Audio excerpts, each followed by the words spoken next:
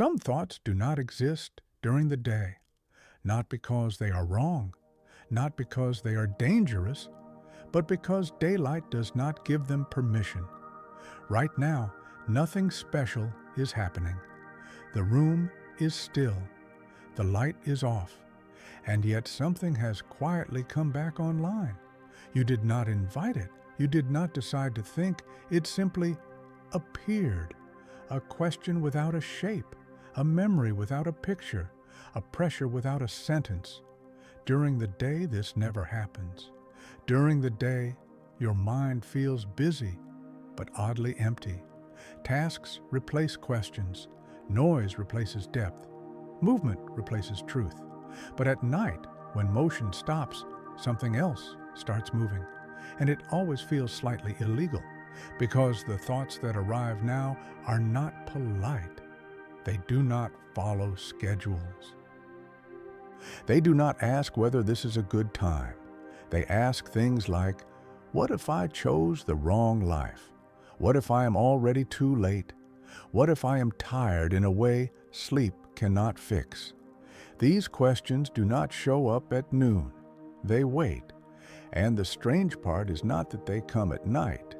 The strange part is that they know when the lights are off. It feels almost intentional, as if the mind has been waiting for witnesses to leave. During the day, your brain performs. At night, it removes the mask, not because it wants to hurt you, but because the rules have changed. And the first rule that disappears is permission. If you have ever wondered why your most uncomfortable thoughts only arrive when the world is quiet, this recording is for you. Before we go any further, I want to say this clearly. If you are here, listening to this at night, and you recognize yourself in what is being said, don't just listen and disappear. This channel exists for these moments, for these thoughts, for these hours.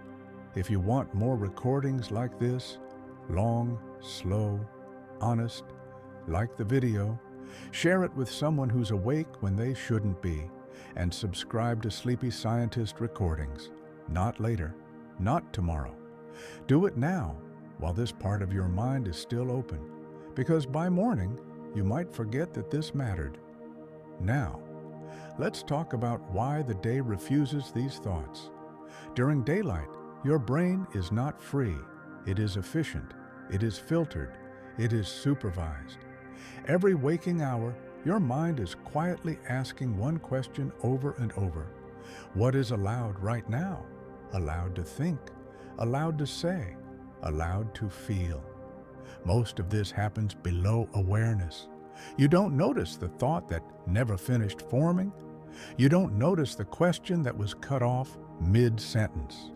You only notice that you feel fine, functional, acceptable, presentable. This is not dishonesty. It is survival. From the moment you wake up, your brain enters a mode of social alignment. It tracks expectations. It predicts reactions. It edits impulses before they reach consciousness. Not because you are fake, but because belonging has always been safer than truth. So the brain learns. Some thoughts are useful. Some thoughts are dangerous. Some thoughts slow you down. And the ones that slow you down are quietly delayed, not destroyed, just postponed. Where do postponed thoughts go? They wait. They sit in the background, incomplete, unresolved, unexpressed. They wait for a time when speed is no longer required, and night is the first time all day when speed stops mattering. At night, there is no performance, no audience, no immediate consequence. No one is watching your face. No one is waiting for your reply. And the brain notices this instantly. Something inside loosens, not all at once, not dramatically, just enough. That looseness is not relaxation. It is permission without approval. And permission is all those thoughts ever needed. Notice how they don't arrive as clear statements. They arrive as feelings first. a heaviness in the chest, a tightness behind the eyes, a sense that something is unfinished. You might think, I'm not thinking anything, but your body knows better. Your breathing changes, your jaw tightens, your legs refuse to stay still. This is not anxiety yet. This is memory without language, because many of these thoughts were never allowed to become words. They were labeled too early, too negative, too dramatic, too selfish, too ungrateful. So they adapted. They stopped speaking. They learned to exist as sensation. That is why night feels heavier than day, not because the problems are bigger, but because the filters are weaker. And without filters, the mind does something uncomfortable. It starts asking questions without solutions. During the day, the brain loves solutions. They end things. They close loops. At night, the brain prefers honesty, and honesty rarely comes with closure. So the questions stay open. What if the version of me everyone sees isn't the one that's tired? What if I've been strong for so long that I don't remember why? What if this quiet is trying to tell me something I don't want to hear? These questions feel forbidden because they don't lead anywhere productive. They don't improve performance. They don't make plans. They don't generate results. They simply exist.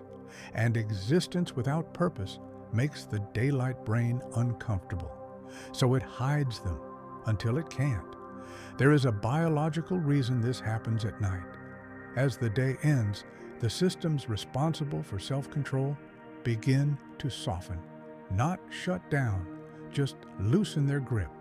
The brain's constant effort to suppress, redirect, and optimize becomes expensive. Energy drops, resistance weakens. This is not failure, it is design. Your mind was never meant to be controlled all the time. It was meant to alternate, engage, release. Day is engagement. Night is release. But release does not mean peace. It means whatever was held back gets space. And what was held back is rarely comfortable. That is why night thoughts feel dangerous. They challenge the story you tell yourself during the day. They question choices that were already made. They reopen doors you carefully closed. They whisper alternatives without offering maps. And because there is no light, no movement, no distraction, they feel louder than they are. It can feel like the truth is attacking you, but that is not what is happening. The truth is simply no longer being interrupted. There is an important distinction here. Night does not create these thoughts. Night reveals them. They were present at 3 p.m. They were present in the middle of a conversation. They were present while you smiled. But they were not allowed to finish their sentences. Darkness doesn't make the mind darker. It makes it uninterrupted. And uninterrupted thoughts are unsettling when you are not used to hearing them. This is where many people panic. They try to push the thoughts away. They try to force sleep. They try to drown the silence with noise. And the brain learns a dangerous association. Silence equals threat. So the next night, it stays alert, listening, waiting.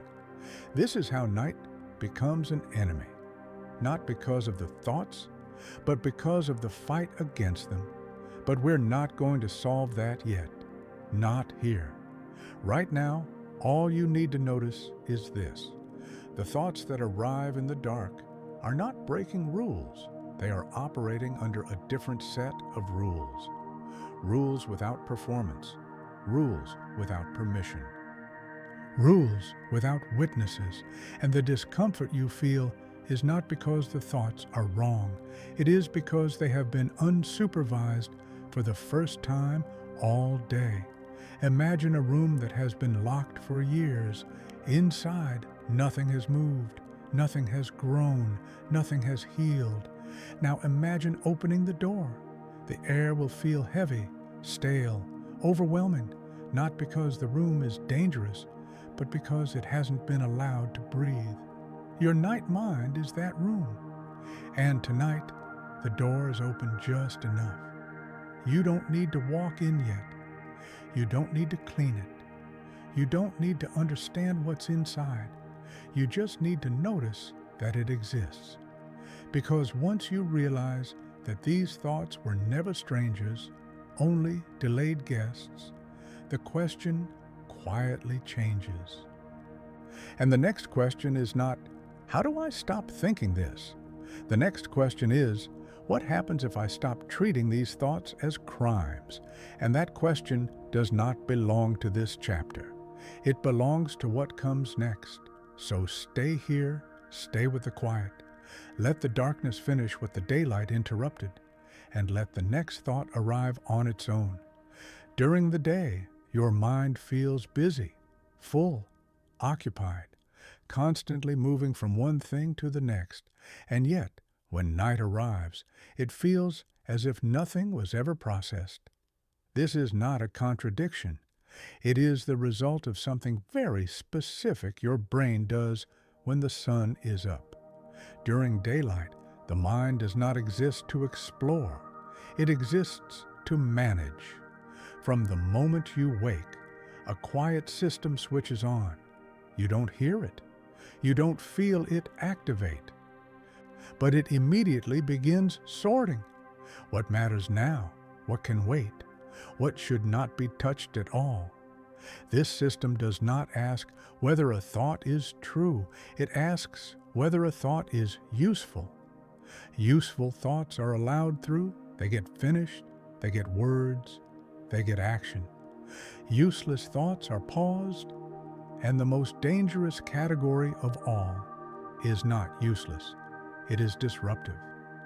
Disruptive thoughts do not fit neatly into a schedule. They slow decision-making. They complicate behavior. They weaken certainty. So the brain learns to intercept them before they fully arrive. You never notice this interception because the thought doesn't disappear. It simply never completes itself.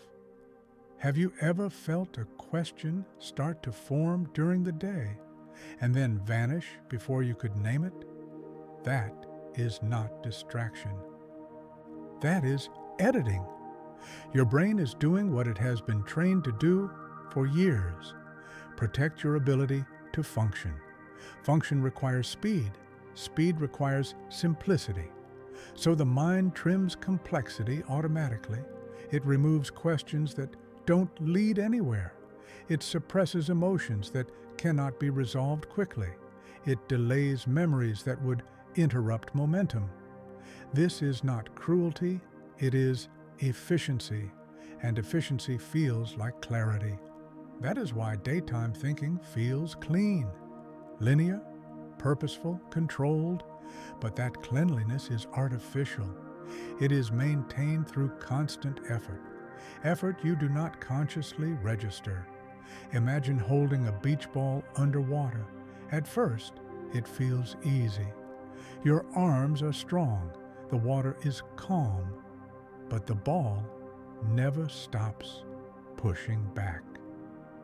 You can keep it submerged, but only while you're actively pressing down. That pressure is the daytime mind.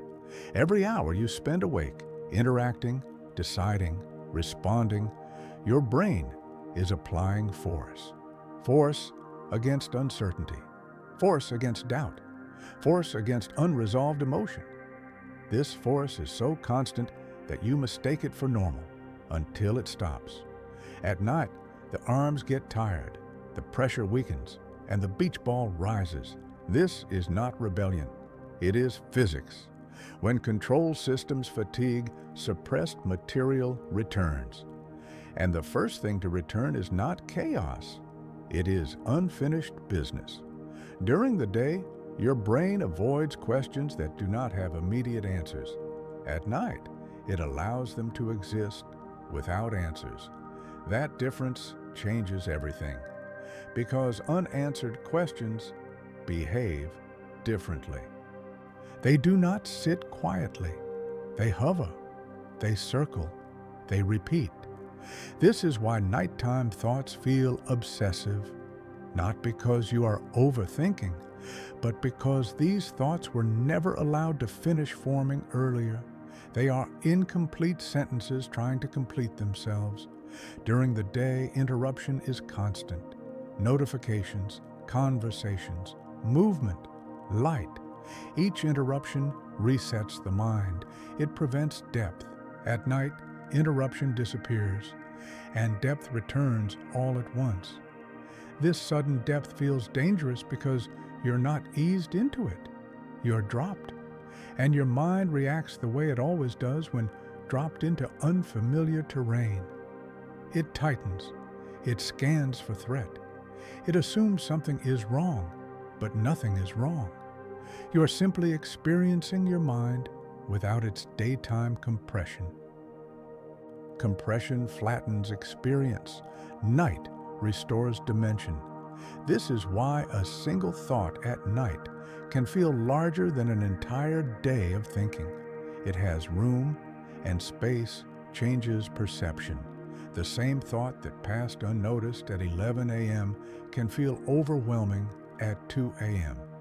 Not because it grew, but because nothing is squeezing it anymore. There is another layer to this.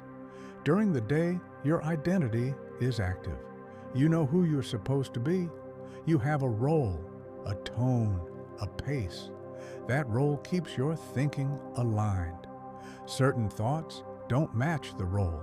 They question it, so they are filtered out before they reach awareness. At night, the role dissolves. There is no one to perform for, no script to follow, no response required. And without a role, the mind stops defending an image. This is deeply unsettling, because many of your daytime decisions are made to protect that image, the image of being capable, stable, certain. When the image is no longer active, the mind has nothing to protect, and what remains is raw. Questions are no longer softened. Doubts are no longer reframed. Fears are no longer minimized. They are allowed to exist as they are. This is why night thoughts feel too honest. They lack presentation. They don't arrive dressed for approval. They arrive as they were stored, unpolished, unresolved, uncomfortable. And because you're not used to seeing them this way, you assume they must be more true. But truth is not the issue here. Access is. During the day, access is restricted. At night, access is granted. Not intentionally, biologically. As energy drops, inhibition weakens. The systems that normally suppress emotional material lose precision. This does not mean they shut off. It means they stop micromanaging. And micromanagement is what kept many thoughts from crossing the threshold of awareness. Now they cross, slowly, one by one, often without explanation. You might notice this as a feeling before a thought, a sense of weight, a shift in mood, a subtle unease. The mind senses something surfacing before it knows what it is. This uncertainty creates tension, and the mind tries to resolve tension by searching. So it digs. It scans memory. It revisits past moments. It replays conversations, not to torture you, but to locate the source of the feeling. This search is inefficient at night because the brain is tired, and a tired brain uses shortcuts. It prioritizes emotionally charged material, especially negative material, not because it is pessimistic, but because negative memories signal unresolved threats, and unresolved threats demand attention. So the mind gravitates toward regret, toward missed chances, toward things said and unsaid. This is not self-sabotage. It is threat detection operating without supervision. During the day, logic supervises threat detection. At night, logic rests. and threat detection runs freely. This is why nighttime thinking often feels like self-accusation. Your mind is not judging you. It is scanning for danger. And when it cannot find danger in the present moment, because you are safe, still, and alone, it looks backward. Backward is where unresolved danger lives. Backward is where mistakes feel permanent. Backward is where alternatives feel haunting. The mind does not distinguish between physical threat and existential threat. A predator in the dark and a life choice that went wrong activate similar alarms. So the body reacts. Heart rate changes, breathing shifts, muscles tense. You feel on edge without knowing why. And because there is no external cause, the mind invents one. A thought becomes the explanation, not because it caused the feeling, but because it arrived close to it. This is an important detail. At night, thoughts often explain feelings that already exist. They do not create them. The feeling came first, from fatigue, from lowered inhibition, from accumulated suppression. The thought arrives to make sense of it, and because the mind wants coherence, it believes the thought. This is how night convinces you that certain ideas are urgent. They feel urgent because the body is already activated, and the mind is simply providing a narrative. During the day, this narrative would be challenged. At night, it goes unchallenged. Not because you agree with it, but because the part of you that normally questions it is offline. So the thought speaks uninterrupted. It feels like confession. It feels like revelation. It feels like truth finally surfacing. But what is really happening is simpler. You're hearing thoughts without editorial oversight. No summary, no reframing, no reassurance. Just raw signal. This rawness is unsettling because it removes distance. During the day, you think about things. At night, thoughts feel like they are thinking about you, personal, targeted, inescapable. And because you are lying still, there is nowhere to direct the energy, no action to discharge it, so it loops. Thought feeds feeling. Feeling feeds thought. This loop is what keeps you awake, not the content, the structure, a system designed for movement trapped in stillness. This is why trying to solve night thoughts rarely works. Solutions belong to daytime logic. Nighttime thinking is not problem solving, it is exposure. Exposure to everything that was managed away. And management always comes at a cost. That cost is postponed awareness. You pay it at night. But paying does not mean failing. It means the system is functioning as designed. The mistake is believing that the daytime mind is the real one, and the nighttime mind is broken. In truth, they are two modes of the same system. One optimized for survival in the world, one optimized for honesty within yourself. Neither is complete on its own, and neither tells the full story. But right now, we are not reconciling them.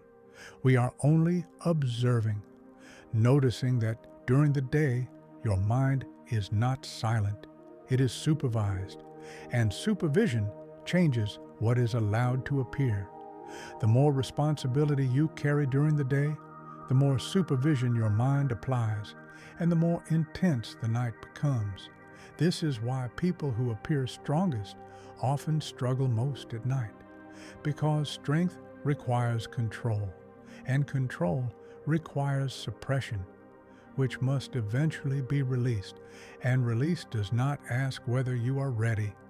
It simply arrives when resistance weakens. The question then is no longer, why do I think this at night?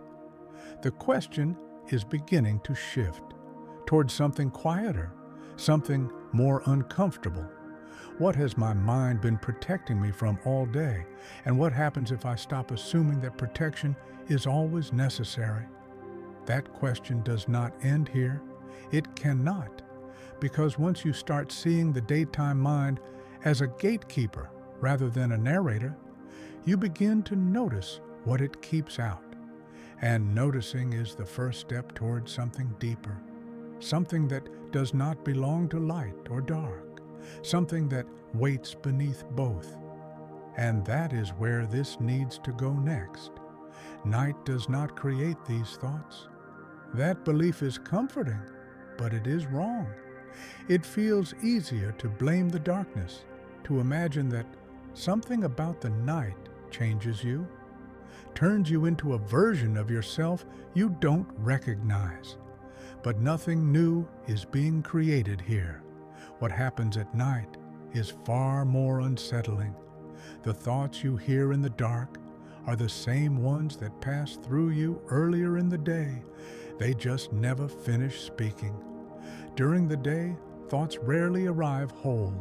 They appear as fragments, a flicker of doubt while answering a question, a subtle heaviness between tasks, a moment of distance you can't explain. But before these fragments can organize themselves, they are interrupted by sound, by light, by responsibility, by the need to respond. So they retreat, not gone, just unfinished. This is why night thinking feels different. It is not the arrival of new material. It is the completion of interrupted sentences.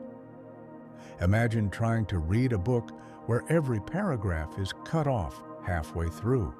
You might understand the topic, you might follow the general direction, but something would always feel incomplete, unresolved. That unresolved tension does not disappear. It accumulates.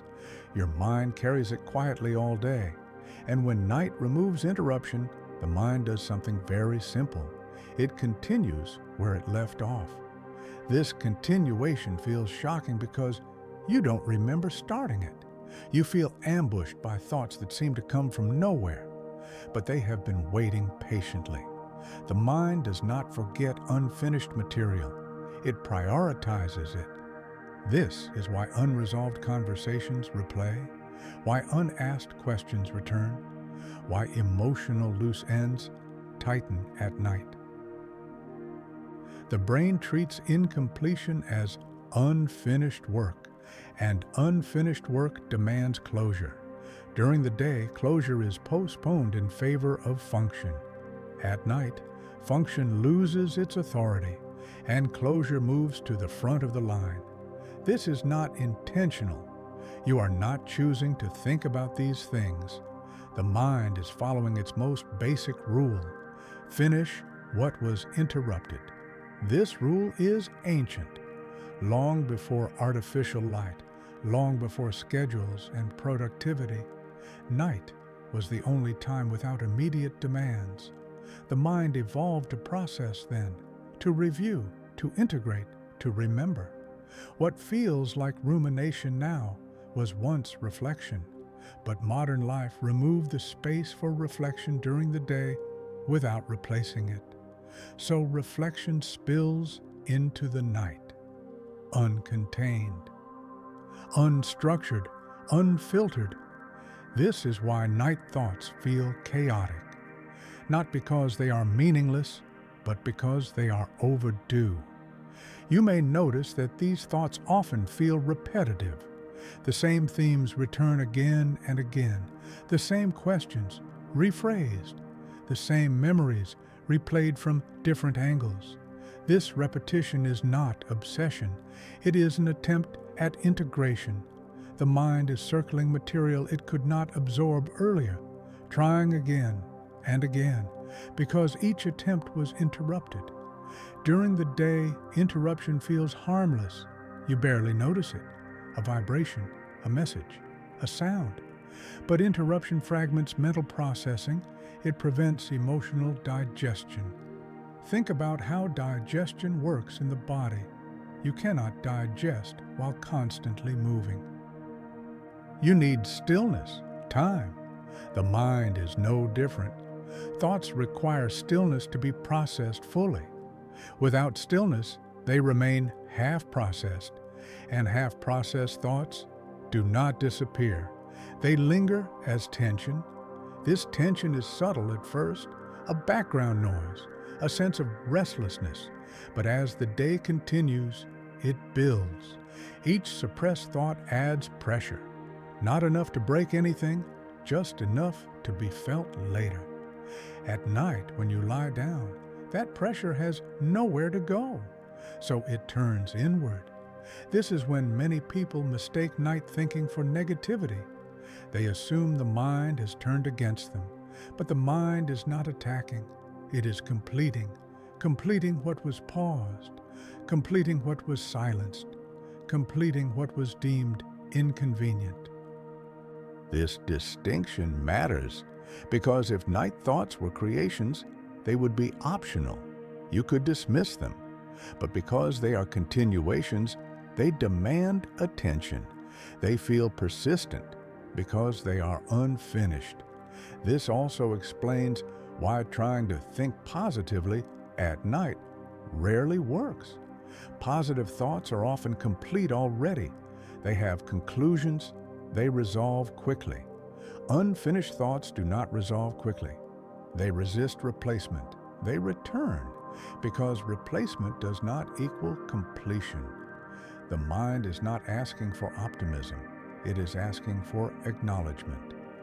But acknowledgement feels dangerous because many of these thoughts challenge the story you live by during the day. They ask whether effort is enough, whether identity is stable, whether choices were truly chosen. These questions are uncomfortable not because they are dark, but because they are destabilizing. They loosen certainty, and certainty is what allows daytime function. So during the day, certainty is protected. At night, certainty is questioned, not aggressively, quietly, patiently, as if the mind knows it finally has time. You may notice another strange quality of night thoughts. They feel more personal, more targeted, as if they know exactly where to hit. This is because unfinished thoughts are emotionally tagged. They are connected to meaning. They matter. During the day, emotionally significant material is handled carefully. It is compartmentalized, delayed, stored. At night, those compartments open, not all at once, one at a time. This opening feels intimate, almost invasive, because you are alone with it. There is no external frame, no distraction to soften the impact.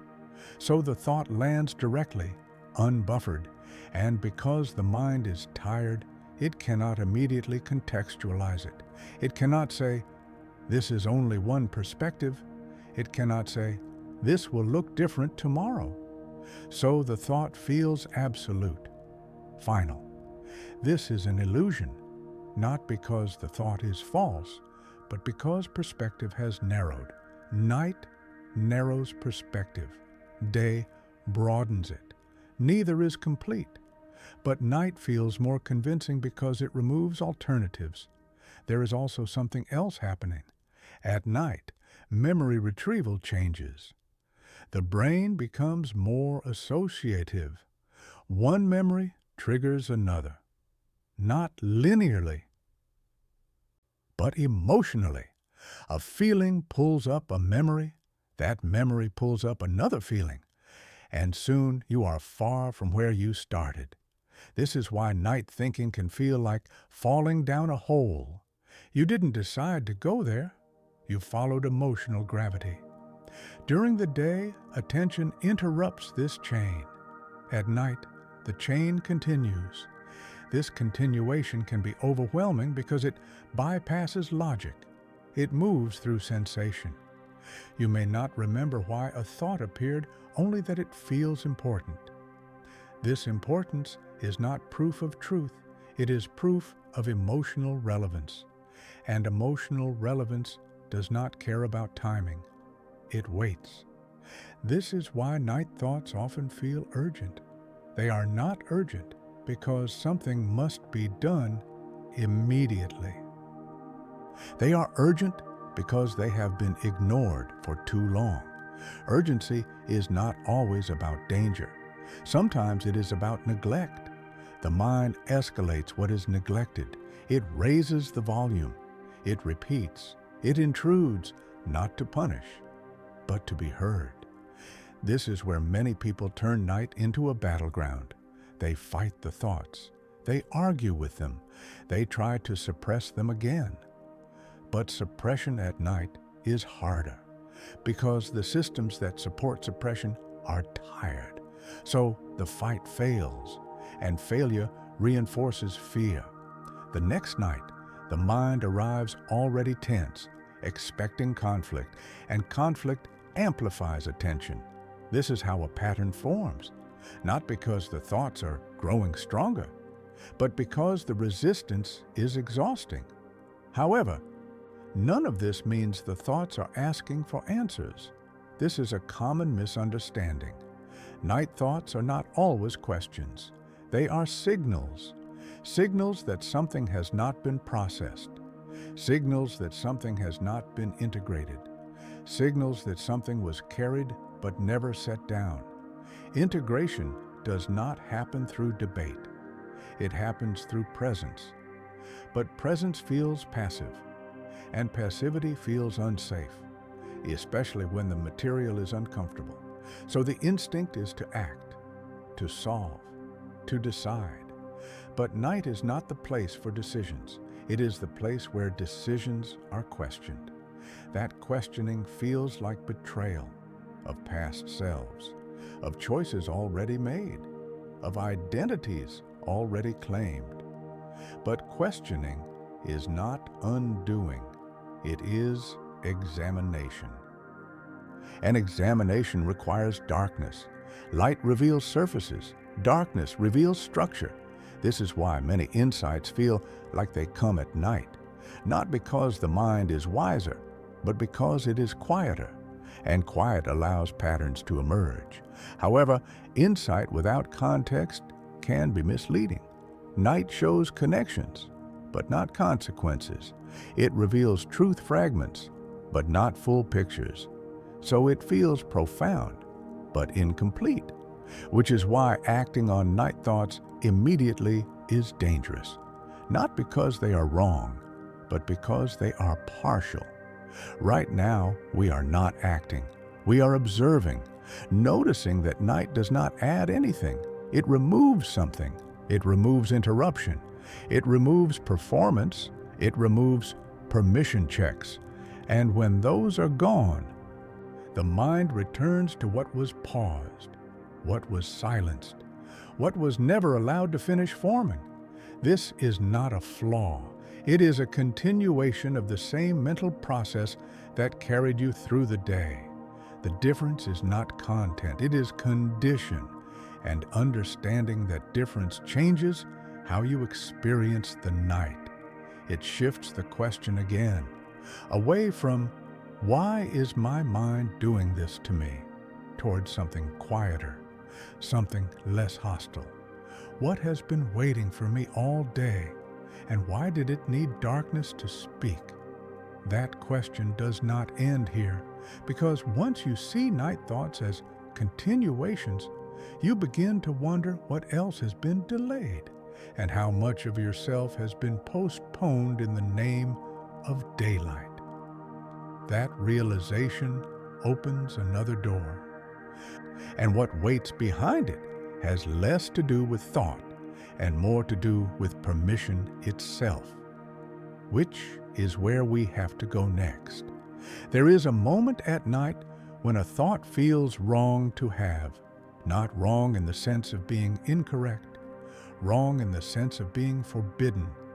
It arrives quietly, without drama, and yet your body reacts as if you have crossed a line, a subtle tightening, a quick urge to distract yourself, a reflex to think about something else. This reaction comes before judgment, before logic. before you even understand what the thought is. That reflex did not come from the thought itself. It came from a label.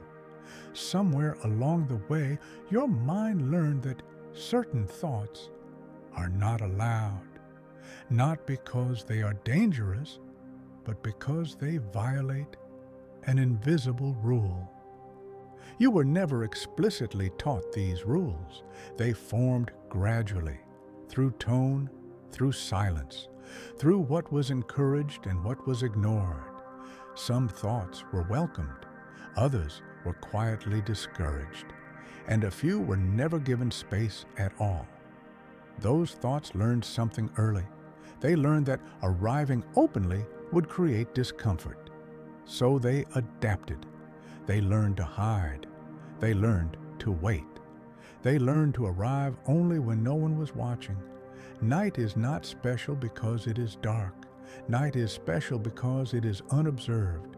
There is no audience to offend, no standard to violate, no expectation to maintain.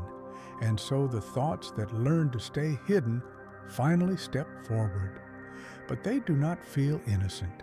They feel guilty. Even before you examine them, you feel the need to justify, explain, or suppress. This guilt is not proof that the thought is wrong.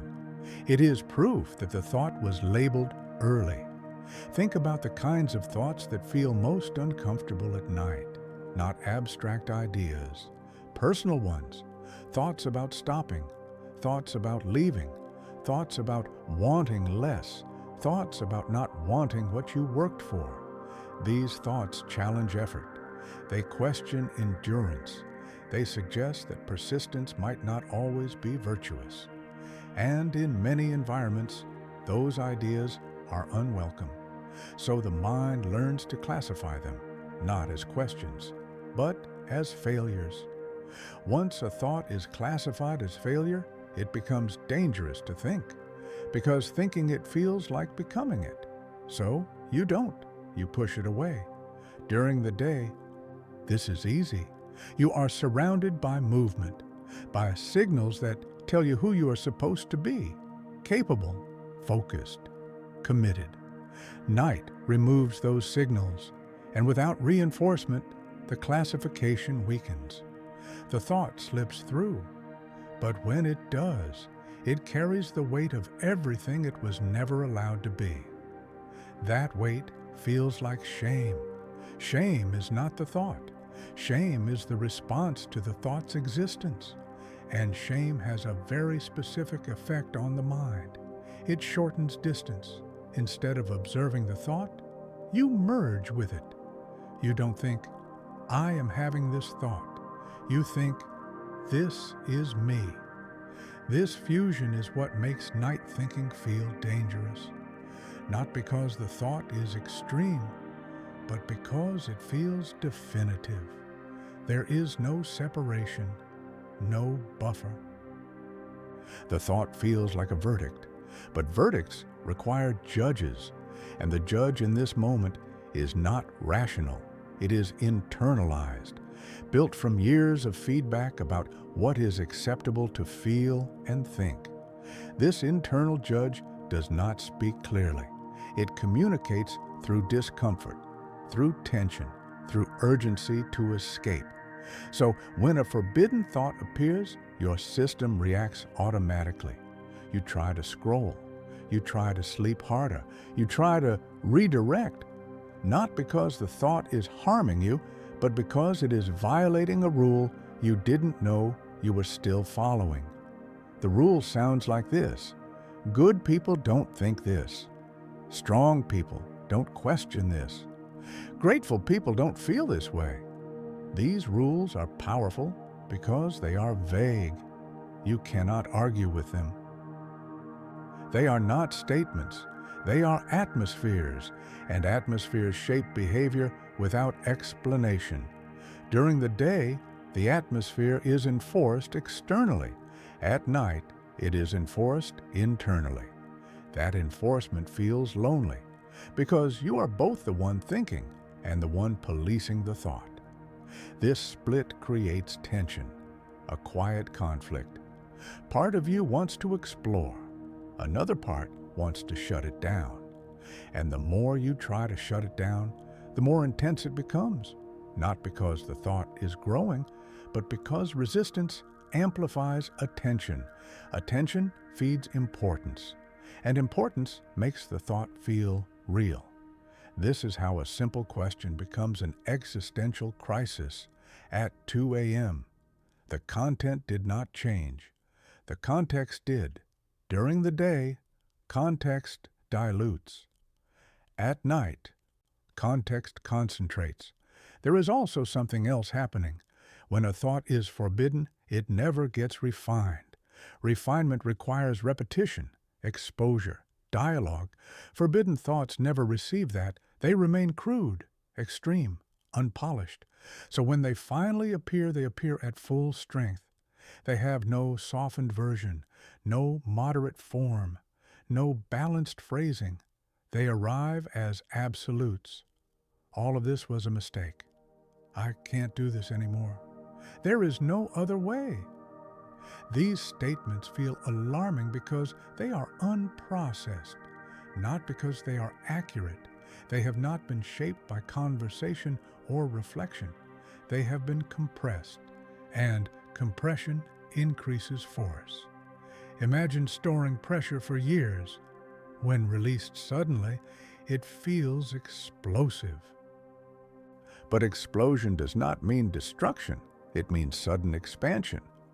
The mind experiences forbidden thoughts as explosions because it has never allowed them to expand slowly. This is why night feels overwhelming, not because it reveals too much, but because it reveals too quickly.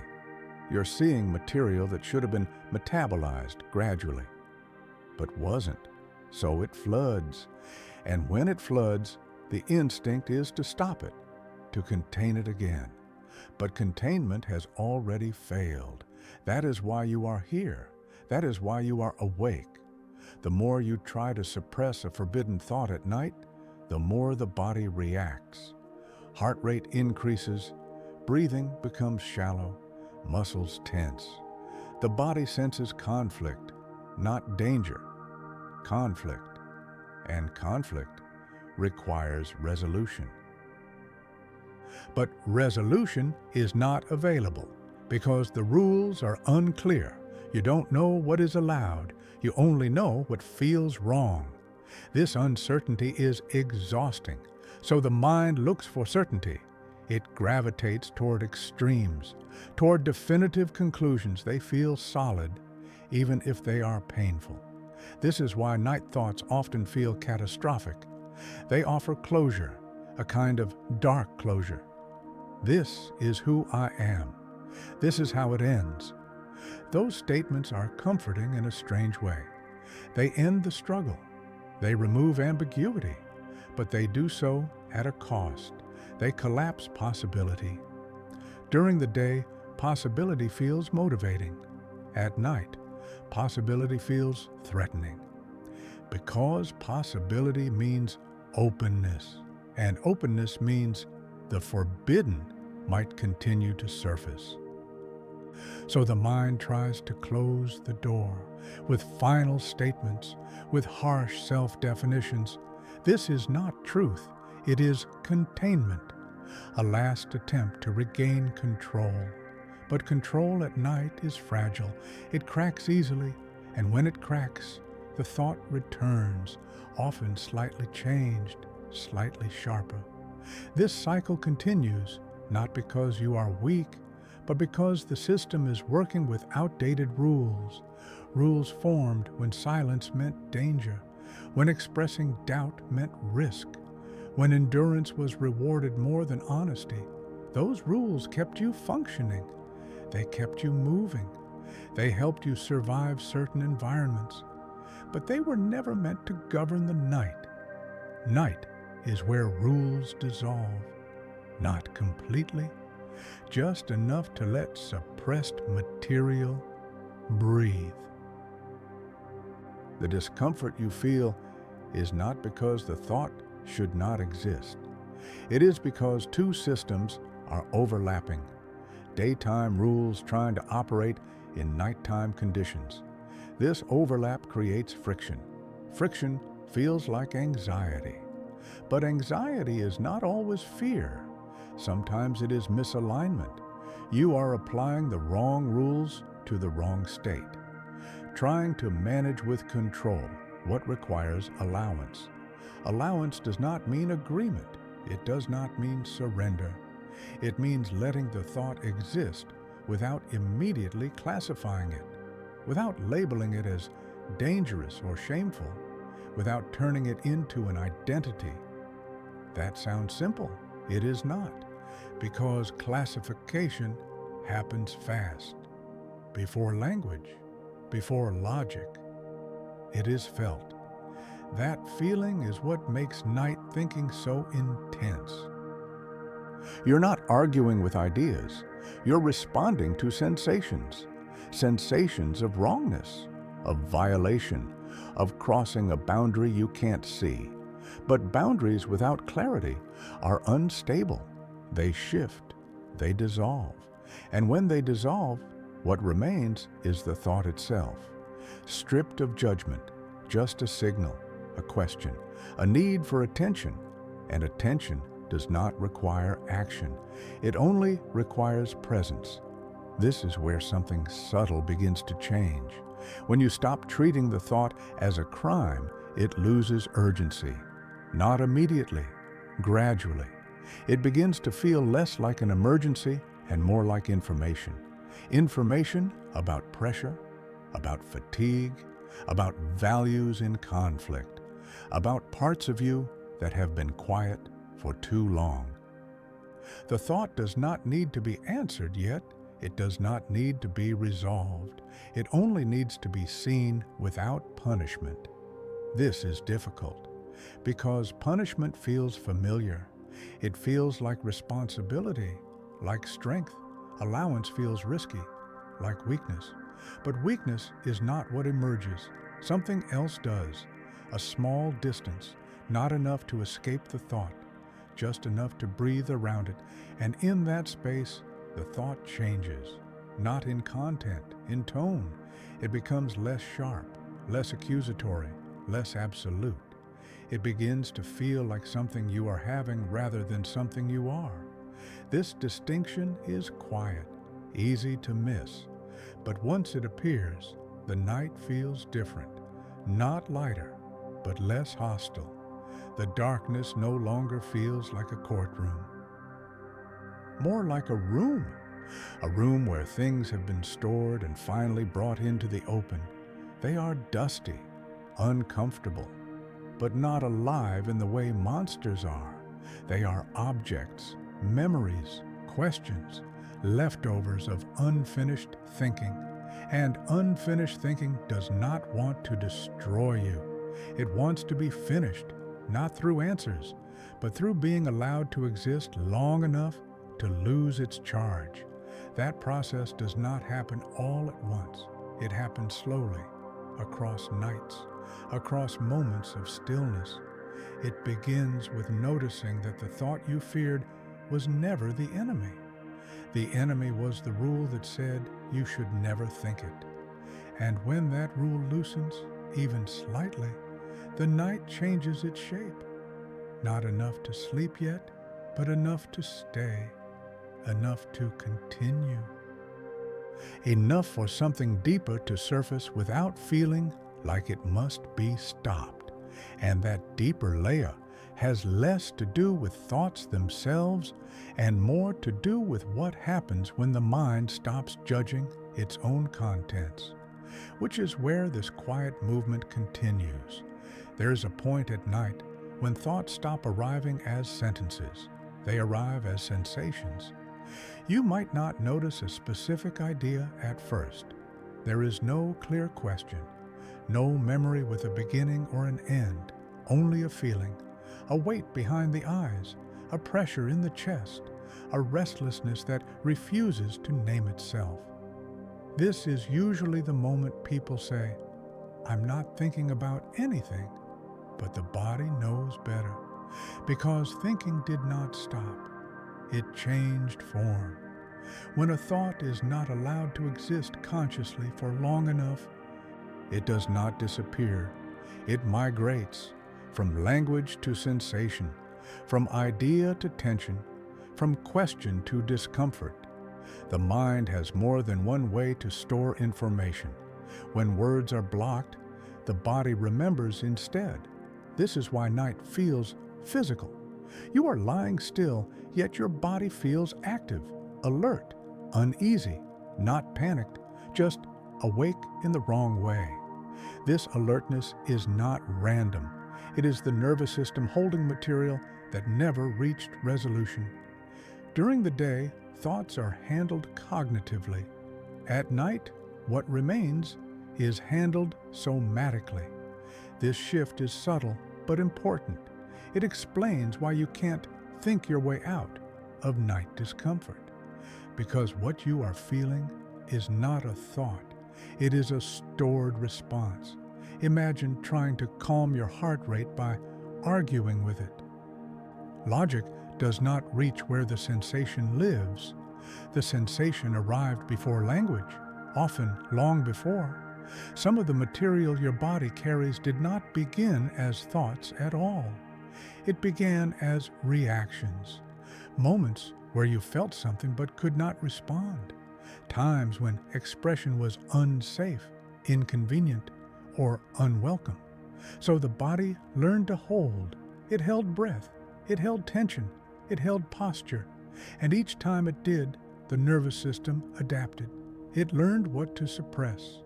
Over time, these adaptations became automatic, invisible. You stopped noticing them until stillness removed distraction.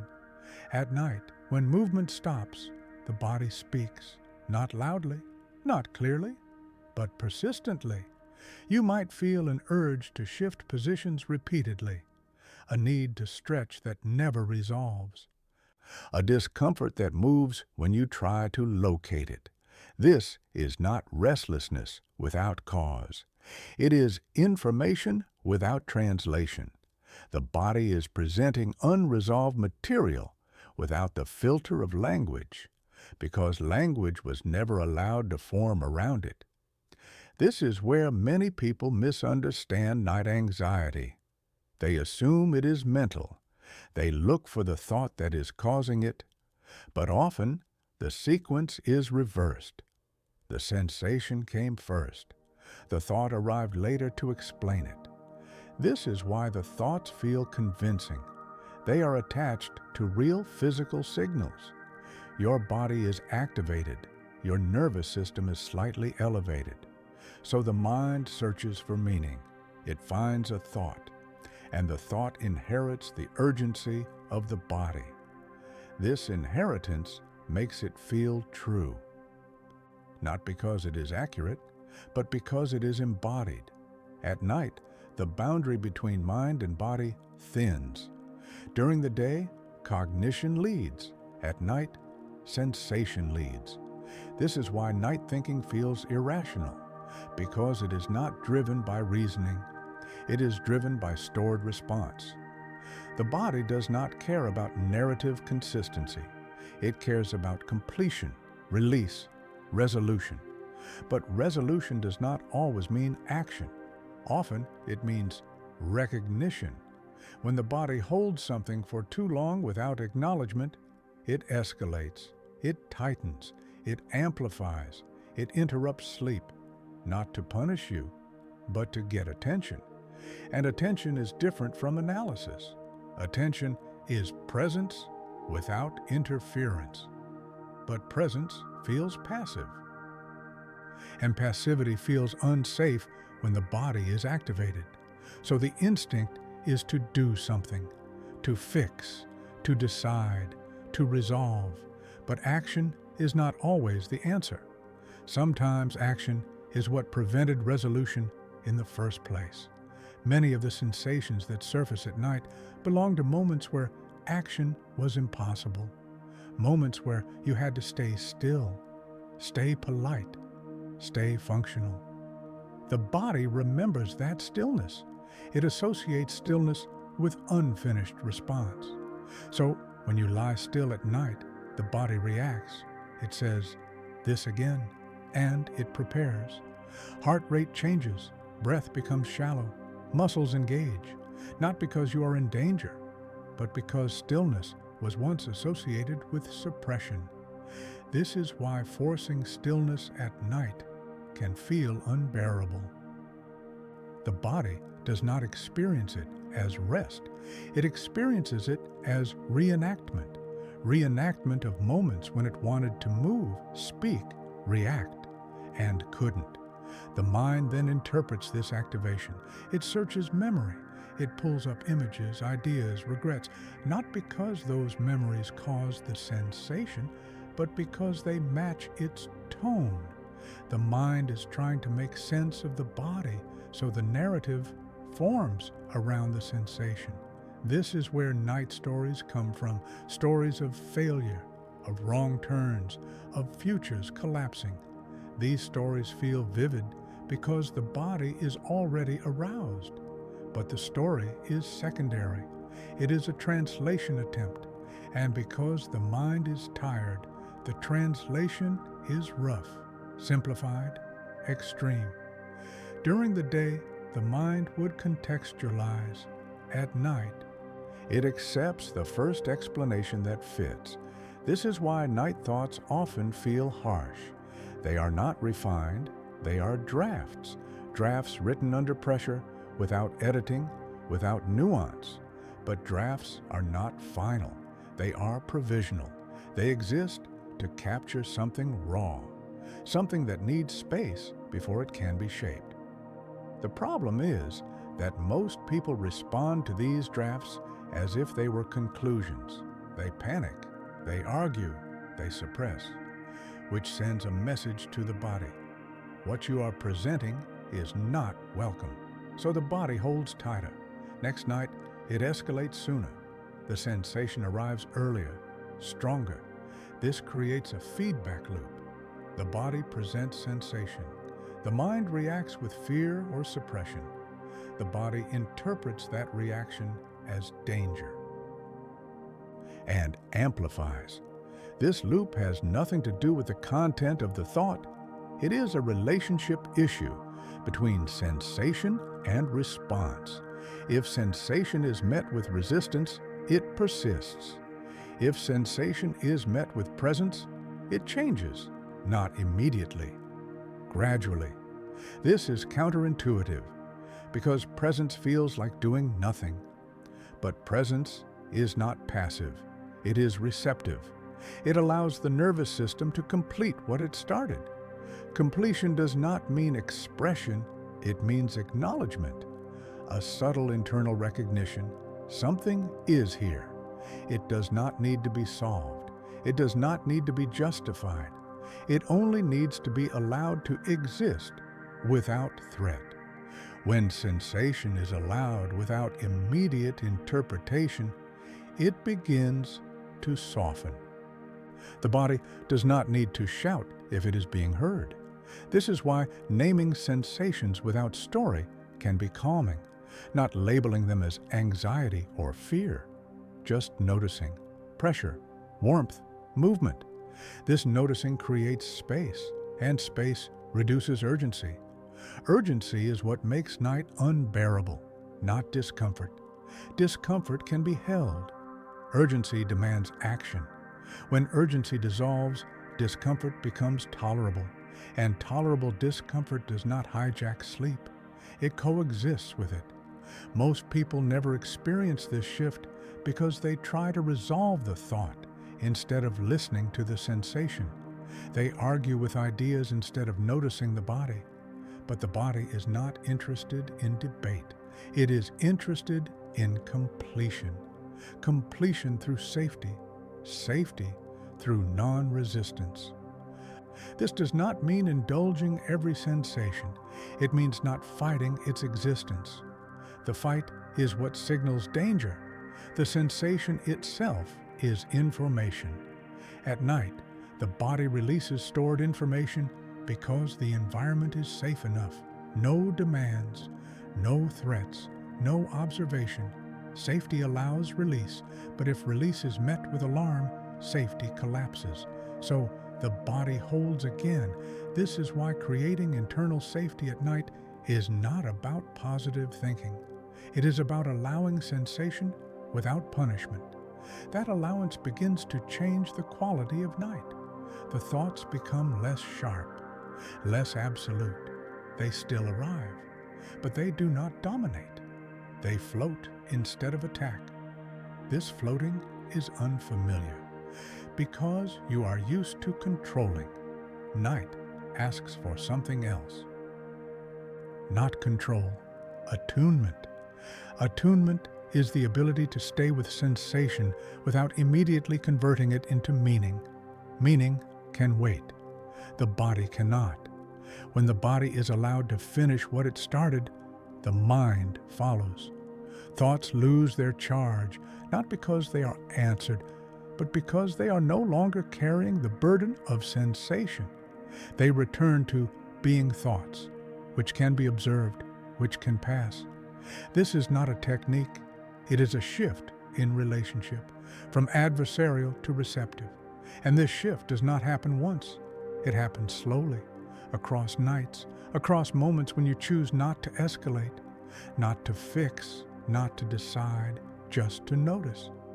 This noticing is quiet, almost boring, which is why it is rarely discussed. But boredom is a sign that urgency is dissolving, and urgency is what keeps you awake. As urgency fades, the night changes texture, not suddenly, not dramatically, but subtly. The sensations still come, but they move, they complete. They no longer need to turn into stories, and when stories do appear, they feel less personal, less accusatory, more like echoes. This is how the body teaches the mind, not through explanation, through experience, through the gradual realization that sensation can exist without catastrophe. That presence does not equal danger. That stillness is not the same as suppression. Once this realization begins to settle, the night opens further. Not into peace yet, but into something quieter, something more spacious. Where thoughts are not immediately believed and sensations are not immediately feared. That space is not empty, it is receptive. And in that receptivity, another layer of night begins to reveal itself.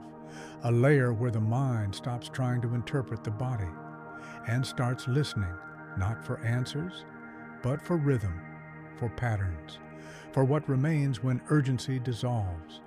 And what remains is not thought at all. It is something slower, something deeper, something that has been waiting beneath both thought and sensation.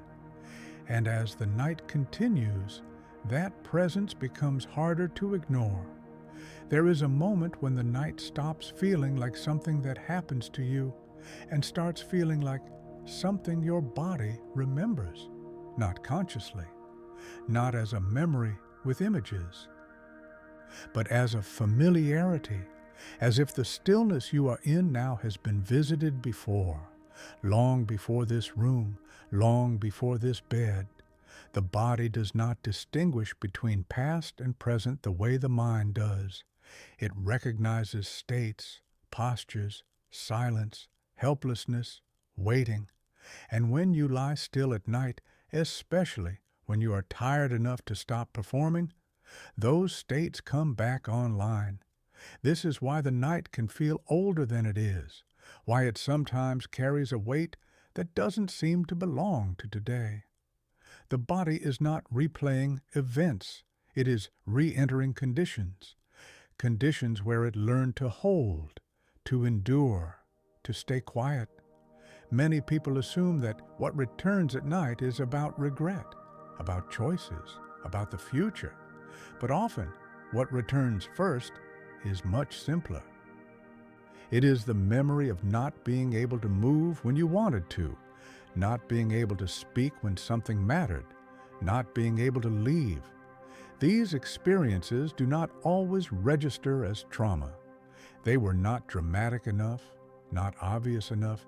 They were ordinary moments of adaptation, moments where the body learned that expression was unnecessary, unsafe, or ineffective. So it adjusted.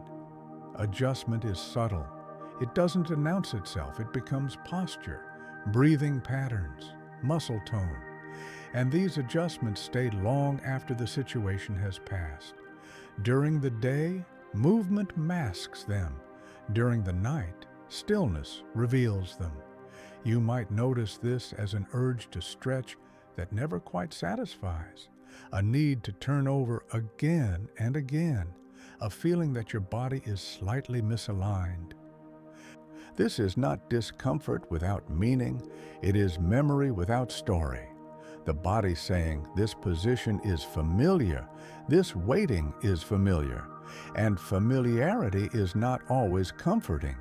Sometimes it is activating, because familiarity reminds the nervous system of unfinished responses, responses that were prepared but never released. The body prepares responses automatically: fight, flight, expression. When these responses are blocked repeatedly, the body learns to store the readiness. It stays slightly activated, not enough to be noticed, enough to be carried. At night, when you stop moving, that stored readiness has nowhere to go. So it surfaces as restlessness, as discomfort, as a sense that something needs to happen. But nothing does. This mismatch is unsettling. The body is ready. The environment is quiet. The mind tries to resolve the mismatch by creating meaning. It looks for something to justify the activation. This is when thoughts appear. But again, the thoughts are not the source. They are explanations. This is why night thoughts often feel disconnected from what you were thinking about earlier. They don't follow logic. They follow state. The body enters a familiar state, and the mind fills it with content. This content feels personal because it attaches to your life. But the state existed before the story, long before.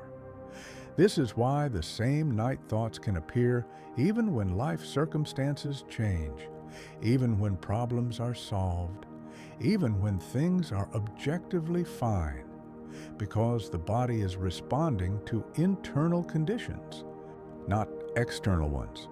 During the day, the body is busy adapting to the present. At night, it returns to what it knows. This return is not a choice.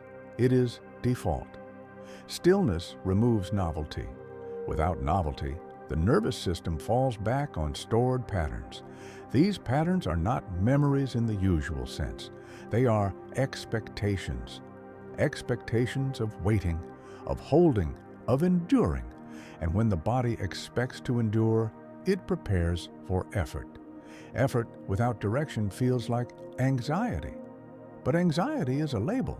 What you are feeling is readiness without outlet. This readiness can feel uncomfortable because it is unresolved energy. The body prepared to act at some point. That action never happened. The preparation remained. At night, preparation resurfaces. This is why deep relaxation can feel threatening at first, because relaxation resembles the stillness that once accompanied suppression. The body does not immediately interpret stillness as safety. It interprets it as uncertainty. So it stays alert. This alertness is quiet, subtle, persistent. And because it is subtle, the mind struggles to explain it. So it reaches for familiar narratives, self-criticism, worry, regret. These narratives feel convincing because they give the alertness a reason, a target, something to point to. But if you look closely, the content of the thoughts often changes.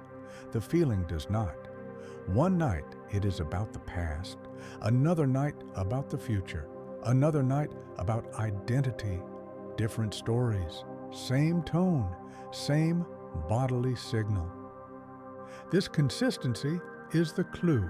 The body is speaking a language older than words, and the mind is trying to translate it using concepts. The translation is imperfect. It always will be, because the body is not asking a question, it is completing a process. Completion does not require explanation, it requires allowance. Allowance is difficult because it means staying with sensation without demanding meaning, without demanding resolution, without demanding progress.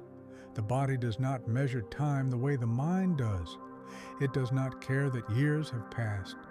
If a response was never completed, it still feels unfinished. Night gives the body a chance to revisit these unfinished states, not to relive them, but to finally move through them. Movement does not always mean physical motion. Sometimes it means internal permission. Permission to feel what was once suppressed. Permission to stay present without interruption. When permission is granted, the body begins to release. Release is subtle, a sigh, a shift, a softening you barely notice. But release does not happen if the mind is alarmed. Alarm tells the body that expression is still unsafe, so it holds. This is why many people feel trapped in night anxiety. They believe the body is malfunctioning, so they respond with urgency, fixing, escaping, distracting, all of which reinforce the original rule. This state is not allowed. The body hears that rule and complies by staying activated, by staying alert, because alertness once ensured survival. Night is asking the body to update that rule, to learn that stillness is not suppression, that quiet is not danger. But learning takes repetition. It takes nights where nothing bad happens even when sensation is allowed. This learning is slow because the body learns through experience, not logic. You cannot reason the nervous system into safety. You can only show it, night after night, moment after moment, that nothing needs to be done, nothing needs to be solved, nothing needs to be decided. The difficulty is that the mind dislikes this approach. It wants progress, it wants clarity, it wants answers. But the body is not interested in answers, it is interested in completion. Completion of cycles that were interrupted. When the body begins to complete, the mind follows. Thoughts lose urgency. They stop insisting. They become quieter, not because they disappeared, but because they are no longer carrying bodily activation. This is when people often say, "My thoughts don't bother me as much anymore." They assume the thoughts changed, but what changed was the body's response. Without bodily urgency, thoughts lose their authority. They become optional. At night, this shift can feel like relief, but it can also feel strange, because you're not used to being with yourself without internal tension. The absence of tension can feel empty at first, unfamiliar. You might notice silence and wonder if something is missing, but nothing is missing. Something has finished quietly, without ceremony. This is how the body heals, not dramatically, but by completing what was paused. Night provides the conditions for this completion: stillness, privacy, lack of demand, but only if the mind does not interfere. Interference does not mean thinking, it means resisting, judging, demanding outcomes. When those soften, the night changes again. The body begins to trust the quiet, not fully, not immediately, but enough to let go a little more. This letting go is not sleep yet, but it is closer. Closer because the body no longer needs to stay ready. Closer because stillness is no longer interpreted as threat. closer because the night is no longer reenacting the past. It is becoming its own moment. As this happens, something else emerges, a different kind of awareness, not sharp, not analytical, slower, broader. An awareness that does not chase thoughts. It notices them pass, not as problems, but as movements. This awareness feels less personal, less attached. It does not say, "This is about me." It simply observes. This is unfamiliar because most of your waking life is personal. Everything relates back to identity. Night begins to loosen that grip. Identity softens. The need to define dissolves. And when identity loosens, the body relaxes further, because much of bodily tension is held in service of identity. Who you need to be, how you need to appear, what you need to maintain. At night, none of that is required. The body knows this before the mind does, so it lets go first, slowly, carefully, as if testing. And in that letting go, the night deepens. Not into sleep yet, but into something quieter than thinking. A space where sensation flows without narrative, where memory does not insist on being understood, where the body is allowed to exist without purpose. This space is not dramatic. It does not announce itself. It simply feels less heavy, less sharp, less urgent. And when urgency fades, the night becomes something else, not an enemy, not a challenge, but a container, a place where things that were carried all day can finally be set down, one by one, without explanation, without evaluation, just placed there. And as more is set down, the mind has less to hold, less to manage, less to defend. And in that reduction, something changes, not in thought, in tone. The tone of the night shifts. From tension to openness, from alertness to receptivity. And in that receptive state, the mind stops interrogating the body. It begins to listen, not for answers, but for signals of safety, signals that nothing is required right now.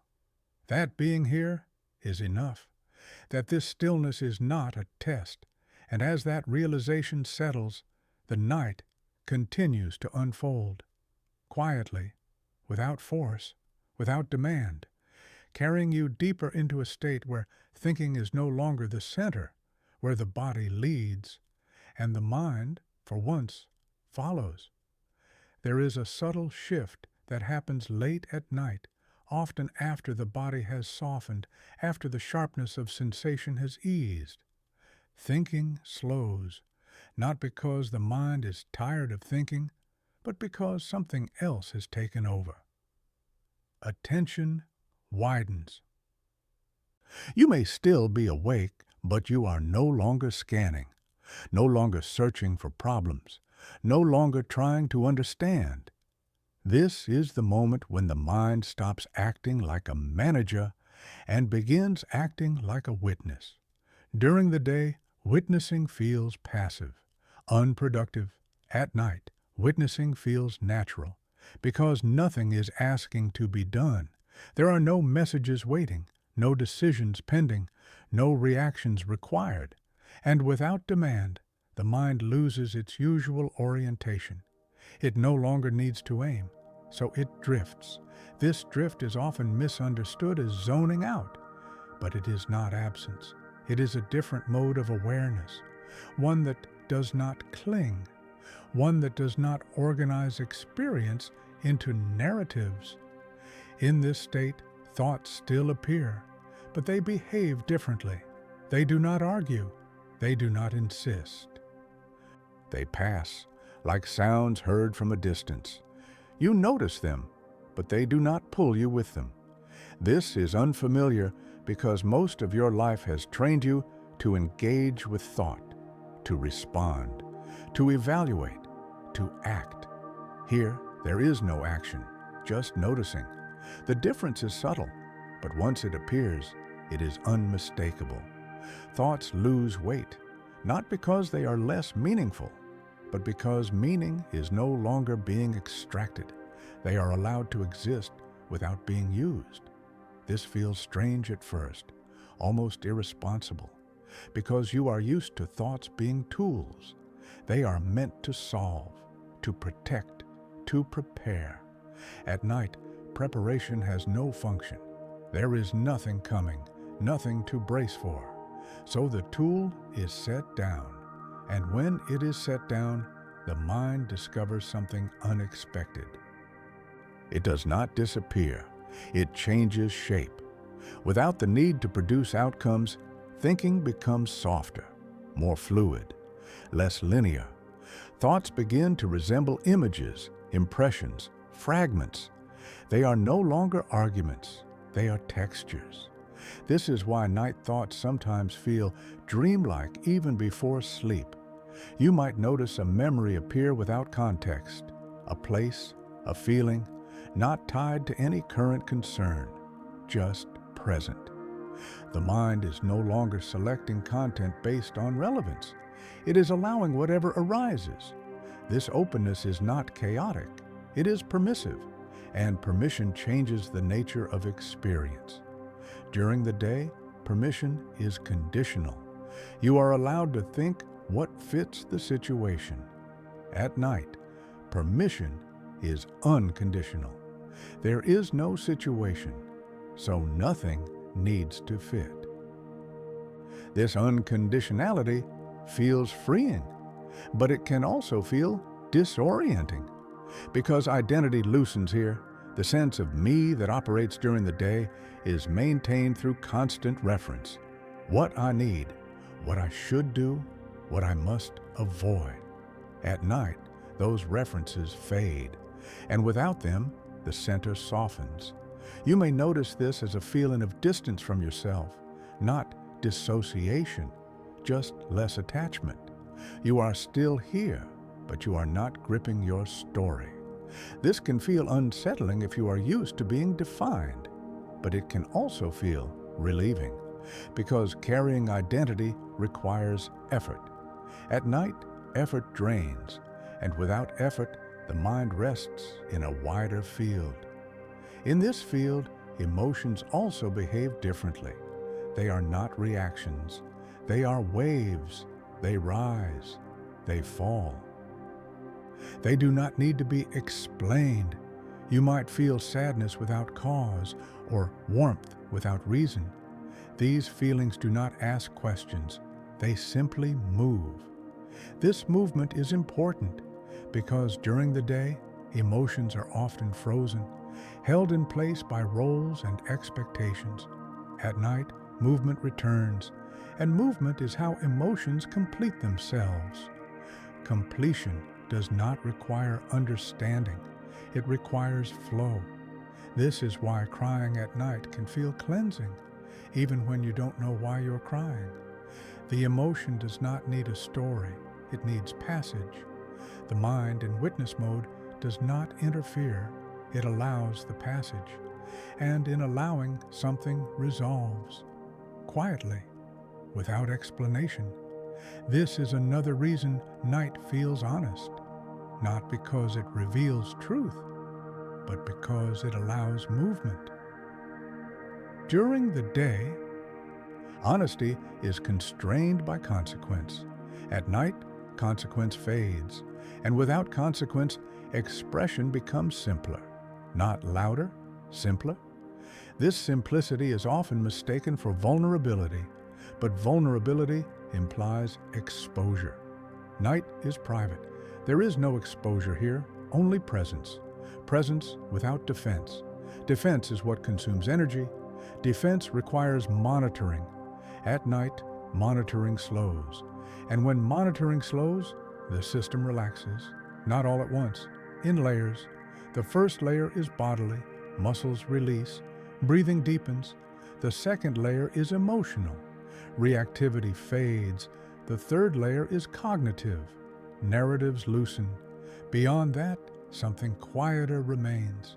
A sense of being without needing to be anything. This state does not last long. Sleep will eventually take over, or thought will return. But even brief contact with this mode changes the night, because once you know it exists, the earlier phases feel less threatening. The sensations, the thoughts, the restlessness, they are seen as stages, not failures, not signs of danger, just movement. This recontextualization is subtle. You may not notice it consciously, but the body does. The next night, when sensation appears, there is less alarm, less urgency, because the system remembers that movement eventually leads somewhere softer. This memory builds trust. Trust is what allows sleep, not exhaustion, not control. Trust that nothing needs to be managed right now. This trust does not come from reassurance. It comes from experience, from nights where you did not fight, where you stayed, where you allowed, and nothing bad happened. This is how the nervous system learns safety, not through logic, through repetition. Witness mode is not something you turn on. It emerges when resistance drops. Resistance drops when effort becomes unsustainable. Night encourages this naturally. You cannot maintain daytime vigilance indefinitely, so the system shifts. This shift is not weakness, it is regulation. The body regulating itself back toward balance, the mind following. In this state, you may notice that time feels different. Minutes stretch, moments feel longer. This is because time perception is tied to action. When there is no action, time opens.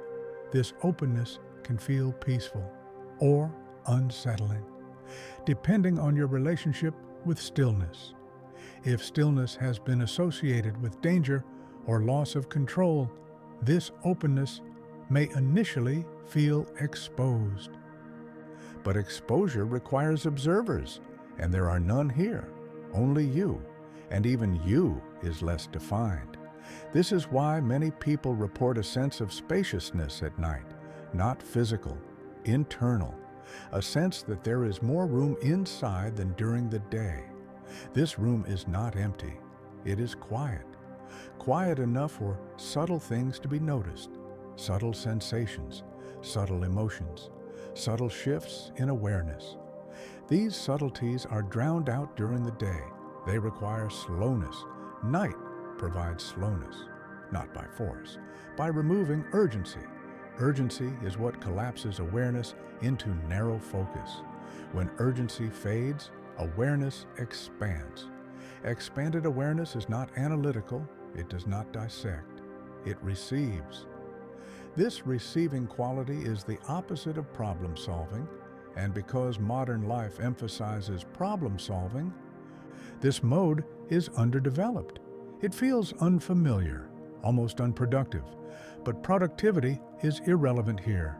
Night is not a workspace, it is a processing space, processing without output, integration without summary.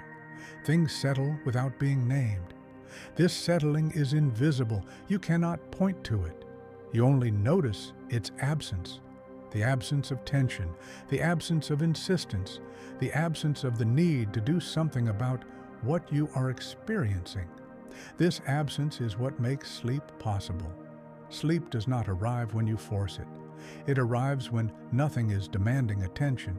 Witness mode removes demand, not by silencing, but by allowing. Allowing removes conflict, and without conflict, the system no longer needs to stay alert. Alertness fades, not suddenly, gradually, like a dimmer, lowering light. You may not notice the moment it happens, only that you are no longer trying to stay awake. You are simply here, and then not here. But before sleep fully arrives, there is often one more shift, a sense of boundary dissolving. Thoughts feel less personal, sensations feel less owned, everything feels more diffuse. This diffusion is not loss, it is merging, the mind merging with the background, the body merging with stillness, the sense of self merging with the night. This is why sleep is sometimes described as letting go, because something releases its grip, not because it is taken, but because it is no longer needed. This release is natural, but only when the earlier stages are allowed to complete.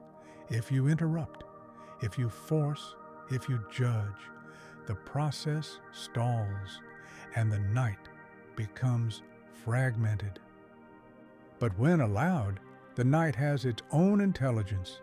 It knows how to move from tension to rest, from sensation to softness, from thought to silence. Not perfectly, not every night, but often enough. This intelligence does not respond to commands. It responds to permission. Permission to feel, permission to not know, permission to not resolve. When these permissions are granted, the night continues its quiet work, layer by layer, without instruction, without explanation, just unfolding. And as it unfolds, the sense of separation between mind and body fades further. They are no longer negotiating. They are moving together towards something that is not thinking, not sensing, but resting. And in that resting, the night deepens, not into darkness, but into a kind of depth where nothing needs to be held anymore. Where awareness floats without anchor, where effort dissolves into stillness, and where the last traces of urgency finally lose their grip. The night does not end here. It simply continues, carrying you further into a state where the need to understand has gone quiet, and what remains is enough. There is a kind of question that only appears when everything else has gone quiet. It does not announce itself. It does not demand an answer. It simply sits there, uncomfortable, not because it is dramatic, but because it has nowhere to go. During the day, this kind of question cannot survive. It is too slow, too open, too unproductive. Daylight thinking favors questions that lead somewhere, questions with outcomes, questions that can be acted on. But at night, action is irrelevant. So a different class of question emerges, questions without destination, questions that are not trying to solve anything. They are trying to be acknowledged. You may notice them phrased softly, almost indirectly. What if this isn't the life I expected? What if I'm tired in a way that rest won't fix?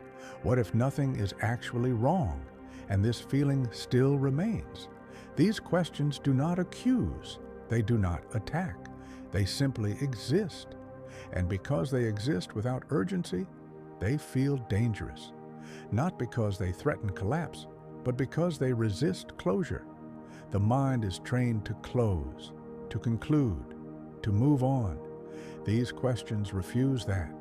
They do not want to be finished. They want to be held. Holding a question without answering it is deeply uncomfortable for a system built on certainty. So the instinct is to label them as intrusive, as negative, as unhelpful. But these questions are not intrusive. They were delayed. They were postponed repeatedly until night made space for them. And now that they are here, they are asking for something very simple, not an answer. Time. Time without interruption. Time without judgment.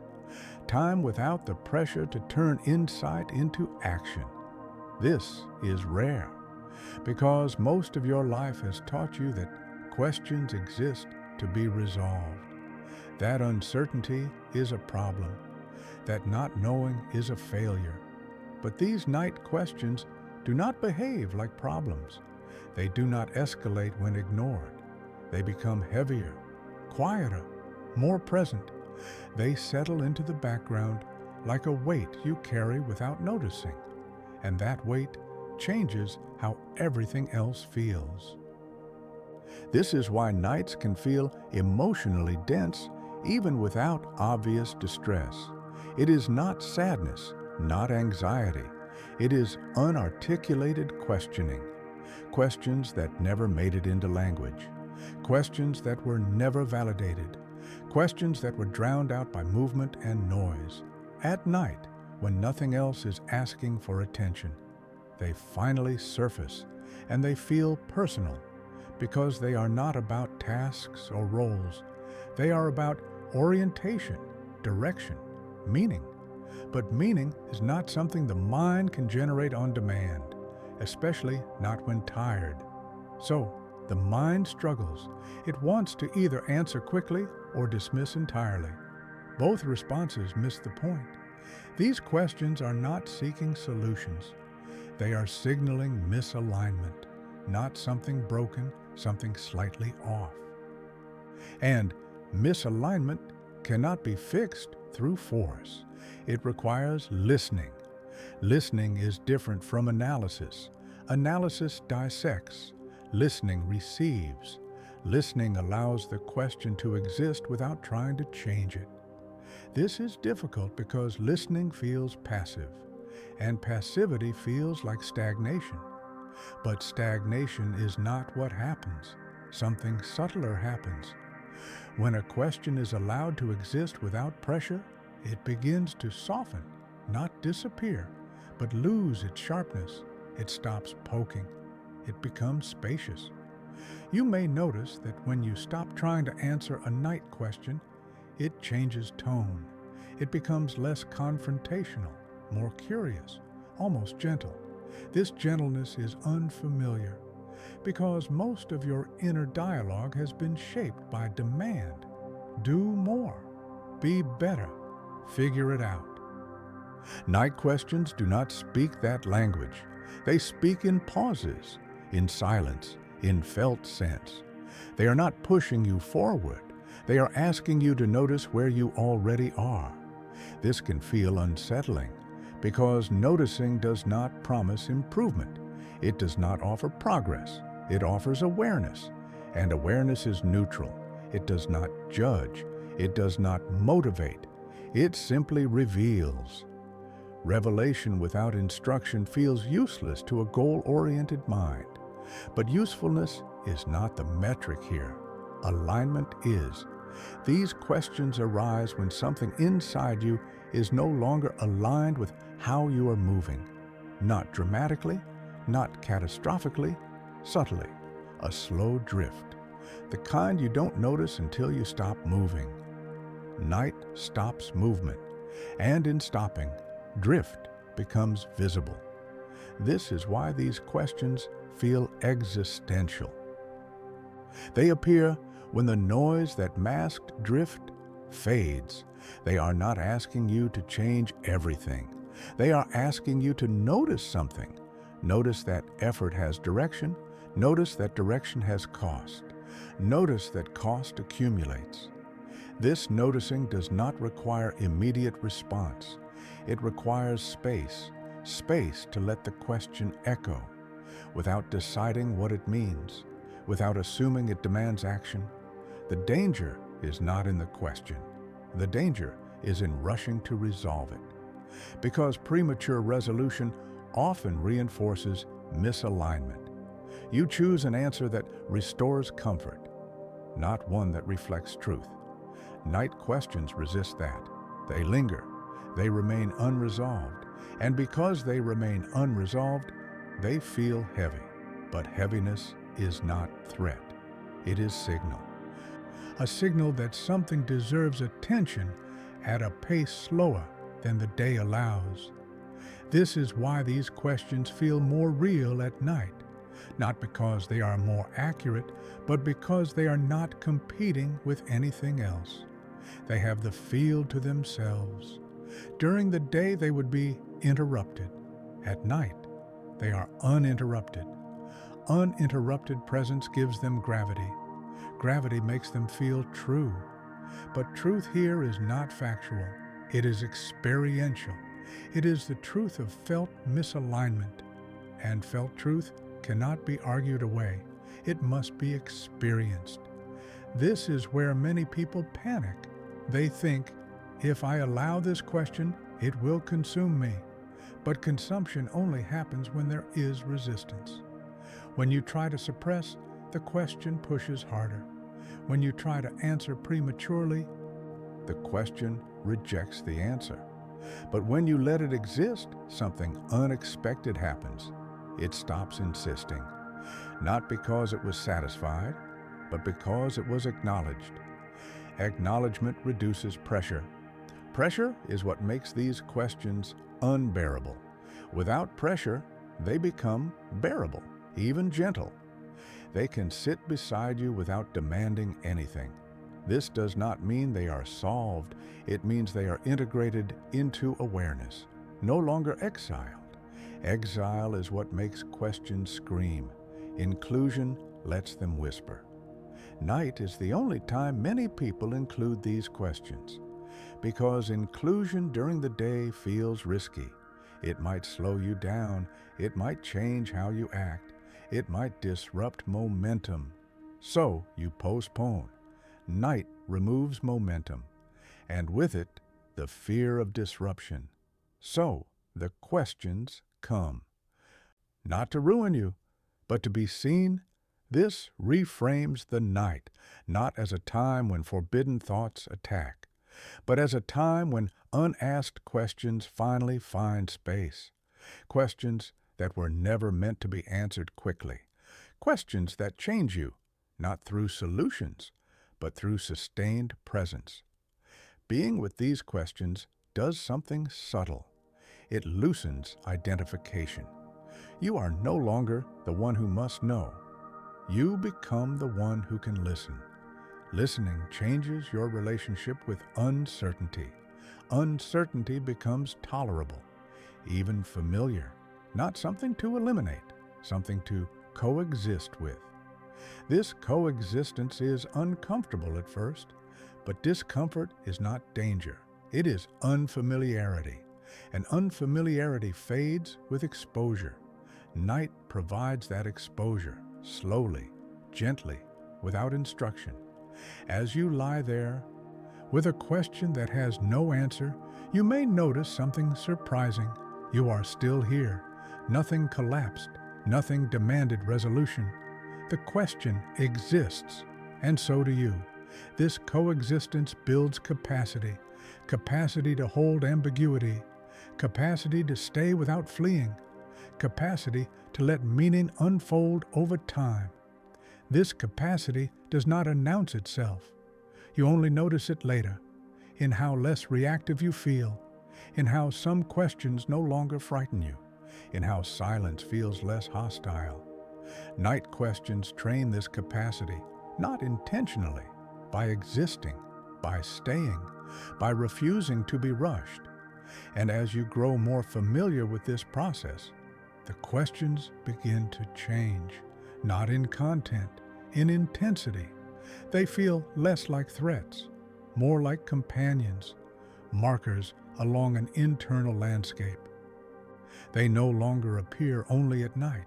Sometimes they appear briefly during the day, in quiet moments, in pauses.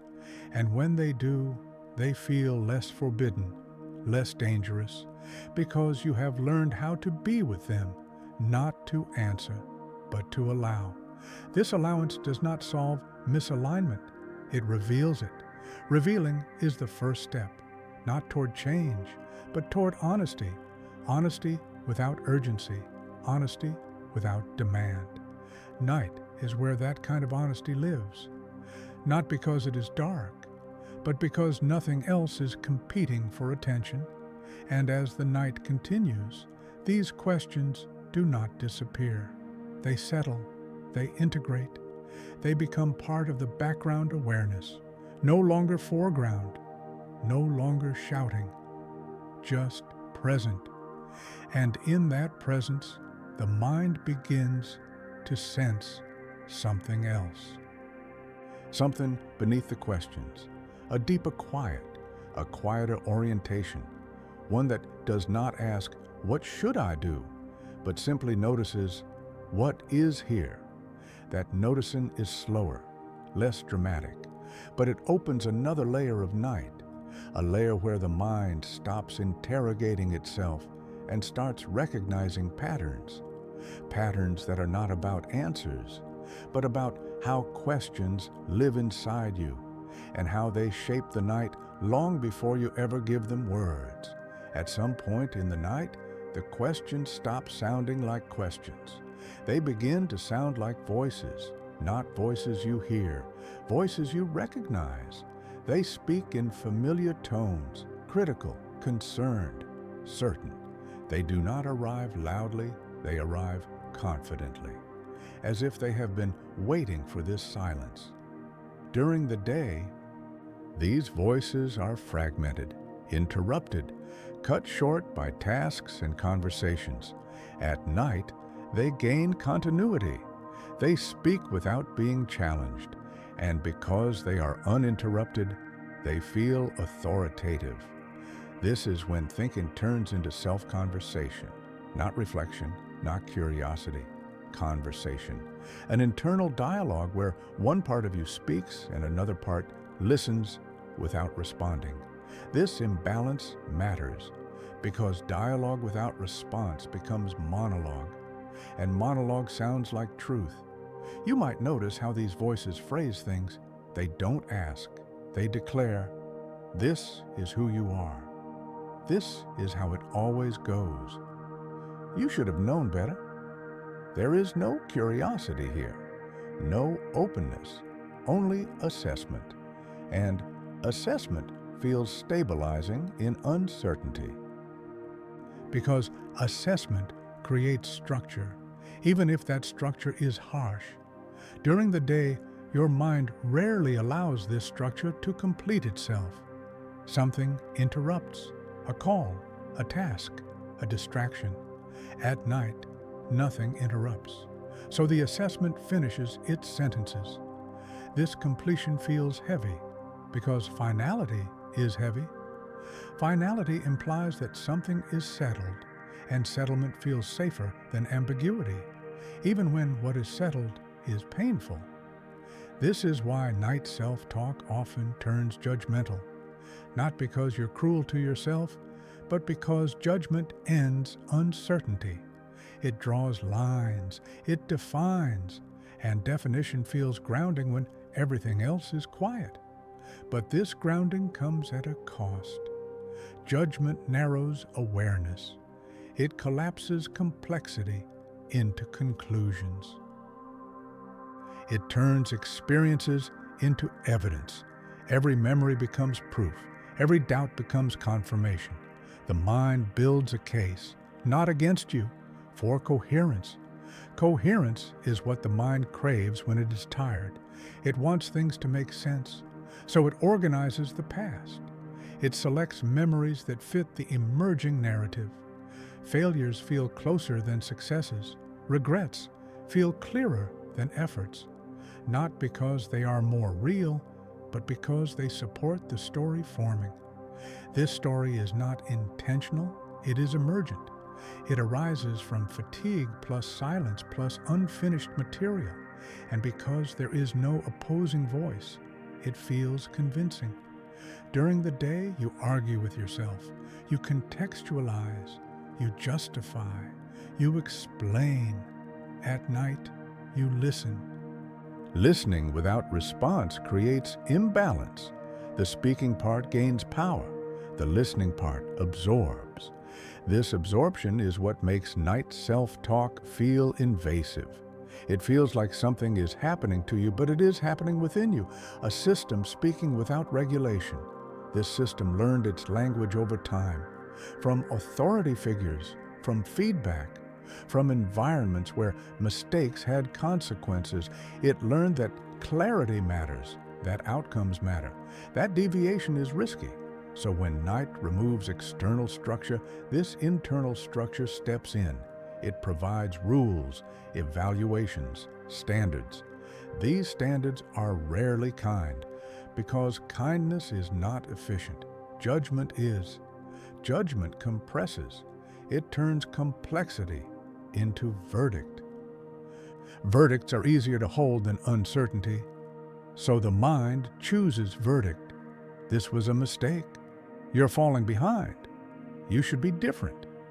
These statements feel heavy because they close doors, but they also reduce anxiety, at least temporarily, because once a verdict is reached, the search stops. No more scanning, no more questioning, just resignation. Resignation feels calm. It is a false calm, but it is familiar. This is why some people almost welcome harsh night thoughts. They bring an end to uncertainty. They provide a reason for discomfort, and reasons are comforting, even painful ones. But this calm does not last, because the body does not fully agree. The body senses that something is off. It holds tension. It does not fully relax into resignation. So the conversation continues. The voice repeats itself, refines its arguments, sharpens its language, and repetition increases believability. Anything repeated without opposition begins to feel true. This is how night self-talk becomes rigid, not because the ideas are strong, but because they are unchallenged. Challenge requires energy. Energy is low, so the mind defaults to acceptance. This acceptance is not agreement. It is fatigue. Fatigue masquerading as insight. This is a dangerous combination because it makes temporary states feel permanent. Night collapses time. It makes the present moment feel endless. So whatever you think feels like, it will always be thought. Whatever you feel feels like it will always be felt. This timelessness amplifies judgment. You will always be like this. This never changes. These phrases are not observations. They are side effects of altered time perception. When time expands, patterns feel fixed, but patterns observed in expanded time are distorted. They lack context. They lack comparison. During the day, time moves. Movement reveals change. At night, stillness hides it. So the mind assumes stability, and stability becomes identity. This is how night self-talk turns into self-definition. I am someone who. I am not the kind of person who. Identity statements feel solid. They anchor experience, but they are formed under conditions of fatigue and isolation. They should not be trusted, not because they are false, but because they are incomplete. They are snapshots taken in low light. Yet the mind treats them as full portraits. This is where suffering deepens, not from the thought itself, but from identification with it. The moment you believe this thought defines me, the space around it collapses. There is no room to observe, no room to question, no room to breathe. The thought becomes a place you are inside, not something you are seeing. This collapse feels claustrophobic, and claustrophobia triggers urgency. Urgency reactivates the body. The loop restarts. This is how night becomes cyclical. Thought, judgment, identification, tension, more thought. Breaking this cycle does not require positive thinking. It requires restoring balance to the conversation. Balance means response, not argument. Response. A response does not refute. It acknowledges. It introduces distance. Distance allows perspective. Perspective weakens authority. But response is difficult when the listening part of the mind is passive, because passivity feels safe. Responding feels like effort, but the response does not need to be elaborate. It can be minimal. A subtle shift from absorption to observation. From "this is me" to "this is happening." That shift is small, but it changes the geometry of experience. The thought is no longer surrounding you. It is in front of you. This distance reduces intensity, not immediately, gradually. The voice continues, but it sounds less absolute, less final. You may notice gaps, pauses, moments where the voice loses momentum. These gaps are important. They indicate that the monologue is becoming a dialogue, not because you are arguing, but because you are present. Presence regulates. It introduces friction. Friction slows speed. Speed is what gives night thoughts their force. Slowing them down reveals their construction. You start to notice repetition, patterns. You realize that this voice always says similar things, uses similar phrases, returns to the same themes. This recognition creates further distance. The voice becomes a process, not a truth, and processes can be observed. When observed, they lose their power to define. This does not silence the voice. Silencing is not the goal. The goal is decentering. Letting the voice speak without letting it dominate. Domination requires identification. Without identification, the voice is just sound, background noise, and background noise fades, not because it is forced away, but because attention shifts. Attention is the currency here. What you attend to grows. What you witness without engagement shrinks. Night self-talk thrives on engagement, on belief, on reaction. When reaction softens, the voice weakens, not instantly, over time. This is not a technique. It is a change in posture, from leaning in to leaning back, from absorbing to observing, from being inside the conversation to noticing that a conversation is happening. This noticing is quiet. It does not feel like progress, but it changes the night. Because once the voice is no longer unquestioned, other sounds emerge, subtler thoughts, neutral sensations, moments of quiet. These moments interrupt the loop. They create space. Space allows the nervous system to downshift. Downshift reduces urgency. Urgency fuels judgment. As urgency fades, the voice loses its emotional charge. It becomes flatter, less convincing, still present, but less persuasive. This is when the night starts to feel less hostile, not peaceful yet, but less aggressive. The inner courtroom closes. The judge steps down. There is no verdict, just silence between statements. This silence is uncomfortable at first, because you are used to being evaluated. But silence is not emptiness, it is potential.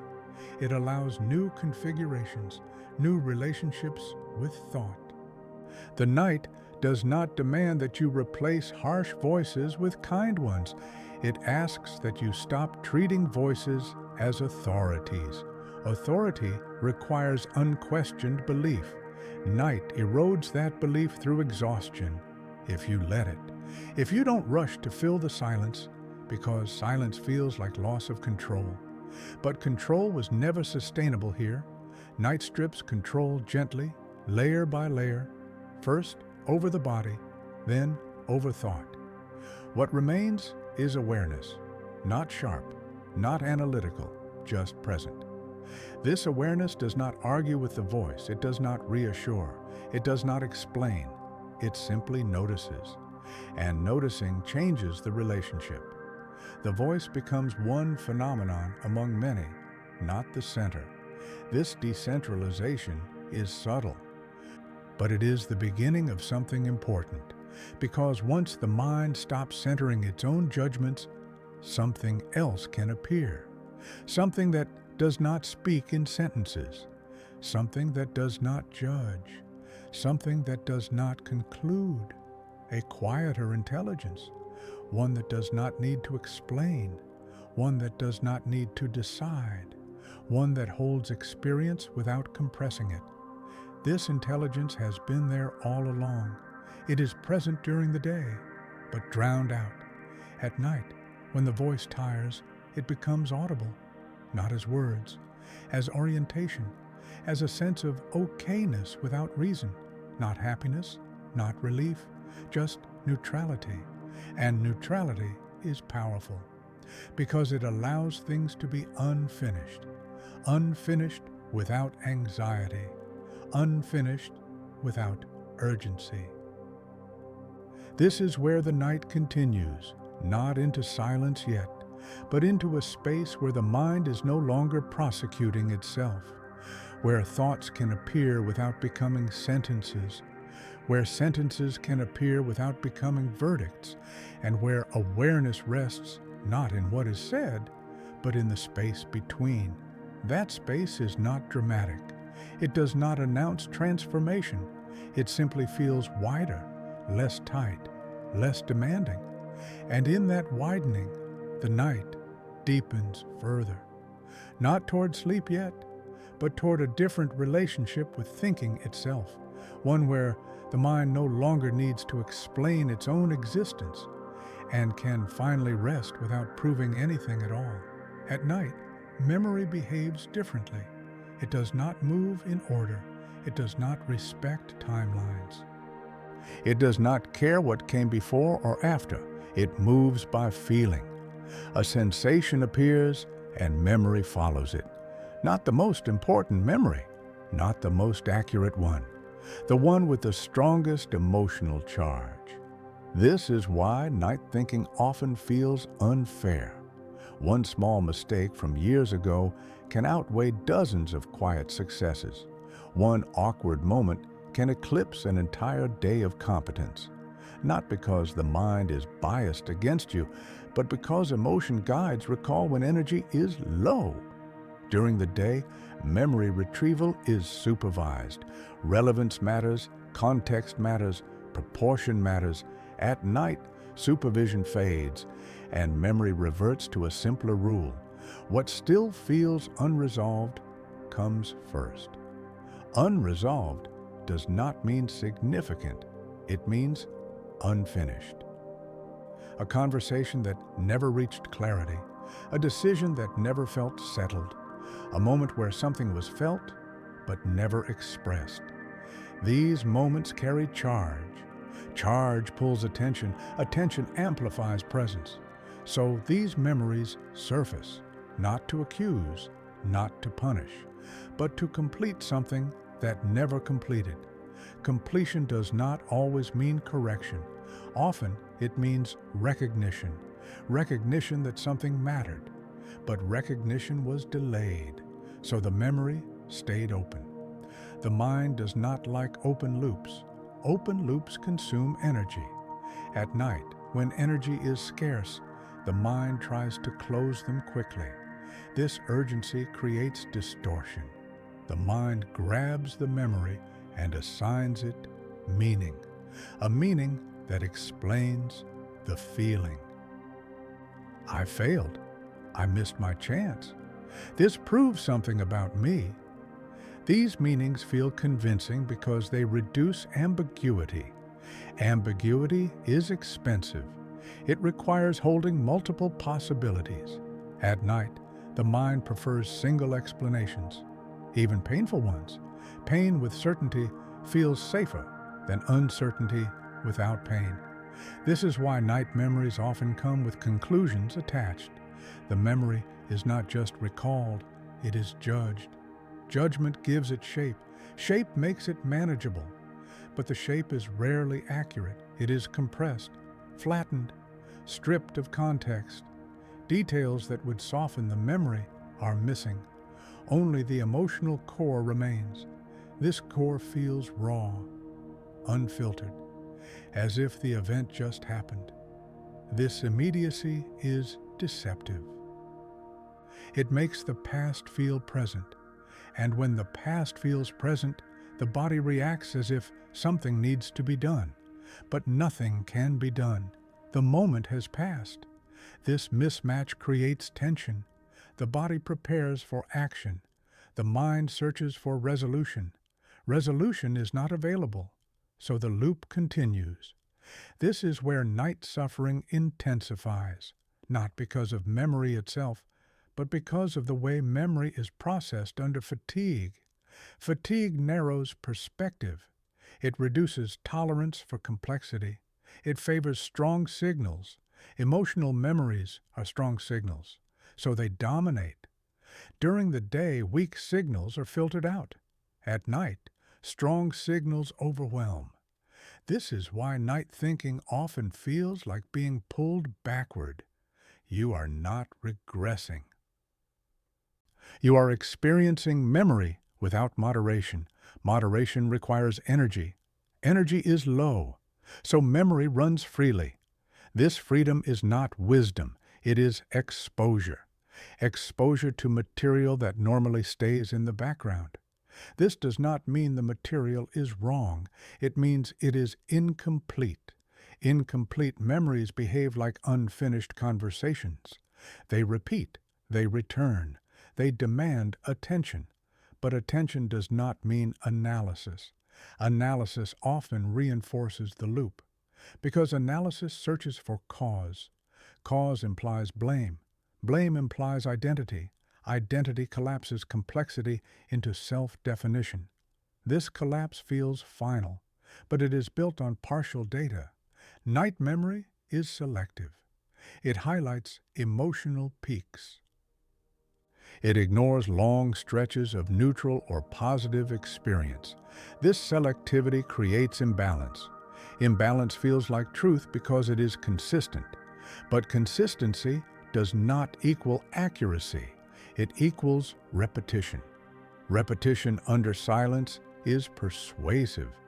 This is why night memories can reshape how you see yourself, not permanently, but powerfully.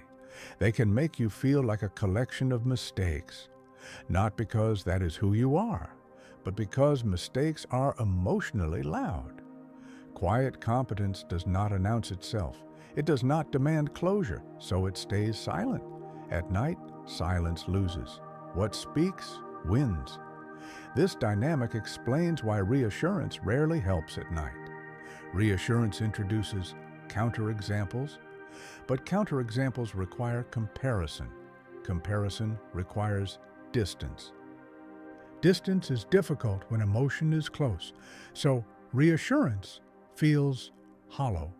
It does not penetrate because the memory is not asking for correction. It is asking to be felt. Felt without being turned into a story about who you are. This is subtle because feeling a memory without narrating it feels incomplete. The mind wants to explain, but explanation is what keeps the loop alive. Explanation ties memory to identity. Identity creates stakes. Stakes generate urgency. Urgency prevents rest. If memory could be felt without interpretation, it would move, it would complete. But interpretation freezes it, fixes it in place, so the same memory returns night after night. Not because it is unresolved in reality, but because it is unresolved in experience.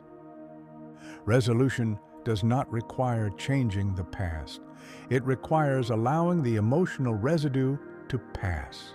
Pass without verdict, without conclusion, without meaning-making. This is difficult because meaning-making feels responsible. It feels like learning. But not all learning happens through conclusions. Some learning happens through exposure, repeated, non-reactive exposure. When a memory arises and is allowed to be felt without being labeled as proof of anything, its charge diminishes, not because it was refuted, but because it was metabolized. Metabolization is slow. It does not happen in a single night. It happens incrementally. Each time the memory is felt without escalation, the nervous system learns that it is not a current threat. Threat perception fades. When threat fades, urgency fades. When urgency fades, memory loses dominance. It becomes just one element among many, not the center. This is how night gradually changes, not by eliminating memories, but by changing how they are held. Held memories soften, judged memories harden. This distinction is critical. Night encourages holding, Day encourages judging. Neither is wrong, but mixing them causes friction. When you judge at night, you apply daytime rules to nighttime conditions. The result is suffering. When you hold at night, you allow the process to complete. Completion does not feel like insight. It feels like relief without explanation. A memory arises. You feel it. It passes. No conclusion is drawn. Nothing is learned explicitly. Yet something shifts. The memory returns with less force next time. This shift is easy to miss because it is quiet, but quiet is the signature of integration. Integrated material does not shout. It does not intrude. It sits in the background, available, not demanding. This is what the night is capable of, not healing in a dramatic sense, but integration. Integration is invisible. You only notice it by absence. The absence of loops, the absence of urgency, the absence of the need to explain yourself to yourself. As this absence grows, the night becomes less populated. Fewer memories surface, or when they do, they feel distant, less charged, more like images than accusations. This distance is not avoidance. It is perspective restored. Perspective does not argue. It emerges naturally when emotional charge dissipates. Charge dissipates when there is no resistance. Resistance feeds memory. Allowance drains it. This does not mean indulging in nostalgia or rumination. It means letting the memory arise without grabbing it, without interrogating it, without building a story around it, just noticing, feeling, allowing. This is harder than it sounds, because grabbing is habitual. Interrogation feels like control, but control is what failed at night. Night does not respond to control. It responds to permission, permission to feel without consequence. When permission is present, memory behaves differently. It moves, it completes, it leaves. And when it leaves, the mind has less to manage, less to organize, less to explain. This reduction is cumulative. Each completed memory reduces the overall load. Eventually, the night feels lighter, not because nothing appears, but because nothing sticks. This is the difference between a mind full of memories and a mind entangled with them. Entanglement creates suffering. Presence loosens entanglement. Night is where this loosening happens naturally, if allowed. As memories lose their grip, another quality of awareness becomes noticeable. A sense that experience is happening without needing to be claimed. Thoughts appear, memories appear, sensations appear, but they do not attach, they do not define, they do not demand. This detachment is not dissociation, it is spaciousness. Space between experience and identity. That space is what allows rest. Not because everything is resolved, but because nothing is insisting. The night continues to deepen in this way, not toward emptiness, but toward a simpler relationship with experience, where memory no longer needs to justify itself, where the mind no longer needs to prosecute the past, where awareness holds everything lightly, and in that light holding, the weight of remembering gradually eases, not through forgetting, but through release. Release without explanation, release without narrative, release as a natural consequence of being allowed to feel without judgment. This release does not end thinking, it changes its tone. Thoughts become softer, memories become quieter, and the night, which once felt crowded, begins to feel open, not empty. Open enough for something else to be noticed, something that was always there, a baseline calm, not excitement, not happiness, just steadiness, a steadiness that does not depend on what you remember or what you conclude, a steadiness that exists beneath memory, beneath thought. And as attention settles there, the night carries on, unrushed, unforced, allowing whatever remains to surface and pass, one by one, without ceremony, without judgment, just continuing. There is a strange moment when the night begins to feel more believable than the day, not because it offers proof, but because it removes contradiction. During the day, every thought is challenged by reality, by movement, by interaction, by the need to respond. Reality interrupts internal narratives. At night, interruption disappears, and without interruption, whatever remains feels complete. This completeness is deceptive.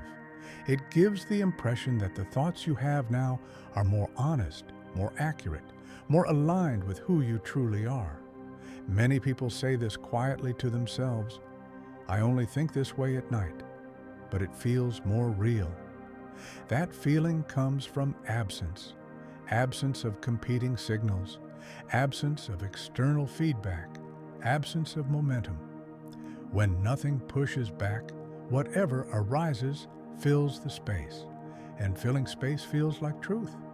But truth is not about volume, it is about context. Context collapses at night, not because the mind is clearer, but because it is isolated. Isolation intensifies experience. It removes reference points. Without reference points, perspective narrows. Narrow perspective feels focused. Focused feels certain. And certainty feels trustworthy. This is why night convictions feel solid. Why ideas formed in darkness feel definitive. Why decisions made at 3 a.m. can feel irreversible. The mind mistakes isolation for clarity. But clarity requires comparison. It requires seeing an idea alongside others. Night removes that, so the idea stands alone, unopposed, and unopposed ideas feel strong. This strength is seductive, especially if the idea explains discomfort. Explanations feel comforting. They organize feeling into meaning. Meaning reduces chaos. So the mind accepts the explanation, even if it is harsh, even if it is incomplete, even if it would not survive daylight. This is where night thinking becomes dangerous, not because the content is dark, but because it is untested. The mind is tired. It does not cross-check. It does not ask, "What else could this mean?" It asks, "Does this explain how I feel?" If the answer is yes, the explanation is adopted, temporarily. But temporary explanations feel permanent when time feels stretched. At night, time loses its edges. Minutes blur. Hours feel endless. In this expanded time, whatever you believe feels like it will last forever. This is how it is. This is how it will always be. These statements are not beliefs. They are side effects of altered time perception. When the present moment feels infinite, the mind projects infinity onto its contents. But the present is not infinite. It is just quiet. Quiet removes contrast. Contrast is what reveals change. Without contrast, everything feels fixed. This is why the night convinces you that certain thoughts are final. They are not. They are simply uninterrupted. The mind confuses uninterrupted with absolute. This confusion is subtle. You don't notice it happening. You just feel convinced. Conviction feels grounding, especially when you're tired. But grounding through conviction is brittle. It relies on holding a single explanation in place. Any doubt threatens collapse. So the mind defends the explanation. It repeats it, strengthens it, builds arguments. This is why night thoughts can escalate quickly. What began as a question becomes a conclusion becomes an identity statement. Each step feels natural, logical, but each step removes flexibility, and flexibility is what keeps thought from becoming oppressive. Daytime restores flexibility through distraction. Night removes distraction. So flexibility must come from somewhere else. It must come from awareness. Awareness that notices the conditions under which thoughts arise. Awareness that sees fatigue, isolation, silence, and recognizes their influence. This awareness does not invalidate night thoughts. It contextualizes them. Context weakens absolutism. It introduces humility. Humility toward one's own mind. This humility is rare because most of your life requires confidence, decisiveness, conviction. Night strips those requirements away, and without requirements, the mind can afford to be unsure. But only if you allow it. If you cling to certainty, the night will feel heavy. If you allow uncertainty, the night softens. This does not mean embracing confusion. It means not mistaking certainty for truth. Truth is complex. Night thinking is simplified. Simplification feels honest because it is direct. But directness without depth is shallow. Depth requires time. Day provides time through sequence. Night collapses sequence. Everything feels simultaneous. Past, present, future blur. In this blur, conclusions form easily. Because the mind wants order, order reduces strain, but order imposed too quickly creates distortion. This distortion is subtle. You might notice it as overgeneralization. All my efforts end this way. I always mess this up. Nothing really changes. These statements feel accurate at night. They feel like insights. But they are compressions. They squeeze experience into a narrow frame. That frame feels manageable, but it excludes evidence. Evidence that requires patience to remember. Patience is scarce at night. So the mind trades accuracy for simplicity. This trade-off is not conscious. It is adaptive. But adaptation for nighttime conditions does not translate well to daytime decisions. This is why decisions made at night often feel foreign by morning, not because you were wrong, but because you were operating under different constraints. Morning restores complexity. Night removes it. Neither state is superior. They serve different functions. Night is for sensing, day is for testing. Confusing one for the other causes distress. If you treat night conclusions as final, you carry their weight into the day. They clash with reality. Reality pushes back. That push feels like failure, but it is simply context returning. If you treat night thoughts as signals rather than verdicts, they inform without imprisoning. They tell you where attention is needed, where energy is leaking, where something has been ignored. They do not tell you what to do. That comes later, in light, with movement, with comparison. Night gives raw data. Day gives interpretation. Trying to interpret at night is like trying to read fine print in the dark. You can guess, but you will strain. And strain reinforces the belief that the message is urgent. Urgency is the mind's way of compensating for low clarity. It pushes harder, speaks louder, demands action. But urgency is rarely wise at night. It is a symptom of fatigue. This is why the most important shift is not changing the content of night thoughts. It is changing how much authority you give them. Authority comes from belief. Belief comes from certainty. Certainty comes from isolation. Break any part of this chain and the weight lifts. You don't need to argue with the thought. Argument gives it importance.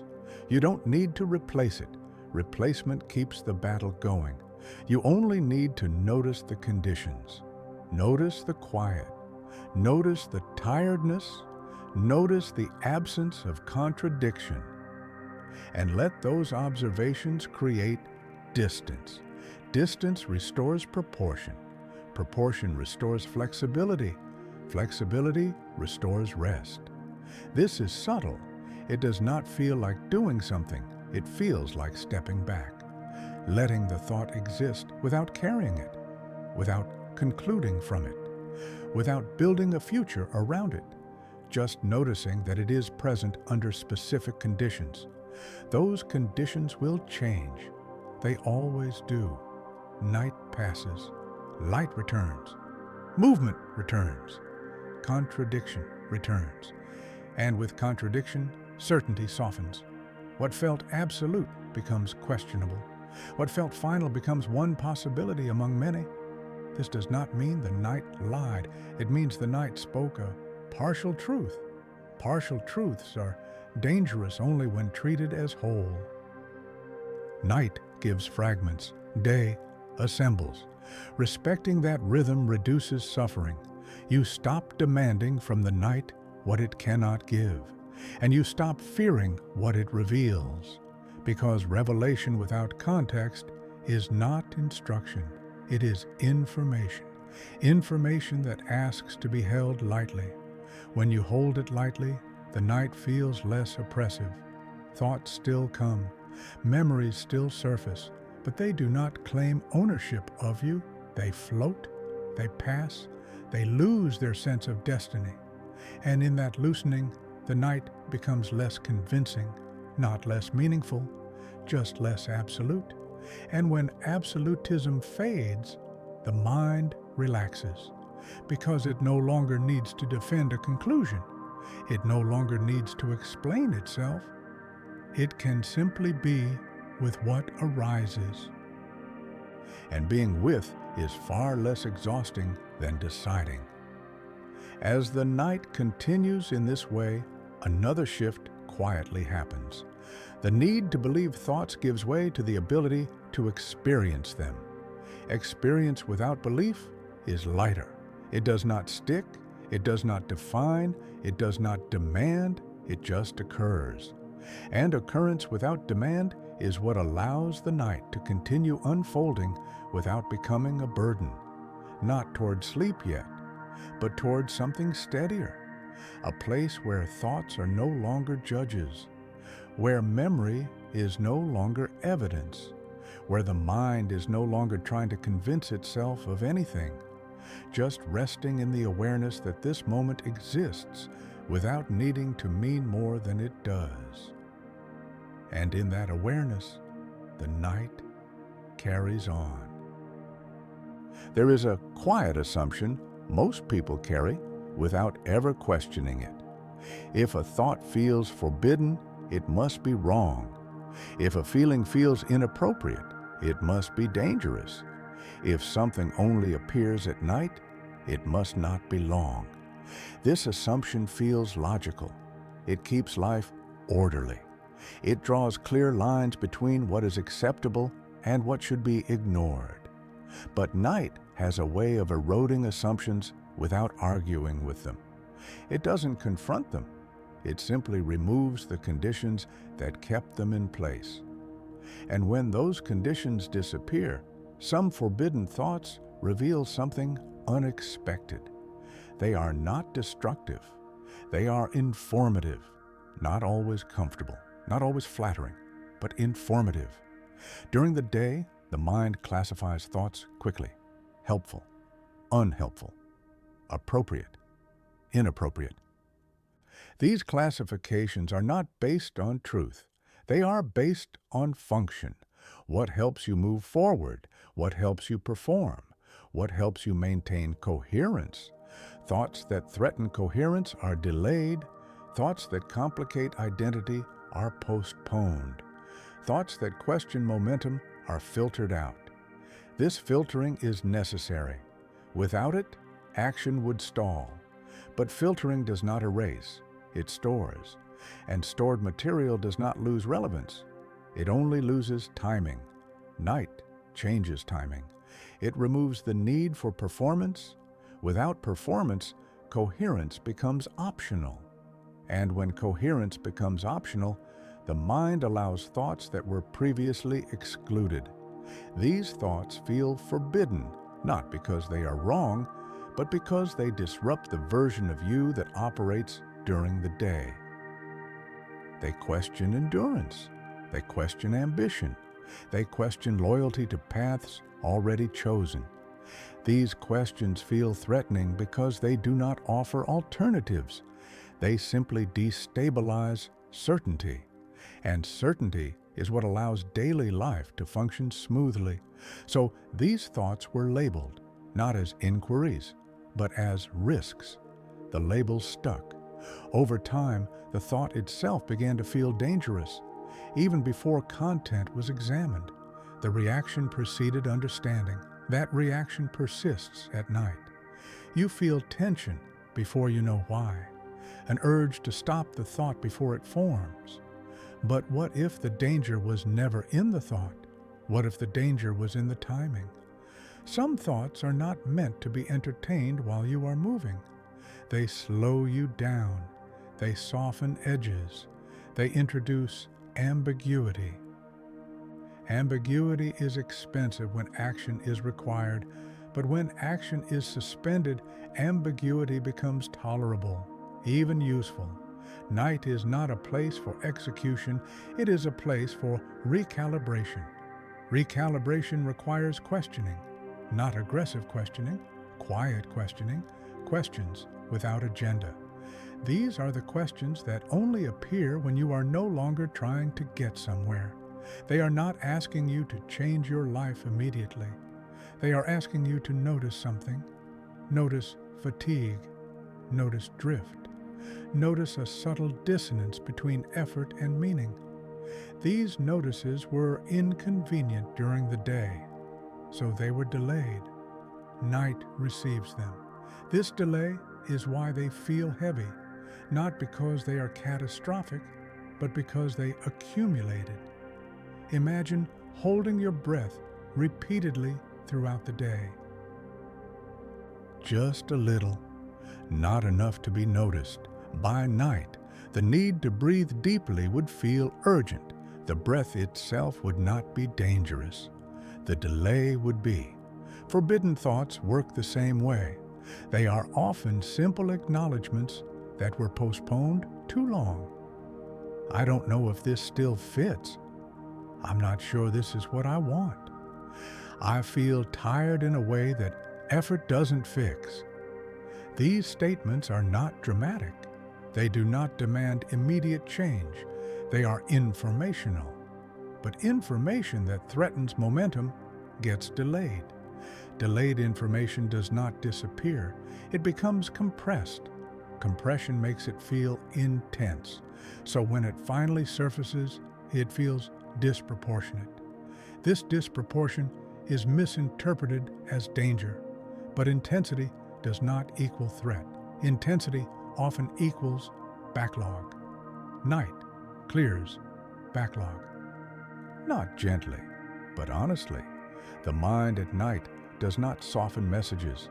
It does not translate them into polite language. It delivers them raw, and raw delivery feels harsh. But harshness is not hostility. It is lack of editing. Editing belongs to daylight. Night delivers drafts. Drafts are not final. They are messy. They are incomplete. They are exaggerated. But they contain essential information. Ignoring drafts because they are messy means ignoring the content entirely. And ignoring content repeatedly is what creates the pressure that wakes you at night. This is why some forbidden thoughts repeat. They are not insisting because they are urgent. They are insisting because they were never acknowledged. Acknowledgement does not mean agreement. It does not mean acting. It means recognizing that the information exists, that it belongs to you, that it is part of your internal landscape. When acknowledged, the thought loses its edge. Not immediately, gradually. The mind relaxes when it knows it does not need to escalate. Escalation is the mind's last resort. If subtle signals are ignored, it amplifies. If amplification is resisted, it intensifies. This is why night thoughts feel intrusive, not because they are invasive, but because earlier, quieter versions were ignored. During the day, subtle signals are easy to miss. The environment is loud. Attention is fragmented. Night concentrates attention. It magnifies what was small. This magnification feels threatening, but magnification is not creation. It is emphasis. The thought was already there. Night just turned up the volume. Volume alone does not tell you whether something is true. It tells you whether something needs space. Space to be noticed. Space to be held without reaction. Many people fear that allowing forbidden thoughts will lead to loss of control, that if they listen, they will unravel. But listening is not surrender. Listening is containment. Containment means allowing something to exist within awareness without acting on it. Suppression is not containment. Suppression is exile. Exiled thoughts become volatile. Contained thoughts stabilize. Night offers containment naturally because there is no pressure to act. You cannot send messages. You cannot make decisions. You cannot change anything at 3 a.m. This immobility is not a flaw. It is protection. It allows thoughts to surface without consequence. They can be felt without being enacted. This separation is crucial. Many forbidden thoughts are only dangerous when confused with instructions. At night, thoughts feel like commands because the mind is tired. It mistakes presence for imperative. But a thought being present does not mean it must be followed. It means it exists. Existence does not imply authority. This distinction weakens fear. You stop asking, "What if this thought is true?" and start asking, "What if this thought is information?" Information about fatigue, information about desire, information about misalignment. Information does not require immediate response. It requires storage, integration. Integration happens slowly, across days, across contexts, not in the moment it appears. Night is not the place to integrate fully. It is the place to allow. Allow the thought to exist without labeling it as dangerous or definitive. This allowance changes the quality of the night. The thought may still be uncomfortable, but discomfort without threat is bearable. Threat is what triggers panic. Remove the sense of threat, and discomfort becomes manageable. Manageable discomfort does not hijack sleep. It coexists with rest. You might notice that when you stop arguing with a forbidden thought, it begins to soften, not because it is resolved, but because it no longer needs to push. It is being heard. Hearing does not mean agreeing. It means acknowledging presence. This is often enough. The mind escalates only when ignored. When heard, it calms. This is not psychological trickery. It is basic regulation. Systems escalate when signals are unmet. When signals are acknowledged, escalation stops.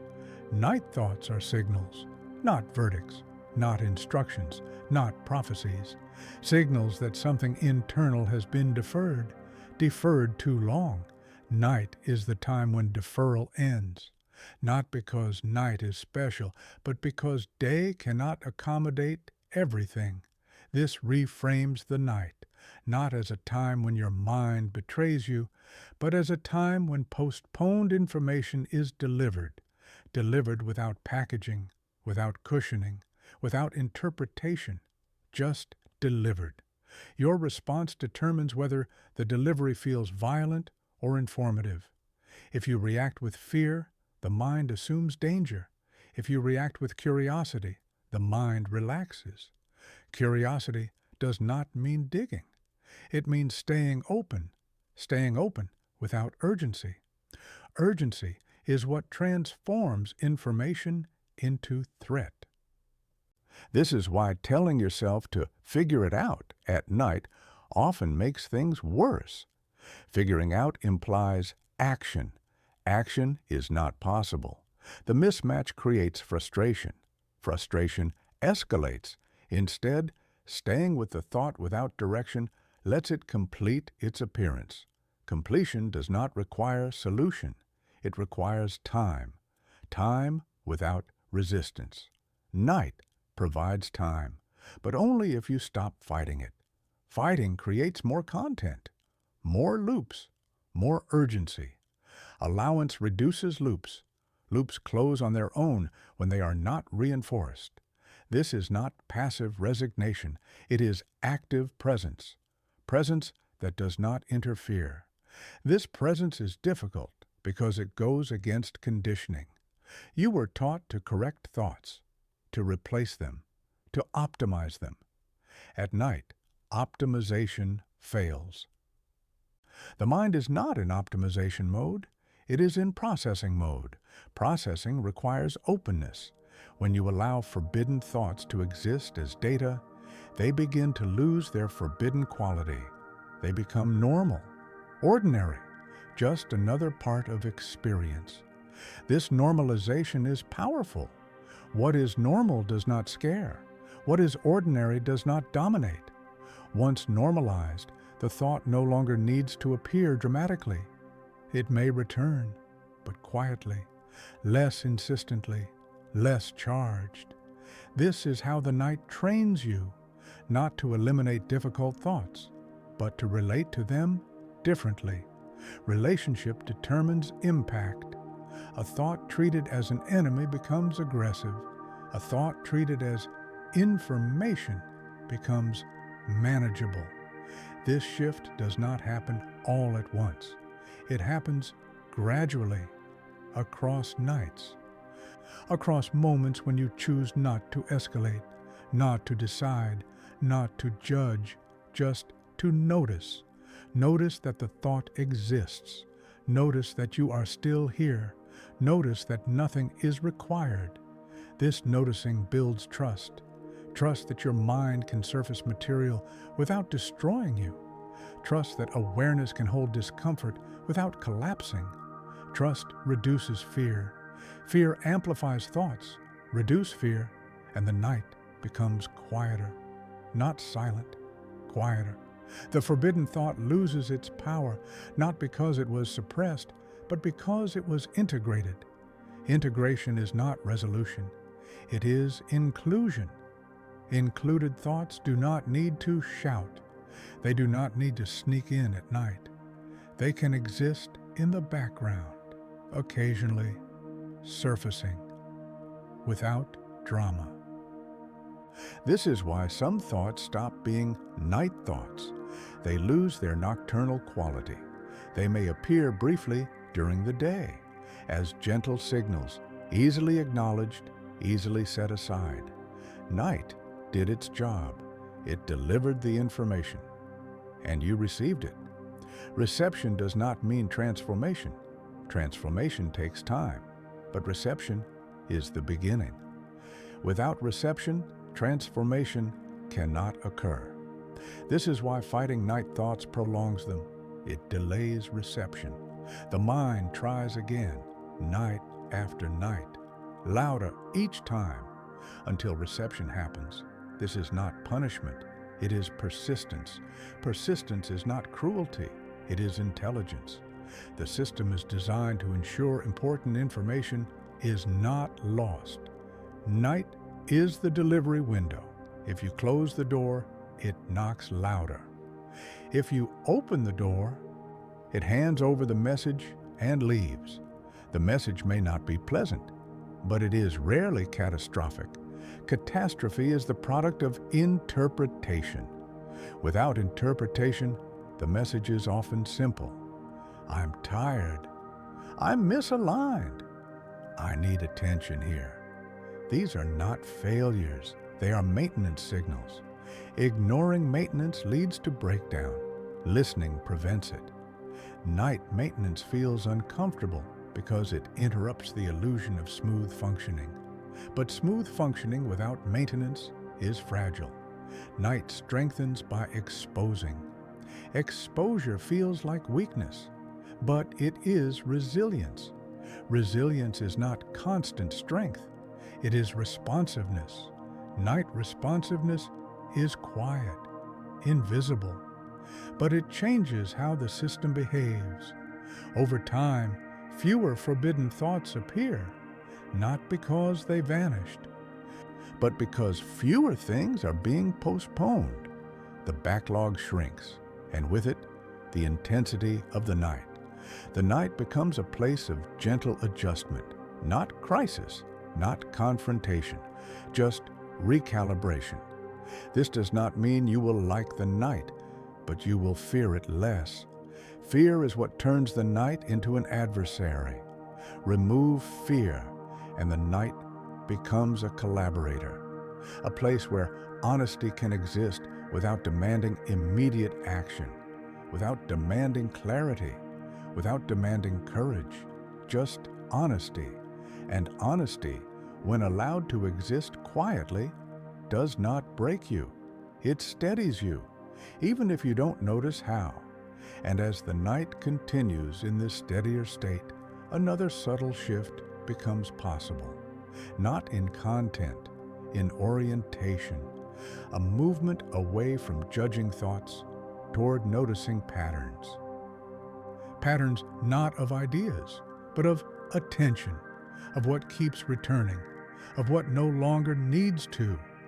That noticing opens yet another layer of the night, one that is less about individual thoughts and more about how the mind organizes itself in darkness. And that organization reveals something unexpected, not about what you think, but about how thinking itself begins to change when it is no longer fighting its own contents. And that change continues quietly, without announcement, as the night goes on. There is a moment when resistance becomes more exhausting than the thought itself. You feel it first as fatigue, not the kind that comes from a long day, but a deeper tiredness, the kind that comes from holding something back for too long. This is the moment when many people realize, without naming it, that pushing thoughts away at night has never actually worked. It only delayed them, and delay has a cost. Every time a thought is rejected before it finishes forming, it returns with more force. Not because it is angry, but because it was not allowed to complete. Completion is not agreement. Completion is not surrender.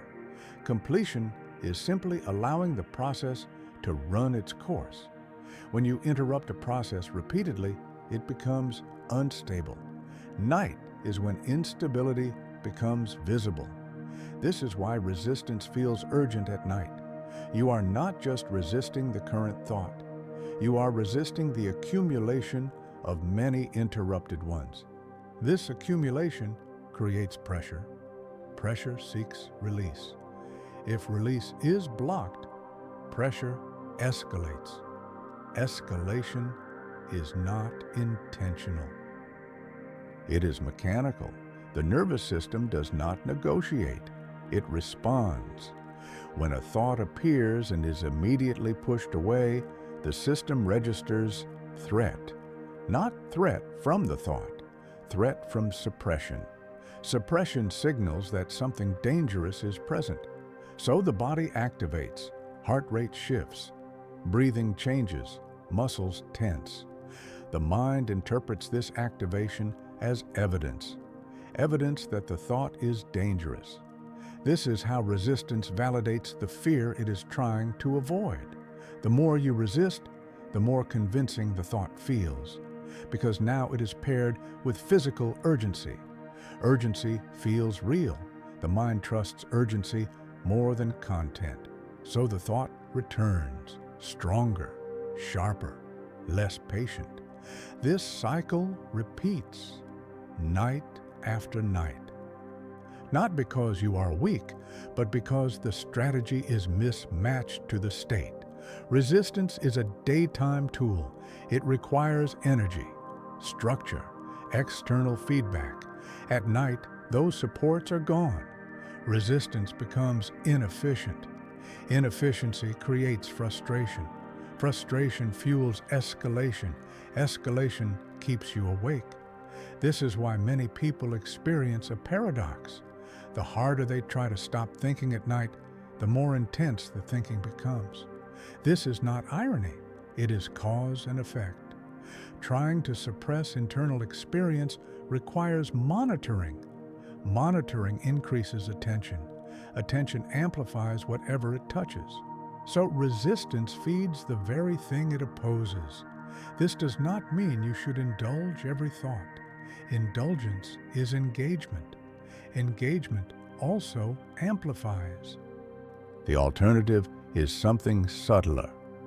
Non-interference. Non-interference is not passivity, it is a deliberate choice to not add energy to what is already present. This choice is difficult because it goes against conditioning.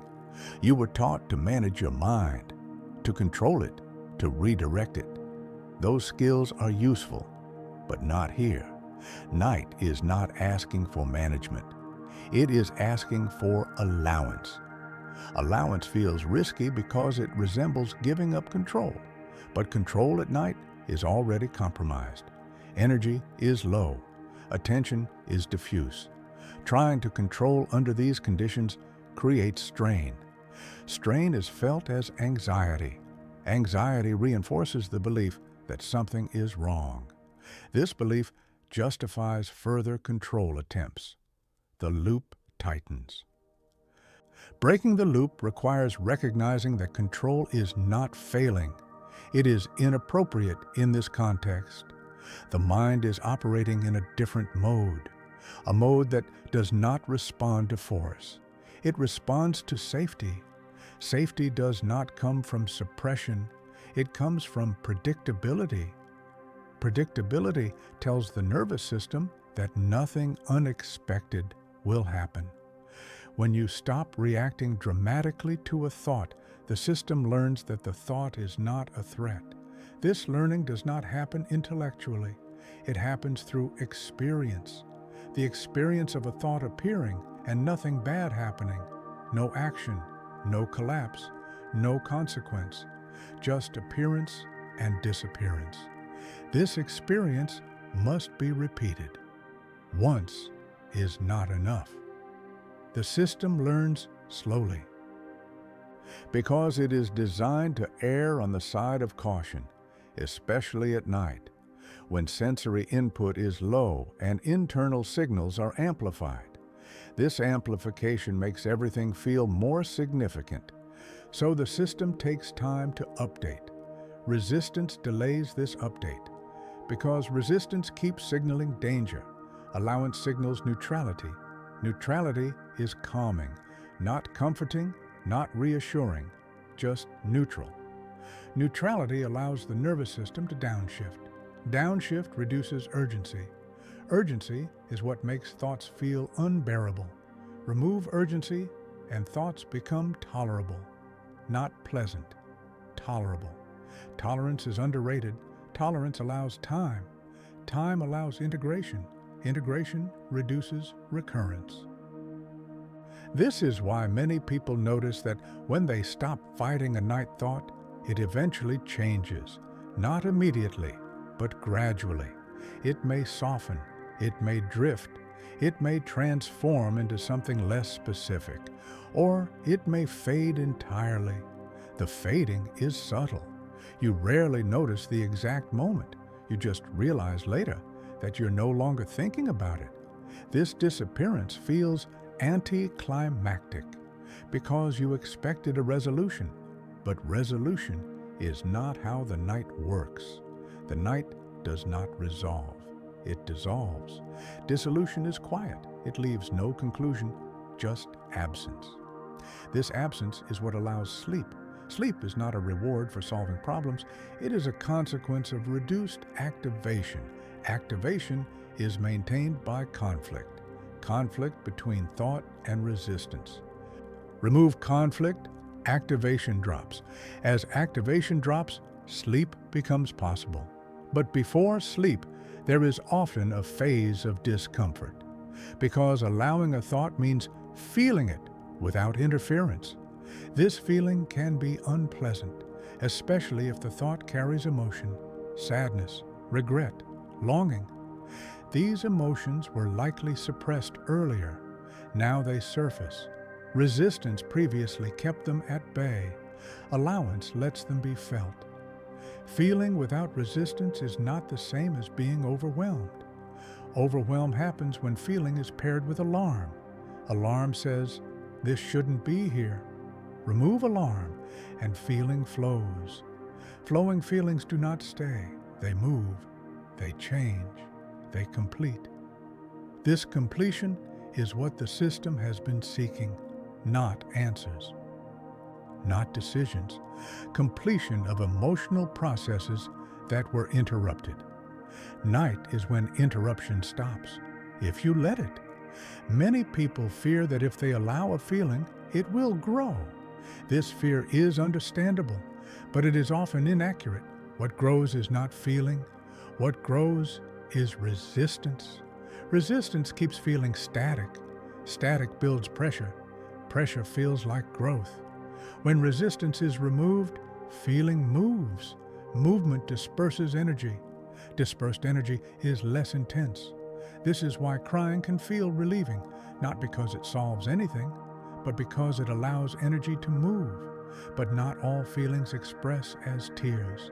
Some express as warmth, some as heaviness, some as quiet sadness. Allowing does not dictate how release happens. It only makes release possible. The key is to stay present without directing the process. Directing reintroduces control. Control reintroduces conflict. Conflict restarts activation. So the posture is simple, not easy, simple. Notice the thought. Notice the sensation. Do nothing else. No commentary, no evaluation, no attempt to improve the experience. This do nothing is not neglect. It is restraint. Restraint from adding layers. Most suffering at night comes not from the initial thought, but from the layers added to it. What does this mean? Why now? What if it's true? What should I do? Each question adds tension. Tension feeds the loop. Allowing cuts the loop by removing fuel. This does not silence the mind. It slows it. Slowing reveals patterns.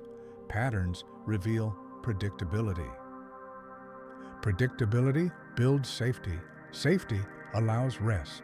This sequence is natural, but it only unfolds when interference stops. Stopping interference is the hardest part, because interference feels like effort. Effort feels like responsibility. Responsibility feels virtuous. But virtue is not required at night. Night requires humility. Humility to accept that you cannot think your way out of this state, that your usual tools are not suited here. This humility is not defeat. It is adaptation, adapting to the conditions instead of forcing the conditions to adapt to you. Once you adapt, the night feels different. Not friendly, not hostile, neutral. Neutral nights are manageable. They do not demand victory. They do not threaten loss. They simply pass. Passing is enough. You do not need the night to teach you anything. You do not need insight. You do not need transformation. Those may happen, but they are not required. Requiring meaning adds pressure. Pressure keeps you awake. Let the night be meaningless. Meaninglessness is restful. It removes the burden of interpretation. When interpretation drops, thinking loses momentum. Thoughts become shorter, less elaborate, less convincing. They do not disappear, but they do not dominate. This shift is subtle. You might not notice it consciously, but your body does. Breathing deepens, muscles release. The sense of urgency fades. time perception changes. Minutes lose their weight. This is when the night stops feeling like an enemy, not because it became pleasant, but because it stopped demanding anything. Demand is what creates conflict. Without demand, experience flows. Flow leads to rest. Rest leads to sleep, not always immediately, but eventually. Even if sleep does not come right away, restfulness does. Restfulness is enough. You do not need to sleep perfectly. You need to stop fighting. Fighting consumes energy. Night has little energy to spare, so it punishes fighting with wakefulness, not intentionally, mechanically. The system cannot downshift while in conflict. Conflict requires vigilance. Vigilance keeps you awake. Remove conflict, and vigilance fades. This is why the instruction "don't think" never works. It creates conflict. The instruction "let it be" works slowly, because it removes conflict. Slow works at night, fast does not. This understanding changes your relationship with night thoughts. They are no longer opponents, they are processes. Processes complete when uninterrupted. Interrupt them, and they restart. Allow them, and they finish. Finish quietly, without fanfare, without resolution. Just finish. And when enough processes finish, the night becomes quieter, not silent, quieter. Quiet enough for sleep, quiet enough for rest, quiet enough for the mind to stop insisting. This does not mean you will never have difficult nights again. You will. But the nights will feel less personal, less like failures, more like weather. Conditions that pass. Conditions that do not define you. This shift is subtle, but it is profound. It turns the night from something you must defeat into something you can move through. Movement does not require direction. It only requires allowing. Allowing is not something you do. It is something you stop doing. You stop resisting. You stop fixing. You stop concluding. And in that stopping, the night continues. Not toward an ending, not toward a lesson, just continuing. As processes complete and resistance softens, another layer of night becomes accessible. A layer where the mind no longer reacts to individual thoughts but begins to notice the background they arise from. A background that is not thought at all. Something quieter, something steady, something that does not need to be managed. That background has always been there. But it only becomes noticeable when the struggle with thought eases, and as that struggle eases, attention naturally shifts, not by choice, by gravity, toward what remains when nothing is being pushed away. And that is where the night goes next. There comes a point when effort quietly steps aside, not because you decided to stop trying, but because trying no longer makes sense.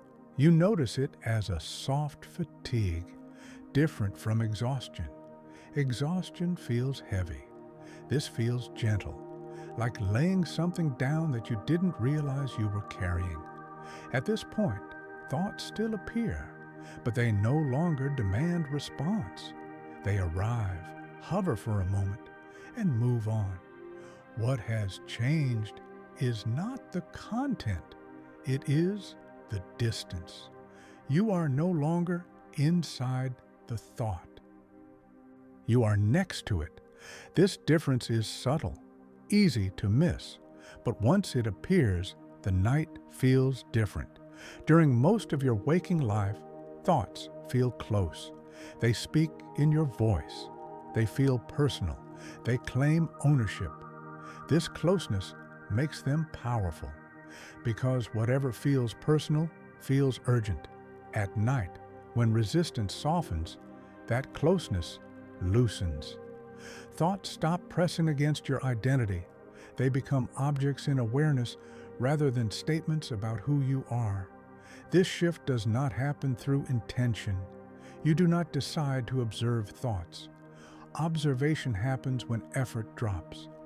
Effort is what keeps you fused to meaning, fused to outcome, fused to self-definition.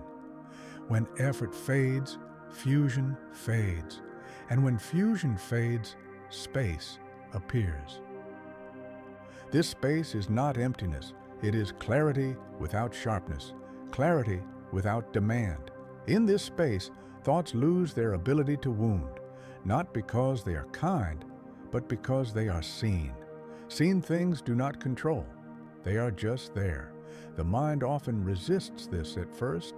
It feels unnatural because you're used to engaging, responding, fixing. But engagement is a habit, not a necessity. At night, habits weaken, and when they weaken, other modes of being become possible. You might notice that awareness itself feels different, broader, less focused. It does not cling to any one thing. It includes sound, sensation, breath, thought, without prioritizing. Nothing is foreground. Nothing is background. Everything simply exists. This is not dissociation. You're not leaving experience. You're inhabiting it more fully, without commentary, without evaluation. This mode is difficult to describe because language is built for separation, subject and object, thinker and thought. Here, those divisions soften. Awareness does not feel like something you do. It feels like something that is already happening. You're just no longer interfering. Interference usually takes the form of labeling. This is good. This is bad. This matters. This doesn't. At night, labeling slows. Not completely, but enough. When labels loosen, experience becomes less rigid. Rigidity creates tension. Tension requires vigilance. Vigilance keeps you awake. When rigidity softens, vigilance fades. The body responds immediately. Breathing deepens without instruction. Muscles release without command. The nervous system senses that nothing needs to be monitored. Monitoring is expensive. When it stops, energy becomes available, not for action, for rest. This rest is not sleep yet. It is a state before sleep, a state where nothing is being defended. Defending requires boundaries. At night, boundaries blur, not dangerously, naturally. You are no longer protecting an image. You are no longer maintaining a position. You are no longer arguing a case. You are simply here without justification.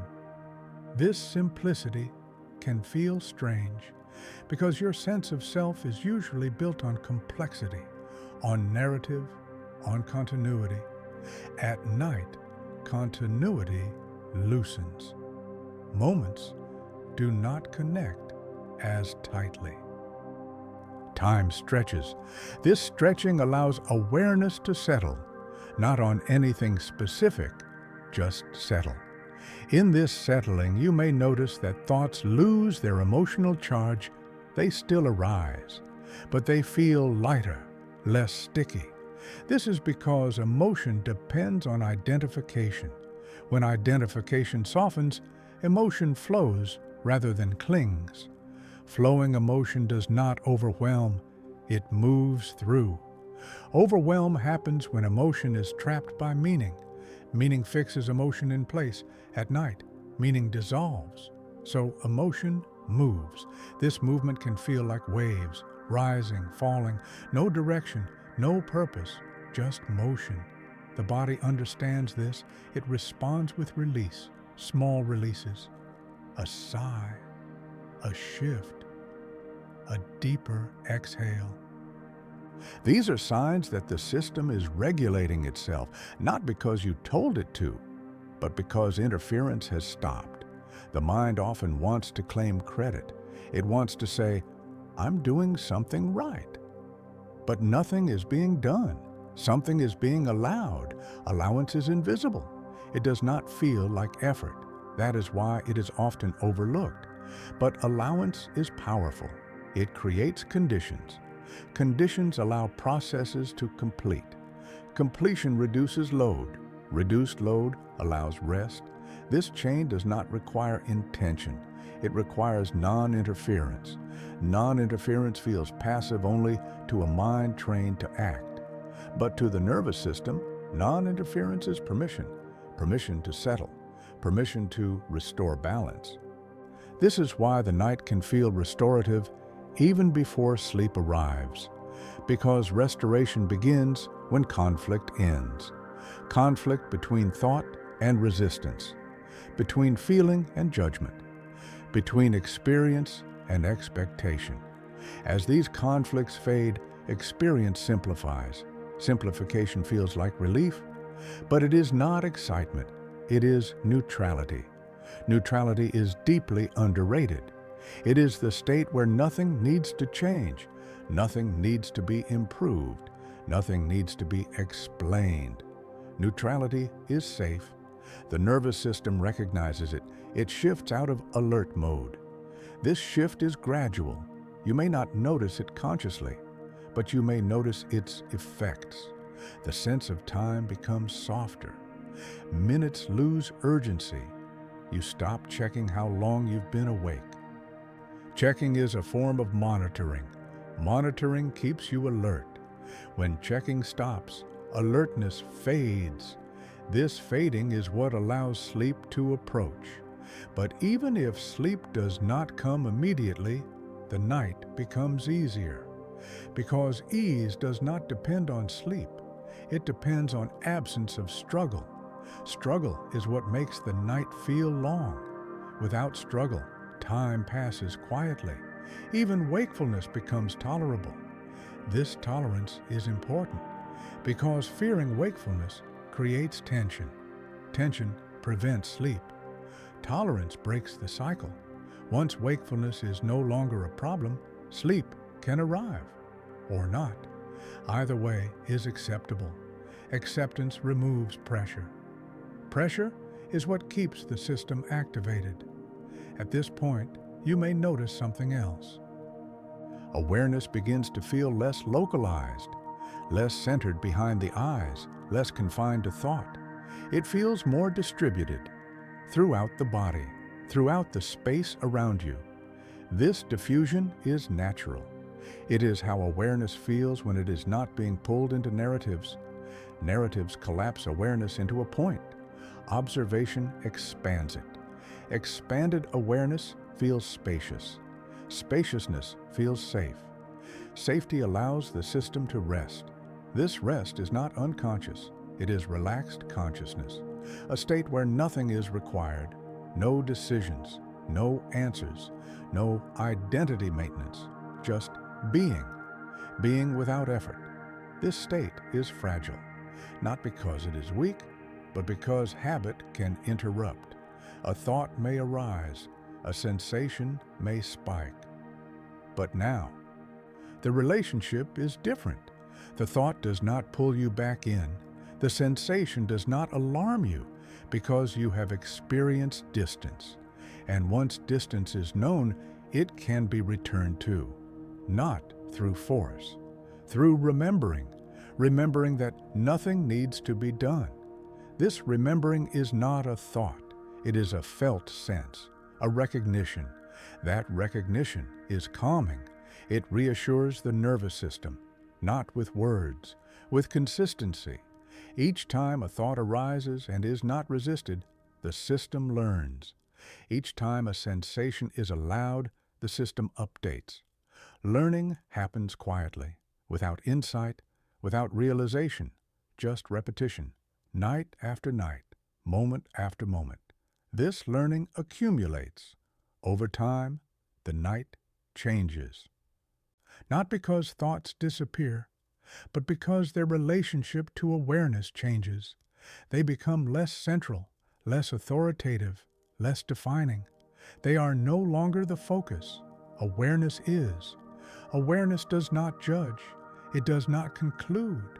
It does not demand. It simply includes. Including does not mean endorsing. It means allowing existence, existence without consequence. This is what the night offers when struggle ends. Not answers, not clarity, but inclusion. Inclusion is what allows rest, because exclusion requires effort. Effort keeps you awake. Inclusion is effortless. Effortlessness is what the system seeks at night. This is why, when you stop trying to fix the night, it begins to fix itself. Not dramatically, subtly, in small shifts, in softened edges, in less insistence. These small shifts are easy to dismiss, but they matter. They are signs that regulation is happening, that balance is returning. Balance does not announce itself. It simply feels less strained, less tight, less demanding. As balance returns, the sense of self loosens further. You're no longer someone trying to sleep. You're someone resting, resting while awake. This resting is enough. It does not need to become sleep. Sleep will come when it comes. Rest is already here, and rest reduces the fear of not sleeping. Fear is what blocks sleep. Remove fear, and the path opens, not directly, but gently. As awareness remains open and unfocused, the boundary between waking and sleeping thins. Thoughts become more fragmented. Images appear without narrative. Sensation fades into background. This is not something you do. It happens because the conditions are right. Right conditions are created not by effort, but by absence of effort. Absence of struggle, absence of judgment, absence of urgency. These absences create space. Space allows transition. Transition does not need guidance. It is automatic, if allowed.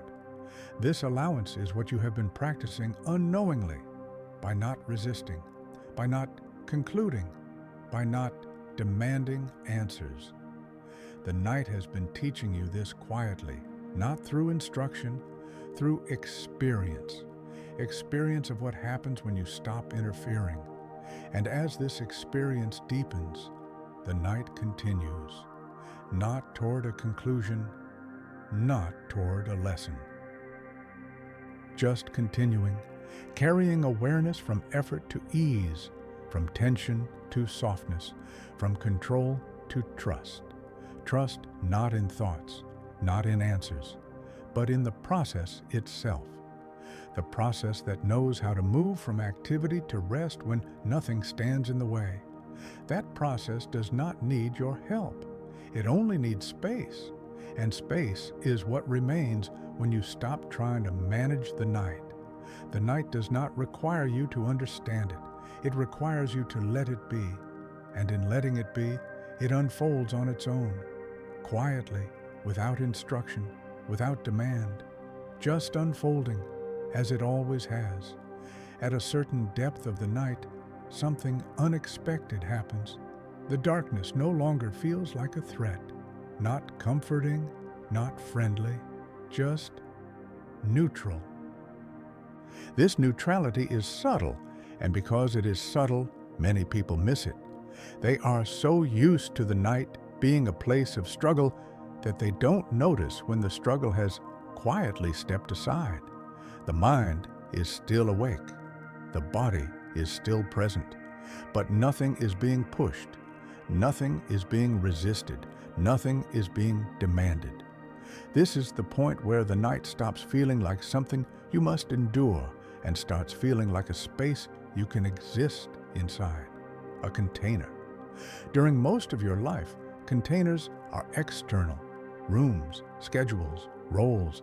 They tell you where to be and how to behave.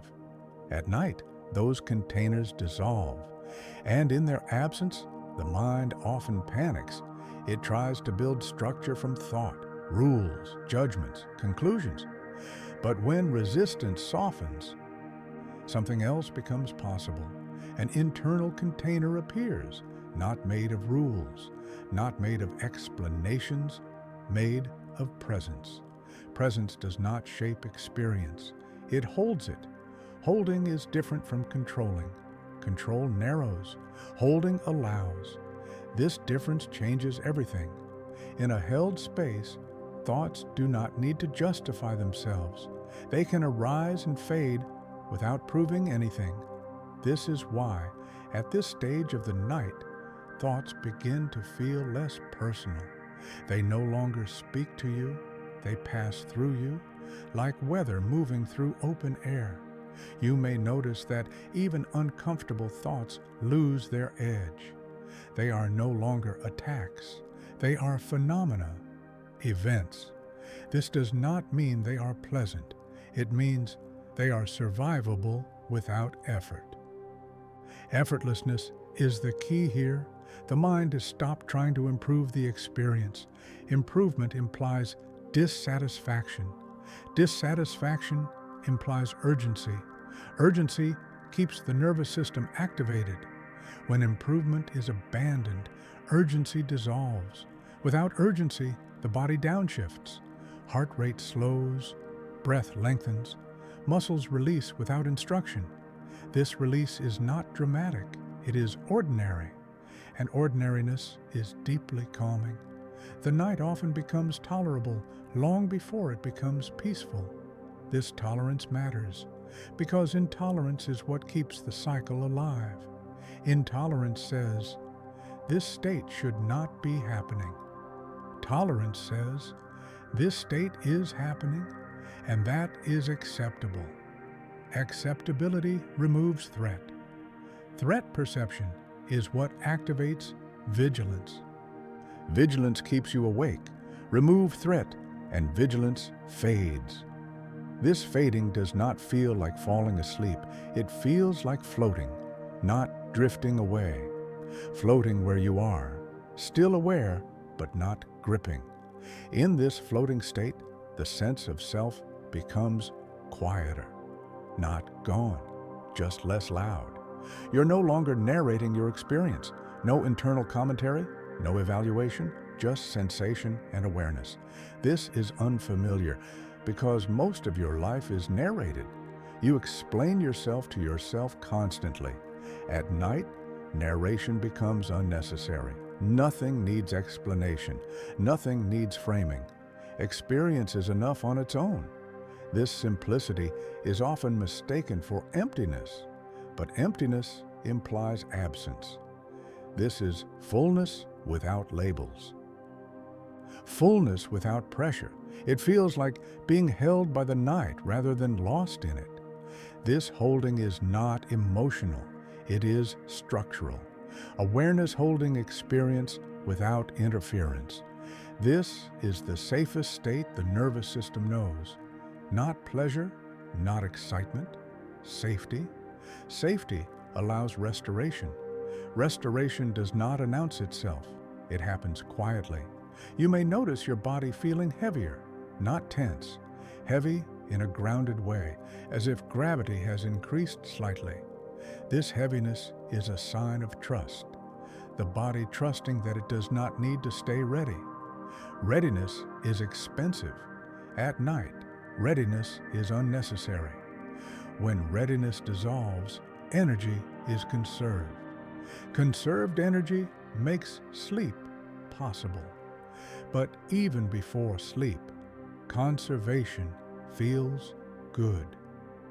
It feels like relief without joy, relief without explanation. This is often when people say, I don't know why, but I feel calmer. There is no reason. Nothing was solved. Nothing was fixed. The system simply stopped fighting itself. That is enough. In this state, time feels different. Not stretched, not collapsed, just irrelevant. You stop counting minutes. Stop wondering how long you've been awake. Wondering is a form of monitoring. Monitoring keeps the mind active. When wondering stops, activity slows. Slowing is not forced. It is allowed. The night begins to feel wider, not longer. Wider, as if there is more room to exist. This room is not external. It is internal space. Space created by the absence of judgment. Judgment compresses. Allowance expands. Expansion feels safe because there is no pressure. Pressure requires edges. Expansion dissolves edges. Without edges, there is nothing to push against, nothing to struggle with. This is why the night can suddenly feel gentle, not kind, not warm, gentle. Gentleness is low intensity. Low intensity allows rest. High intensity demands action. At this depth, intensity has dropped. Thoughts that once felt sharp now feel rounded. Memories that once felt heavy now feel distant. Sensations that once demanded attention now fade into the background. Nothing has been eliminated. Everything has been de-emphasized. De-emphasis is the key. The night does not remove content. It changes priority. Priority determines impact. When nothing is prioritized, everything becomes manageable. This is why the mind feels quieter even though thoughts still exist. Quiet is not silence. Quiet is low urgency. Low urgency is restful. Restfulness is what prepares the system for sleep. But sleep is not the goal. Sleep is a byproduct. The goal, if there is one, is safety. Safety without explanation. Safety without narrative. Safety without control. This safety is fragile only when tested. If you test it, if I'm safe, why am I still awake? The test reintroduces evaluation. Evaluation reintroduces tension. So safety works best when it is not questioned, like trust. Trust collapses when analyzed. It exists when allowed. In this space, awareness feels less centered, less like a point behind the eyes, more like a field where sensations arise and fall, thoughts drift through, sounds pass, nothing sticks. This field is not something you create.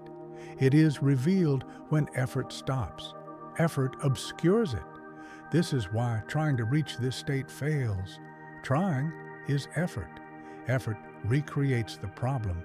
The state appears when trying collapses under its own weight, when effort is exhausted, not forcefully, naturally. This exhaustion is not burnout.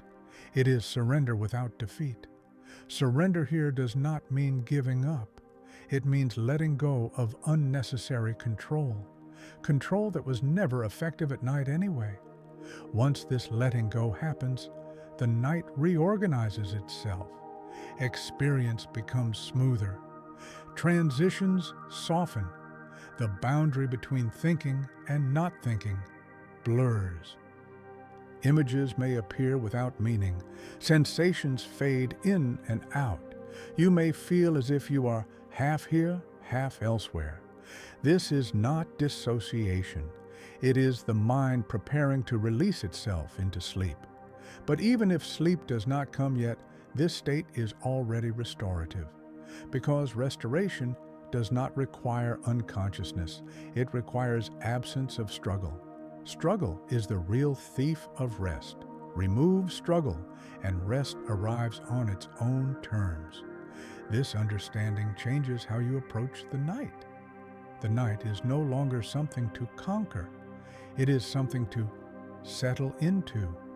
Settling does not require direction. It requires permission.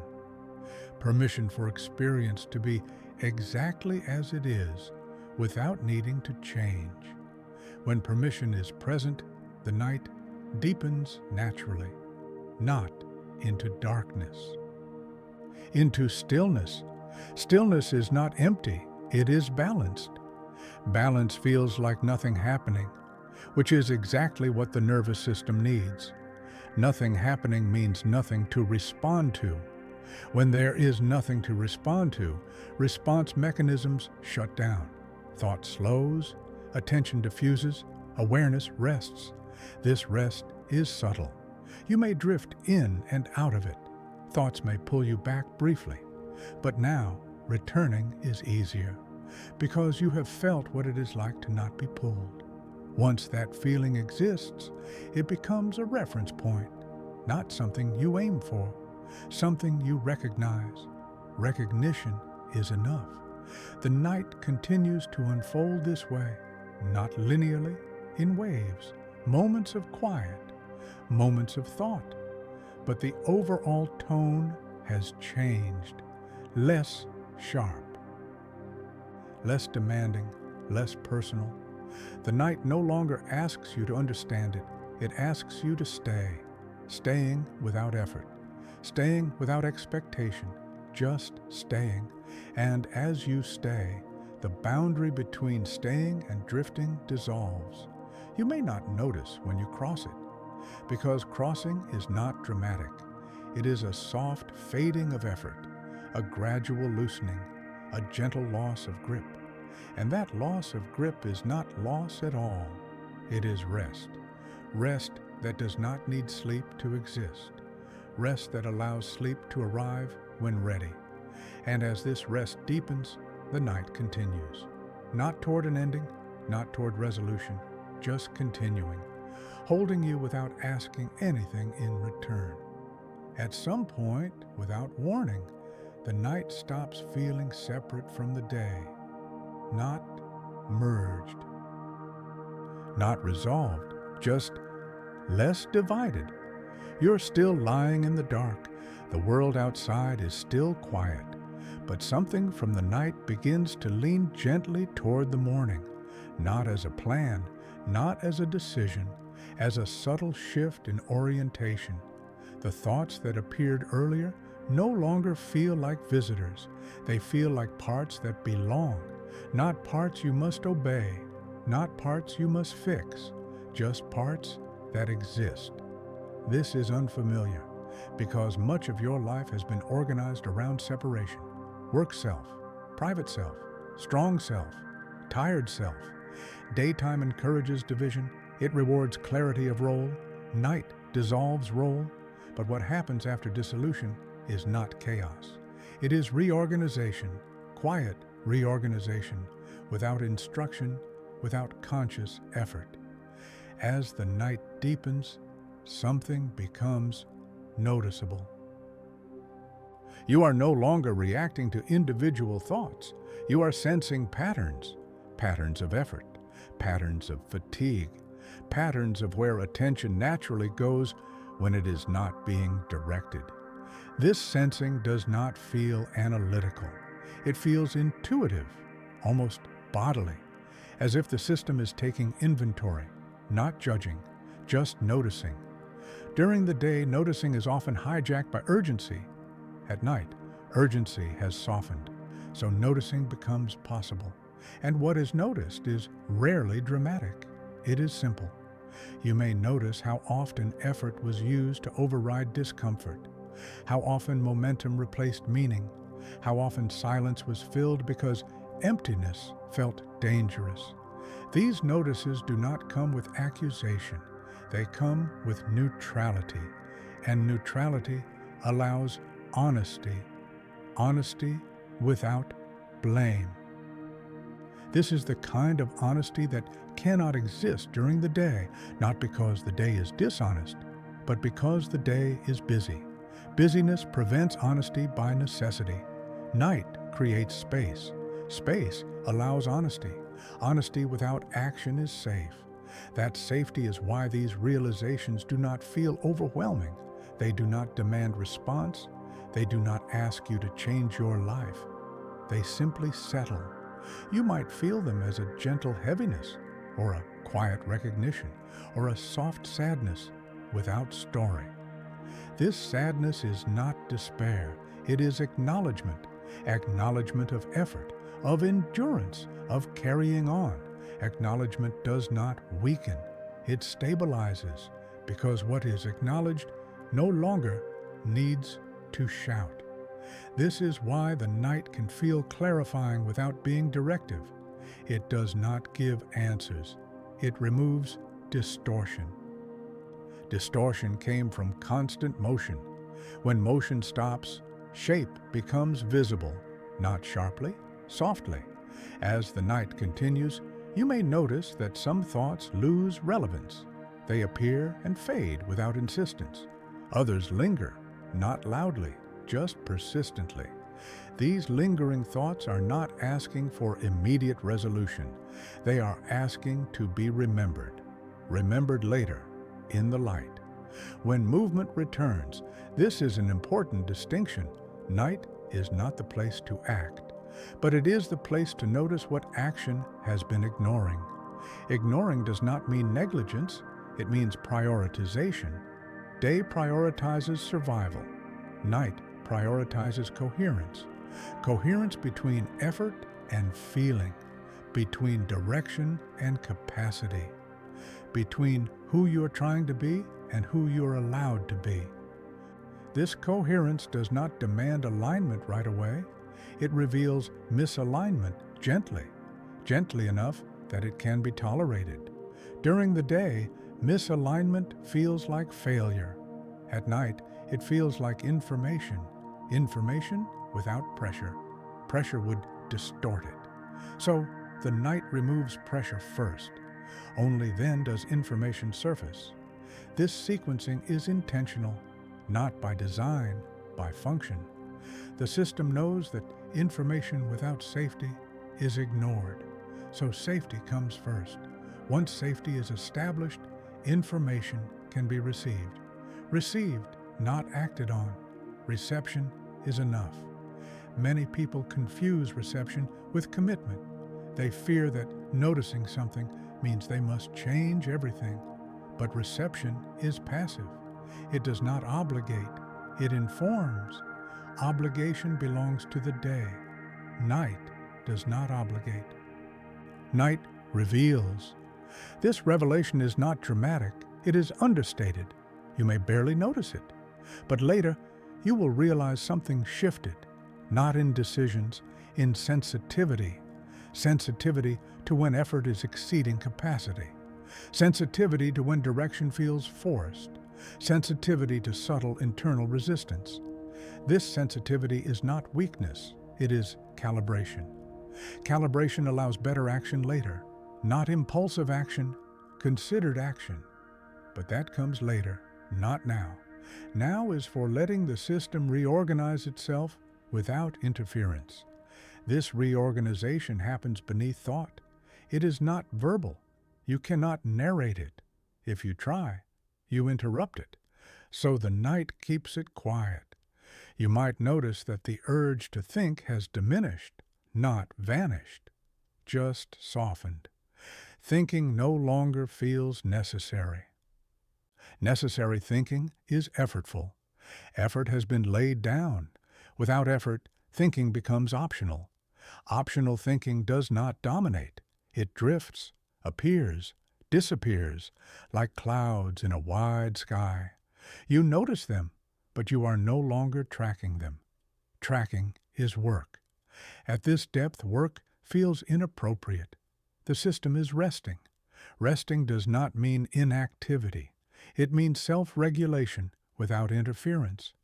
This is when the night begins to feel internally consistent. Earlier, it felt fragmented.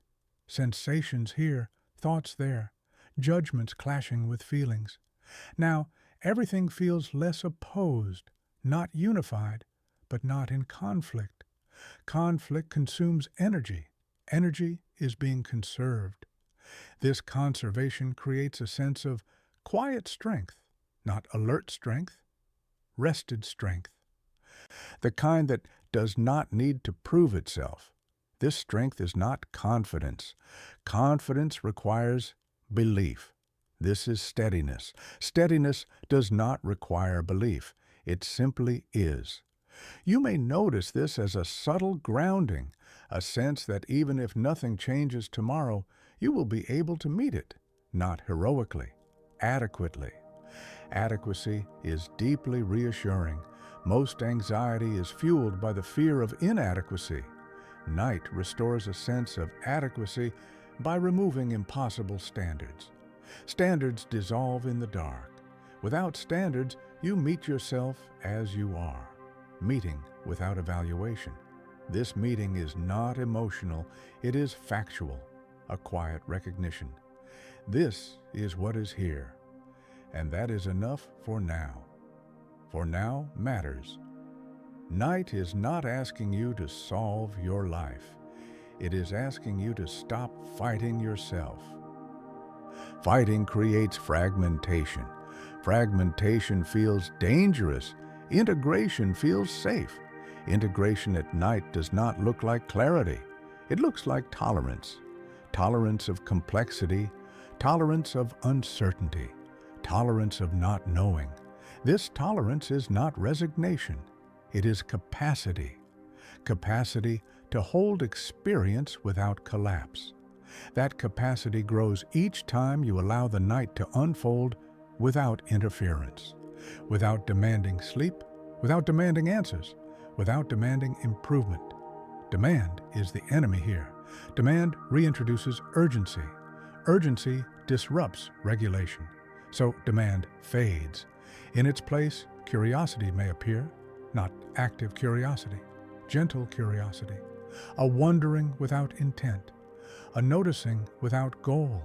This curiosity does not lead anywhere. It simply observes how attention moves, how sensation ebbs, how thought fragments. This observation is calming because it shifts focus away from content. Content is what caused struggle. Process is neutral. Watching process reduces identification. Reduced identification reduces emotional charge. Charge drains. Drain leads to quiet. Quiet is the night's natural state, not silence. Quiet. Quiet holds. As this quiet stabilizes, you may feel as if something has been resolved, but nothing has been resolved. Resolution implies conclusion. This is not conclusion, it is readiness. Readiness without urgency. Readiness to continue living without carrying unnecessary weight. That readiness does not require articulation. It does not need a plan. It will express itself later, in small choices, in pacing, in attention. But that is not the night's concern. The night's concern is coherence. Coherence between body and mind, between sensation and awareness, between rest and wakefulness. As coherence improves, the line between night and sleep thins. Sleep may come, or it may not. Either way, the system is resting. Resting in wakefulness is not failure. It is a legitimate state, one the body recognizes, one that repairs. You may drift in and out. Images may appear. Thoughts may fragment further. Language may dissolve. This is not something to track. Tracking is effort. Effort disrupts the process, so even the desire to understand this state fades. Understanding is unnecessary. Experience is enough. The night has done its work, not by fixing, by allowing the system to recalibrate itself without instruction. This recalibration does not end when the night ends. It carries forward, quietly. You will notice it later, in how some thoughts no longer hook you, in how some pressures feel less compelling, in how you pause before pushing. These changes will not announce themselves. They will feel ordinary. Ordinary is the sign that integration has occurred. Extraordinary experiences do not integrate. Ordinary shifts do. Night specializes in ordinary shifts because ordinary shifts last. As the night continues, awareness remains wide, unfocused, soft. The urge to define this experience is gone. Definitions would limit it. Limitation would reintroduce control. Control would disrupt rest. So the experience remains undefined. Undefined is safe. Safe allows continuation. And continuation is what the night excels at. It does not rush toward morning. It does not anticipate light. It exists fully as night, holding, containing, allowing. The more you allow it, the more it gives back, not in insight, not in revelation, in capacity. Capacity to be with yourself without needing to change. That capacity is subtle, but it is transformative, because a system that can be with itself does not need to escape itself. Escape fuels anxiety. Belonging dissolves it. Night teaches belonging, not through comfort, through familiarity. Familiarity with your own internal weather. Once familiar, weather no longer frightens. It passes, and you remain. This realization does not arrive as a thought.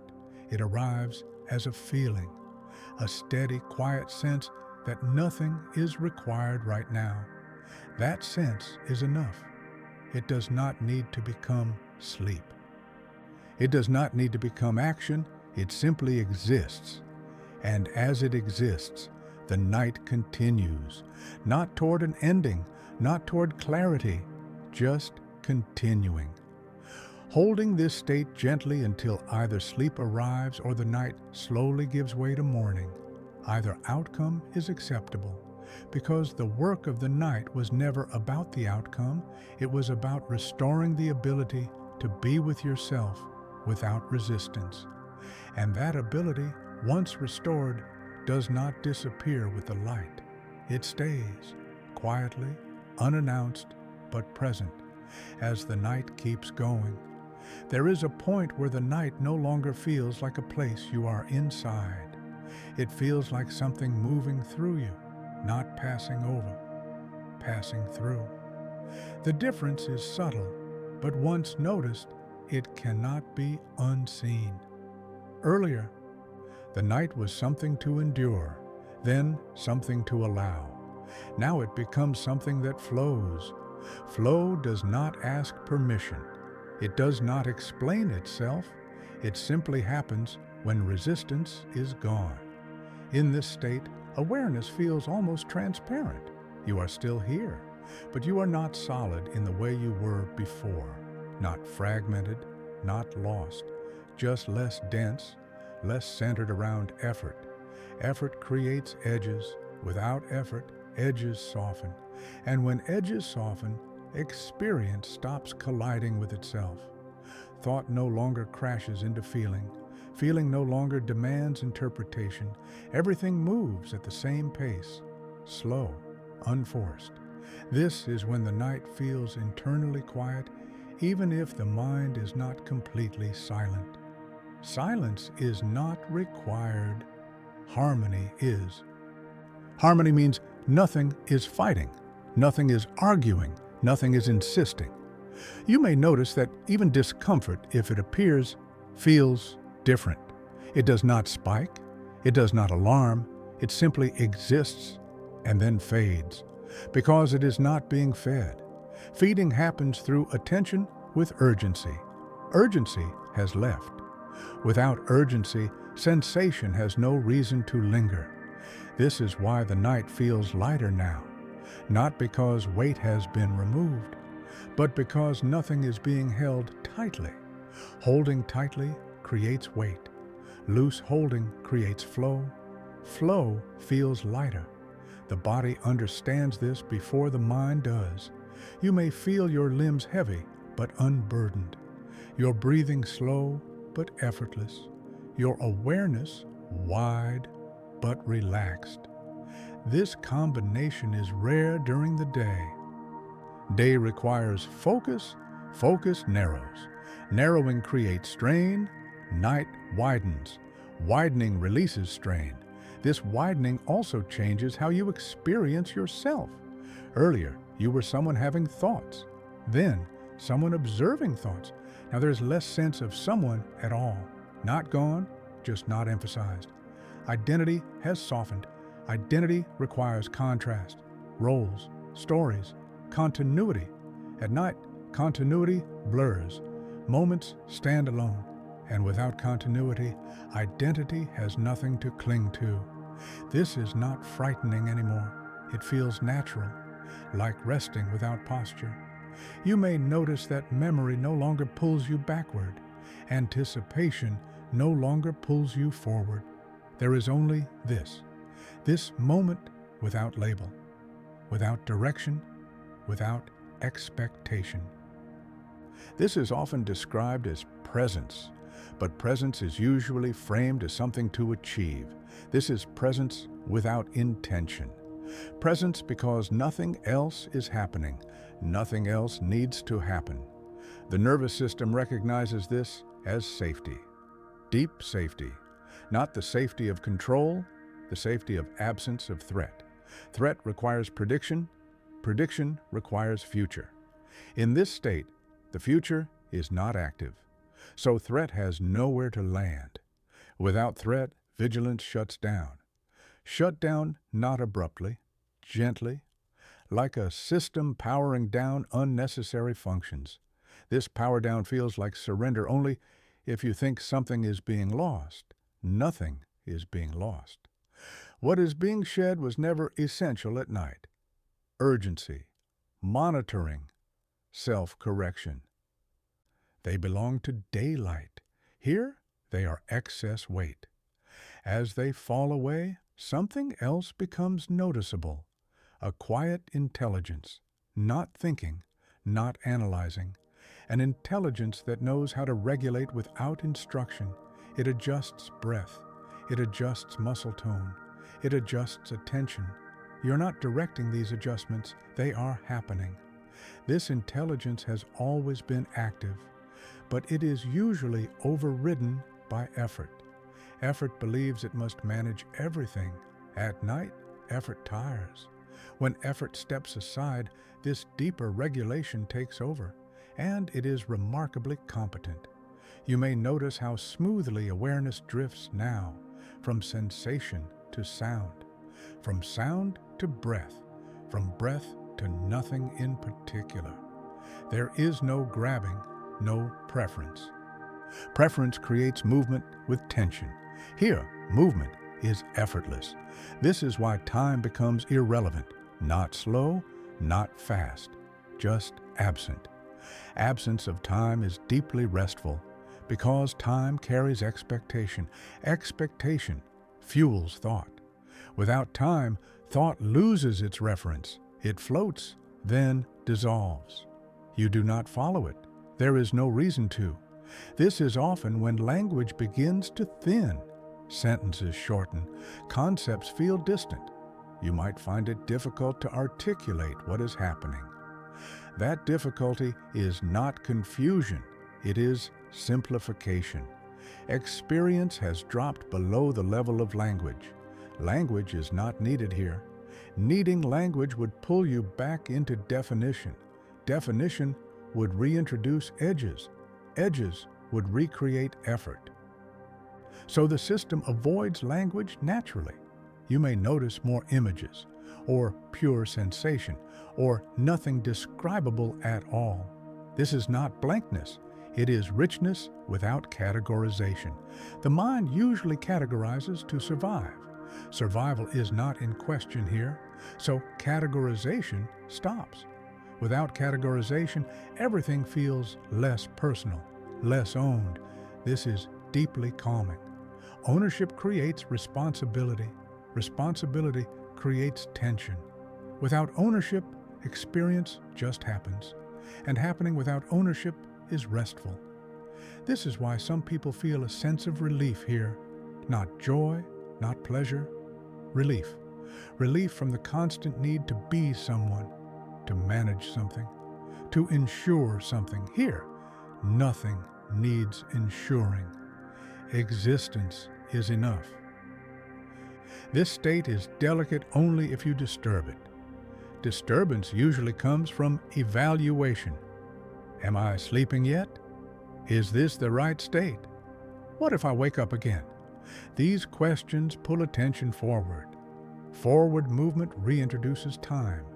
Time reintroduces urgency. Urgency reactivates the system.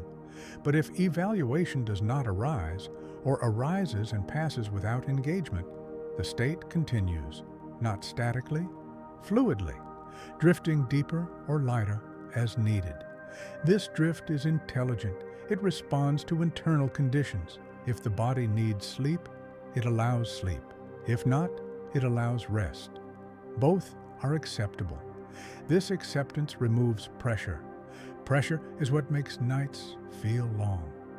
Without pressure, even wakefulness feels kind, not pleasant, kind. Because it is not asking anything of you. You may notice a subtle trust forming, not trust in thoughts, not trust in outcomes, trust in the process that knows how to move from tension to ease when left alone. This trust is not conceptual, it is felt, a sense that you do not need to intervene. That intervention would only disrupt what is already happening. This trust is rare in waking life, because waking life requires intervention. Night does not. Night is where you learn what happens when you stop. Stopping does not mean stagnation. It means allowing movement that is not driven by will. This movement is smoother, less erratic, because it is not competing with control. As this continues, you may feel as if you are being carried, not upward, not downward, just carried. This carrying does not have a destination. Destination would imply goal. There is no goal here, only continuation. Continuation without effort. Continuation without direction. Continuation as rest. This is often when the boundary between awareness and sleep becomes indistinct, not crossed, thinned. You may drift, return, drift again. Each return feels softer, less anchored, because the sense of returning itself is fading. There is no clear place to return to, just experience unfolding. This unfolding is not something to track. Tracking would bring you back into effort.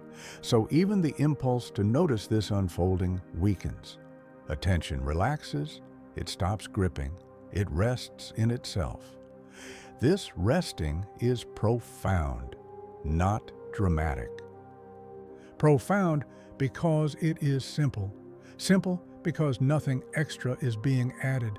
No meaning, no judgment, no requirement.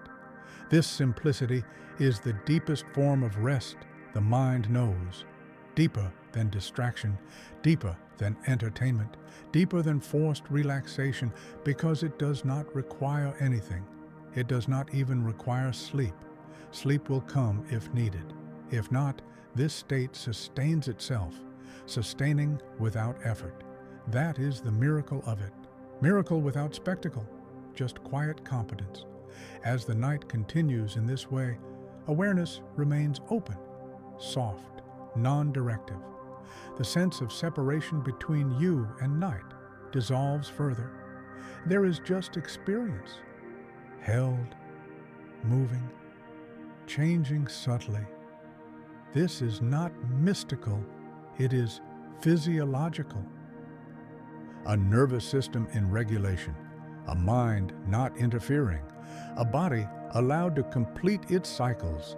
This completion is what you have been moving toward all along. Not clarity, not answers. Completion. Completion of effort. Completion of resistance. Completion of the need to manage. When completion happens, nothing dramatic follows. Just ease. Ease is the sign. Ease that does not ask to be noticed. Ease that simply is. You may drift into sleep from here, or you may remain hovering at the edge. Either way, the night has shifted. It is no longer a battleground. It is no longer a problem.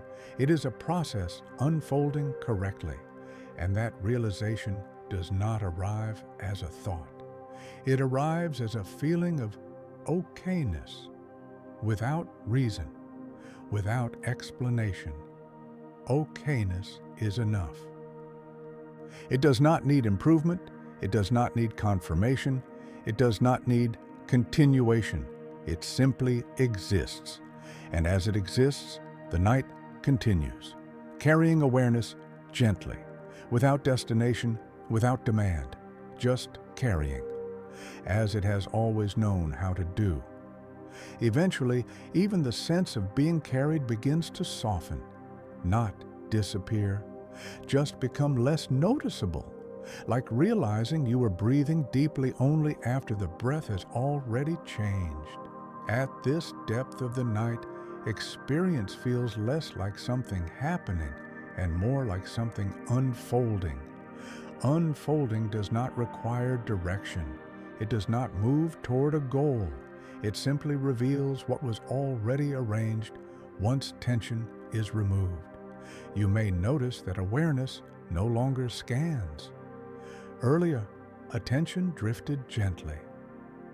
Now even drifting feels unnecessary. There is no movement toward or away from anything, no preference, no selection. This is not because everything has become equal. It is because nothing is being compared. Comparison creates hierarchy. Hierarchy creates importance. Importance creates urgency. Here, urgency is absent. Without urgency, awareness rests where it is, not fixed, just settled. Settled awareness feels grounded without being heavy, light without being detached. This balance is rare because most states lean toward one extreme or the other.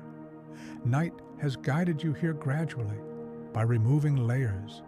First resistance, then urgency, then effort, then identity. What remains is not emptiness. It is simplicity. Simplicity without reduction. Nothing has been removed. Everything has been de-emphasized. This de-emphasis is what allows the mind to rest, not rest from thinking, rest from managing. Management is the real source of fatigue. Managing thoughts, managing feelings, managing outcomes. Here, management has ended, not because you decided to stop, but because there is nothing left to manage. Experience has become self-sustaining. You may notice that sensations are barely distinct. The boundary between body and space feels porous, not dissolved, just less defined. This porosity feels safe because rigid boundaries require defense. Porous boundaries adapt. Adaptation is effortless. Defense is costly. At night, the system prefers adaptation. This preference is not conscious. It is biological. A nervous system in regulation does not need to defend. It monitors lightly. It responds minimally. This minimal response conserves energy. Energy conservation is essential here, not for action, for restoration.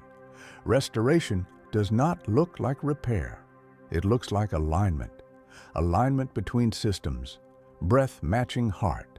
Attention matching sensation. Awareness matching capacity. Nothing is ahead of itself. Nothing is lagging behind. Everything is moving at the same pace. This pace is slow, but not sluggish. Slow enough to be felt. Fast enough to remain alive. In this state, the mind no longer generates questions. Questions require separation. A question implies something missing. Here, nothing feels missing. This does not mean everything is complete. It means incompleteness is acceptable. Acceptance neutralizes the impulse to question. Without questioning, thought becomes optional. Optional thought does not intrude. It may appear briefly as an image, a fragment, a word without context, but it dissolves before it can form structure. Structure requires energy. Energy is being conserved, so structure does not form. This is why language feels distant now, not inaccessible, just unnecessary. Experience is happening below language. Language would only translate it imperfectly, so the system does not bother. This lack of translation is restful. Translation is work. Work belongs to the day. At night, work is released. You may notice that even the sense of time has dissolved further. Earlier, time felt irrelevant. Now, it feels absent, not because you are unaware, but because awareness no longer uses time as a reference. Time is a tool for sequencing. Sequencing is unnecessary here. Nothing is being planned. Nothing is being reviewed. Without planning or reviewing, time has no function. When time loses function, it disappears from awareness. This disappearance is deeply calming. Time carries pressure, deadlines, expectations, progress. Without time, none of that exists. This is why the night can feel timeless, not eternal, just unmeasured. In unmeasured space, nothing needs to hurry, nothing needs to arrive, nothing needs to end.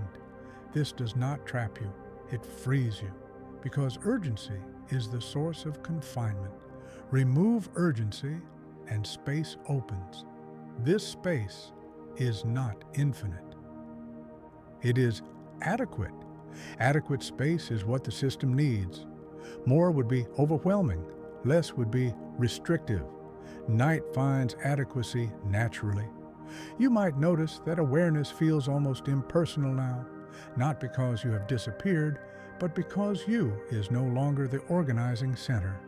Experience is organizing itself. Self-referential processing has quieted. This is not dissociation. Dissociation feels disconnected. This feels integrated. Integrated awareness does not revolve around identity. Identity is a daytime tool. At night, integration matters more. Integration does not ask who you are. It asks how things fit together. And here, they fit. Not perfectly, but well enough. This fit creates ease. Ease allows deeper restoration. At this depth, emotional tone becomes very neutral, not flat, balanced. There is no pull toward pleasure, no push away from discomfort. This neutrality is often mistaken for numbness, but numbness is absence of feeling. This is presence without bias. Feeling is still available, but it is not amplified. Amplification requires focus. Focus has relaxed. So feelings exist at baseline intensity. Baseline is where regulation happens. This is why emotional healing often occurs here without being noticed. Because healing does not always feel like release. Sometimes it feels like normalization. Normalization does not announce itself.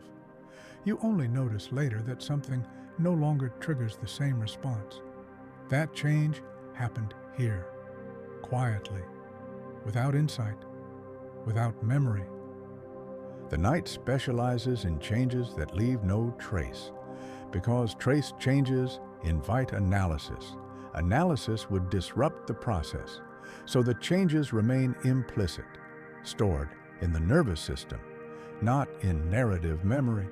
This is why you cannot explain later why something feels different. It just does.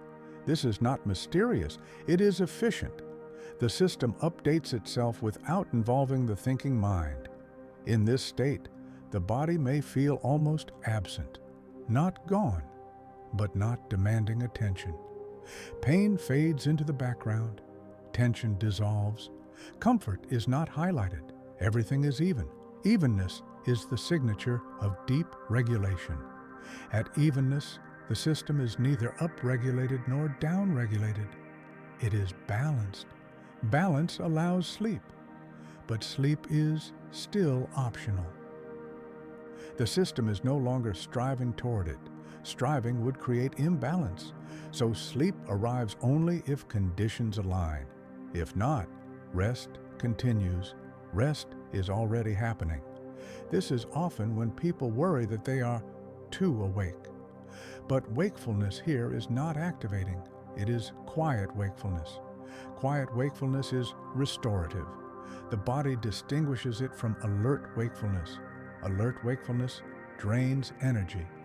Quiet wakefulness replenishes. This replenishment is subtle. You may not feel refreshed, but you are being restored. Restoration without sensation is common. Sensation would imply effort.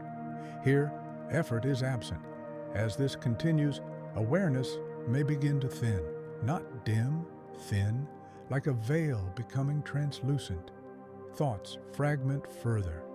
Images lose coherence. Sense of location blurs. You may not know where you are in the room, not because you forgot, because it no longer matters. Spatial orientation is unnecessary here. Nothing needs to be navigated.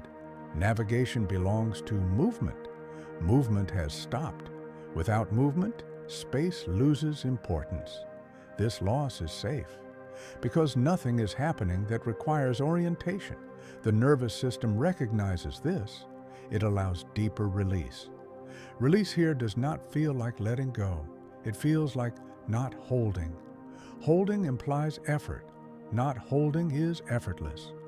Effortlessness deepens. At this point, awareness may flicker. Moments of almost sleep, moments of light return. This flickering is natural. It is the boundary thinning, not crossing yet, just softening. There is no need to follow the flicker. Following would reintroduce intention. Intention disrupts the process. So the flicker happens on its own.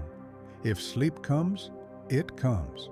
If it does not, the flicker still restores, because flickering indicates flexibility. A rigid system cannot flicker. Flexibility is health. Night restores flexibility. Day uses it. This is the rhythm. At this depth, even the idea of night feels less distinct. There is just this state, this unfolding. Labels are unnecessary.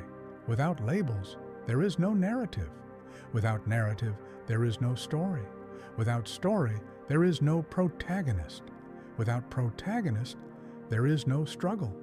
This is why rest deepens here. Struggle requires a protagonist. No protagonist, no struggle.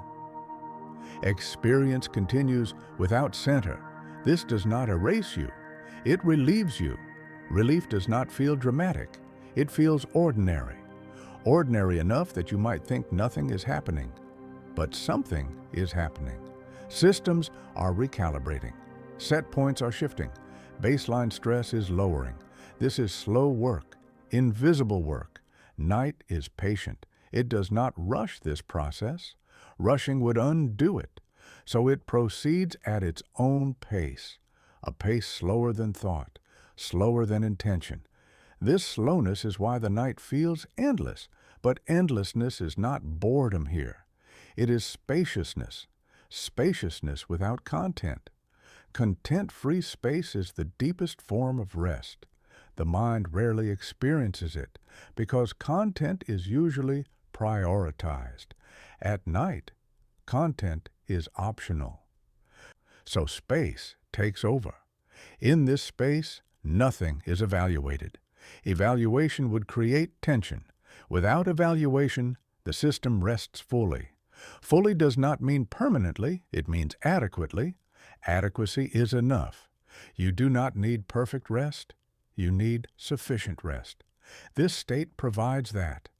As the night continues, you may not remember any of this. Memory formation is minimal here because memory requires salience. Salience requires contrast. Contrast is low, so memory does not record. This is good. Recorded rest becomes a goal. Unrecorded rest simply works. The effects will show later in how you respond, in how you pause, in how something that once felt urgent now feels optional. These are the signs. But now, there is nothing to look for. Looking would reintroduce effort. So looking fades. Only being remains. Being without description, being without purpose, just being. This is enough. The night does not ask more. It does not expect gratitude. It does not demand acknowledgement. It continues regardless, holding this state gently, allowing it to deepen or lighten as needed, without direction, without demand, just continuing.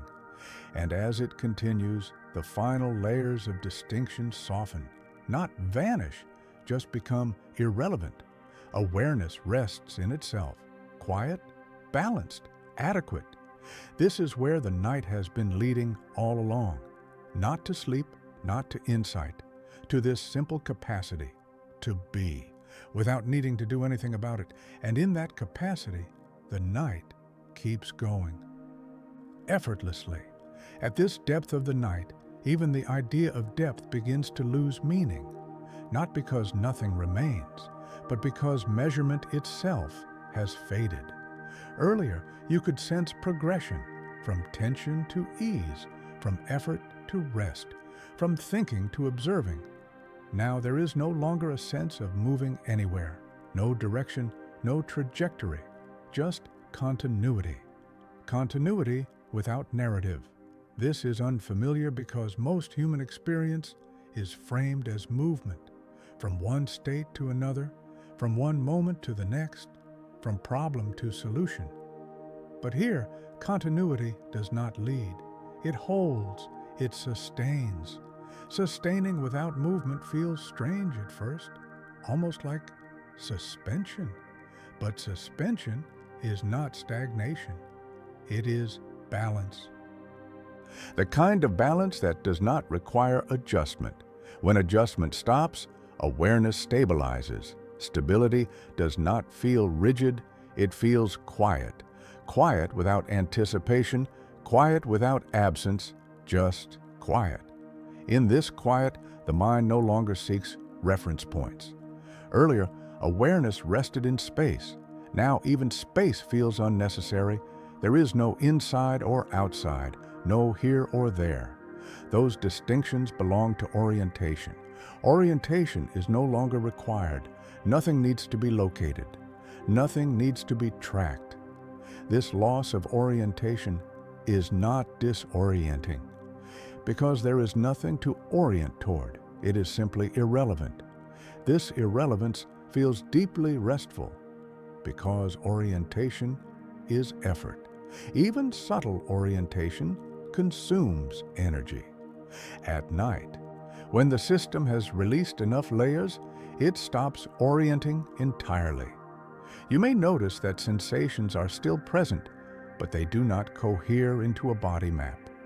There is warmth, there is pressure, there is contact, but not a clear sense of my arm, my leg, my chest. Ownership has softened. Without ownership, sensation is lighter. Pain, if present, feels distant, not numbed, but unclaimed. Claiming creates suffering. Unclaimed sensation is just sensation. This distinction matters. Most suffering is not in sensation itself. It is in identification with sensation.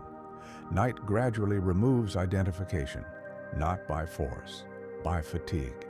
Fatigue of holding identity together. Identity is work. Work has been laid down. As identity loosens, awareness becomes more even. Evenness is not dullness. It is equilibrium. Equilibrium is the state systems move toward when left alone. During the day, systems are constantly pushed away from equilibrium. Demands, expectations, interruptions. At night, pushing stops. So equilibrium returns. This return is slow, but once reached, it feels natural, as if this was the default all along. This familiarity can be surprising.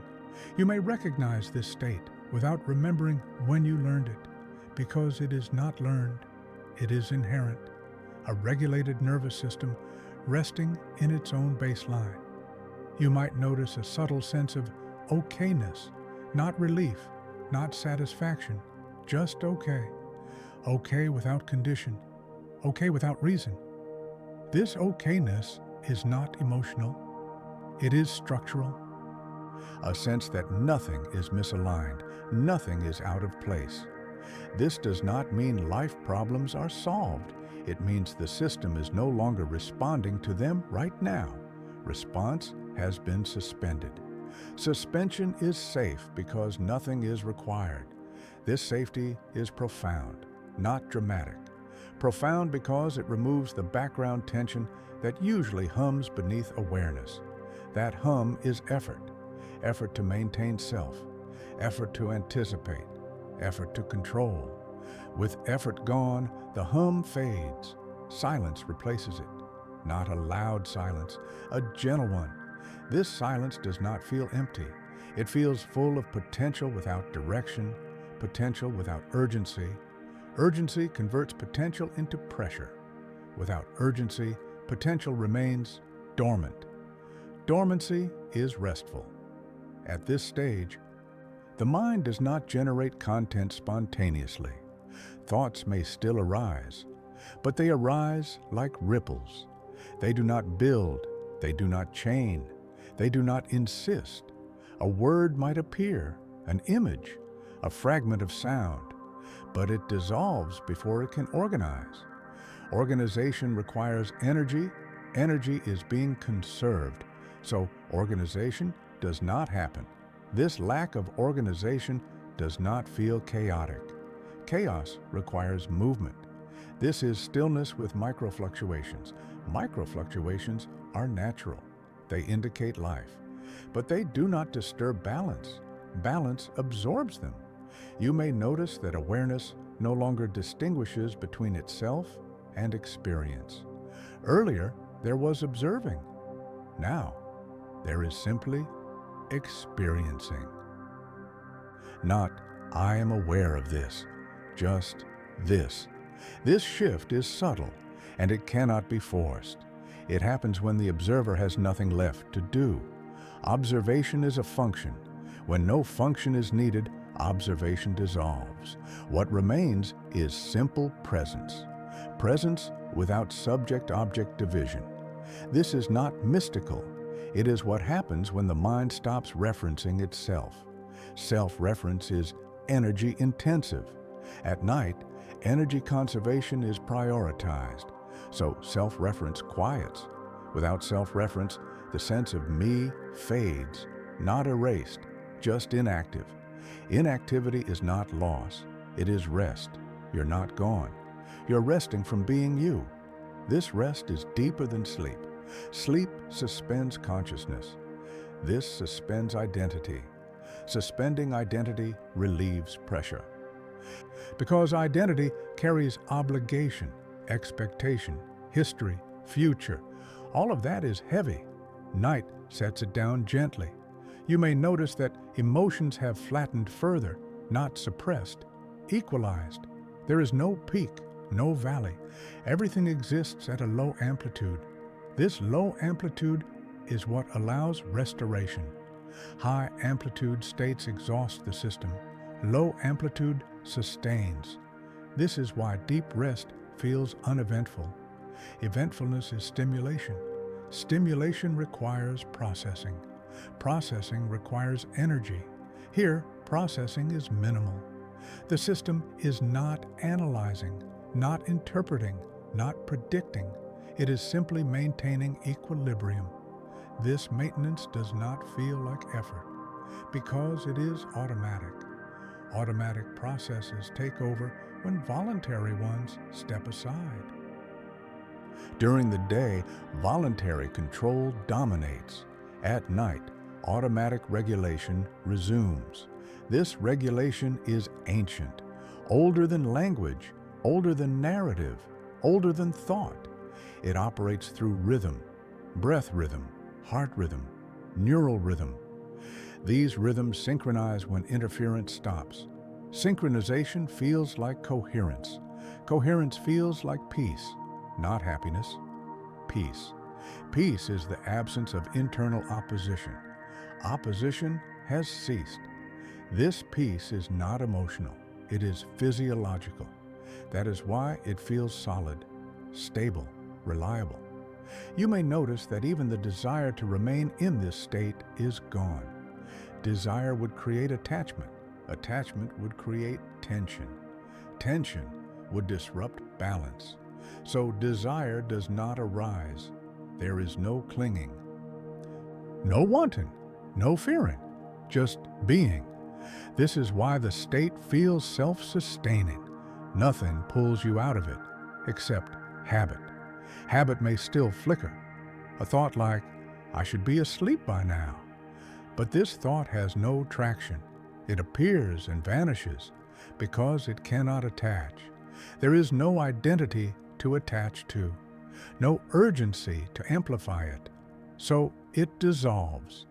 This dissolution is effortless. Effortlessness is the defining quality here. Everything that happens, happens without doing. This is why it is difficult to describe. Language implies agency. Agency implies effort. Effort is absent. So description always feels inaccurate. But description is not required. Experience is complete on its own. At this depth, even the idea of night feels abstract. There is no contrast with day. Contrast requires comparison. Comparison is inactive. So the experience is just this, unlabeled, undifferentiated. This undifferentiation is safe because nothing is demanding distinction. Distinction exists to guide action. Action is not needed, so distinction fades. You may notice that awareness feels almost still, not frozen, still. Stillness that contains movement without being moved. This stillness is not emptiness. It is fullness at rest, resting fullness.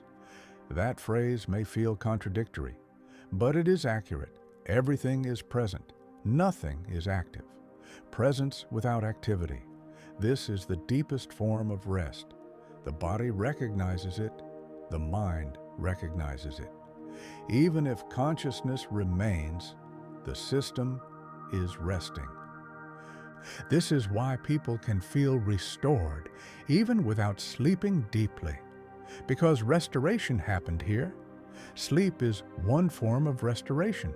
This is another, often deeper, because it does not require unconsciousness. It requires absence of interference. You may notice that memory formation is almost entirely off. Later, you may not remember being in this state, not because you forgot, because nothing was encoded. Encoding requires salience. Salience requires contrast. Contrast is minimal, so memory does not record. This is why the most restorative nights are often the least memorable. Nothing stood out. Nothing happened. That is the point. The system did not need to flag anything. No threats, no rewards, no lessons, just regulation.